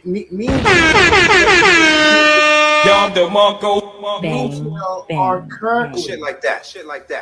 developing like our own podcast or whatever. Good. Something similar to this, but on our own spin or whatever, and we pretty much talk about whatever we want. No censor, no string attached, none of that. All right, cool, good. Yeah. You say you and who? Me and my bro Chino. Okay. Shout out to y'all, man. Shout out to y'all. I like that. So once we get those deep details ironed out, we would definitely let folks know, because quite frankly, we're tired of life hitting us in the face and we're ready to go. You know what I'm saying? So. No, I hear you. Hey, man, look, whenever y'all are ready to go, y'all just get with me, and I can help y'all spread the word, and I can help promote it. I'll promote it over here. Oh, for sure. Yeah. Come on, bro. You know, every week, with everybody that stays, and y'all come up here, I'll always give people a chance to promote whatever they want to promote, and let the people know where they can find you. Mm-hmm. It takes a village, bro. Yeah, absolutely. All right, Mr. Chino, where can the people find you, big bro? I ain't really on social media like that, but shit. Stop the cap. You can follow me at Shot the God TV. You feel me? Right now I'm working on a rebrand and shit like that. So I got two pages. So you can follow me at Locked In Gamer TV or Shot the God TV, whichever one I'm at. But Coley. Type that in the back chat, so that way when I work on the description of the video, I could put his handles in there, and I could put it in the comment section too. All right, now go ahead and say it one more time, Chino. My bad, bro. Now I'm gonna be on Locked In Gamer TV. That's my gaming channel. And then Uh-huh. Shot God TV, I'm gonna basically be doing, just speaking on personal life experience. I've been through a lot of things, so I just kind of want to lay it all on the table. Follow the journey. I want to do like 100 days of me just working through it because I'm diagnosed with PTSD and shit. So every day is a real life battle for me. That I could broadcast the shit, it'll make it even better. You feel me? So. Right, and that ties to what I was saying earlier about you never know who's watching, right? You never know who's watching, and you never know who's going through something, and that they might be looking for some sort of outlet, right? Yeah. So they stumble across us chopping it up. They're feeling the conversation. They hear Chino's story, and they say, "Man, dude, hey, homeboy went through a lot." They may not have had it as rough. But the fact that this man can stand 10 toes down and share his story and speak on his personal experiences, it says a lot. Now, check this out. Something interesting is about to happen. If I were you, I'd keep those eyes closed, because I'm going to play Monster Reborn. You what? Now I'll bring back a monster. It's the same one I just sent to your graveyard. My blue eyes! Yeah, man, I knew you could do it. Now that was impressive. Yeah, your boy back. Tizzle.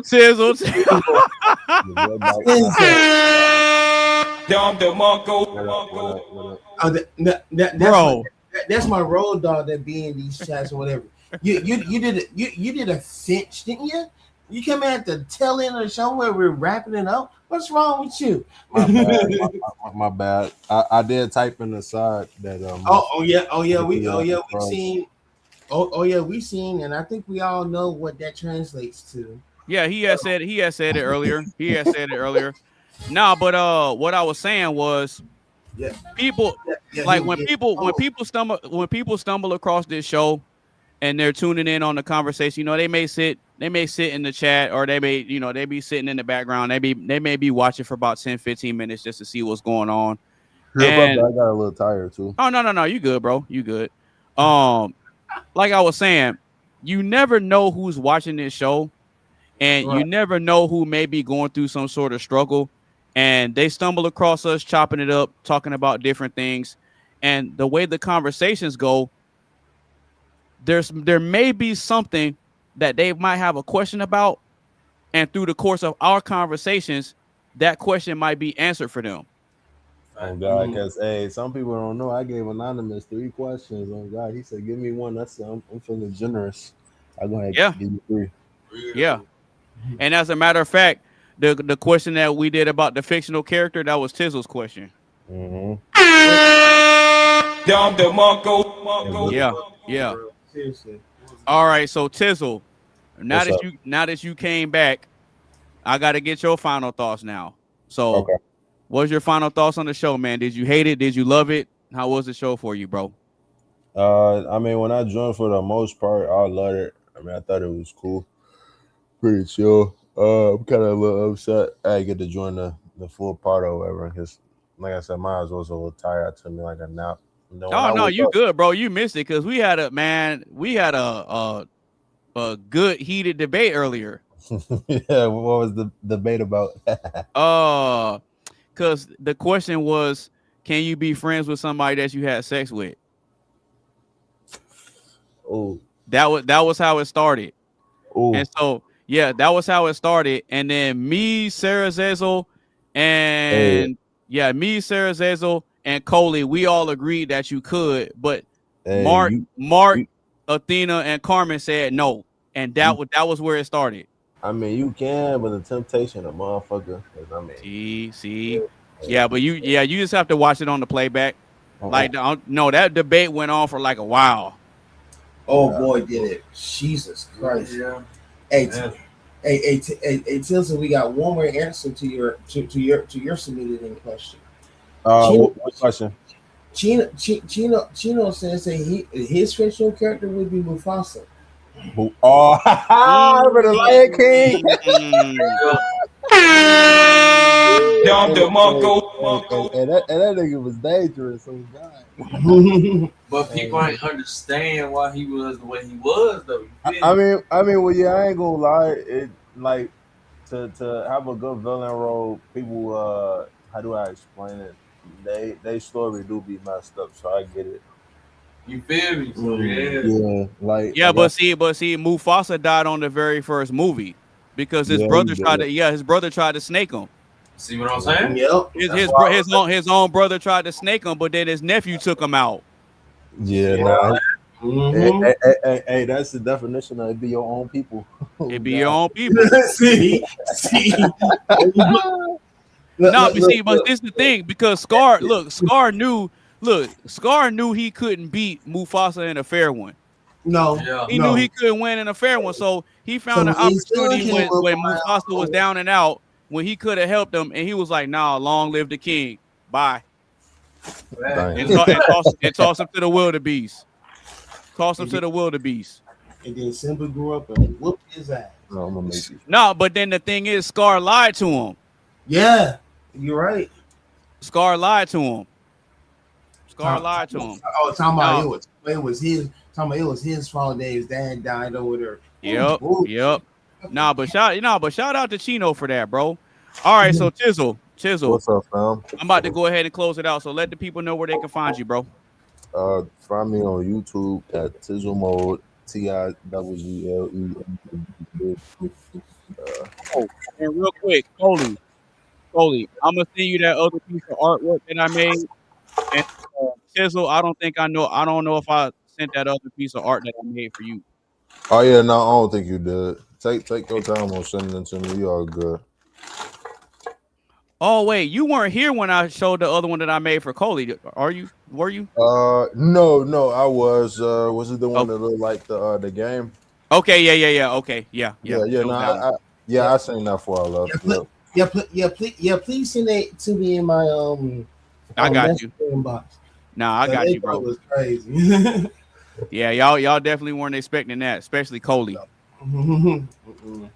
Because I know. Hold on, you said Athena and Carmen pulled up. I know they was arguing. Yeah, they were. Yeah. Mark was in with him too. Funny. Yeah, Mark was in with him too, but then he had to leave. Mark was trying to get in them drones. Hey, what I tell Coley earlier on God, I said they definitely gonna join. What? Hey, hold on, niggas playing that jazz music background. Who that? Oh yeah, and Tizzle. What up? I know you said you wanted me to send you this, so I'm gonna make sure I send it to you. I bet, because I don't know. One day I just might feel generous, make a TikTok or something, like a funny TikTok. Yes, sir. You triggered my trap card. Hey, the way how bro wearing his hat on my soul, nigga, I was wearing my hat like that last podcast. T.I. got his joint rubber band, man. Yes, sir. Nah, but if nobody else has any more thoughts, again, make sure y'all tune in next Saturday, March 14th at 4 p.m. Central Standard Time. All right. Oh, there. See, you missed it. Look, now I gotta bring it back up. For Tizzle. Look, see. Oh my God, bro. Oh hell no, man. What the fuck, man? Get your ass on, man. You get your goddamn ass. What's that game mode called? Hey, wow, now I'm the last one in the classroom. You feel me? Yeah. All right, here we go, Tizzle. What the fuck are you doing? Oh, he's in Texas. All right, Tizzle. So next week's topic is Psychology Unlocked: Reinventing Yourself After 30. So you missed it. You missed the speech I gave. Oh, hold on. You gave out a motivational speech, huh? Yeah, I did off the dome. You know I be freestyling now. I don't be writing none of this stuff down. Oh God, I mean, ain't no wrong with writing stuff down either, but off the dome though always better. Well, no, because if I want to speak to something, it has to come out. It has to come from here, and it has to come from the heart too. You're right. You know what I mean? Like I can't fake motivating somebody, right? Like it has to come from a genuine place. I thought you had my mama. I say we wind this podcast about 10 or 15 minutes after it officially ends, and you hear it, you be like, oh my God. Yeah. But yeah, that's gonna be next week's topic, bro. So Chino, Coley, Chisel, everybody else that was on the panel, y'all are automatically welcome to come back.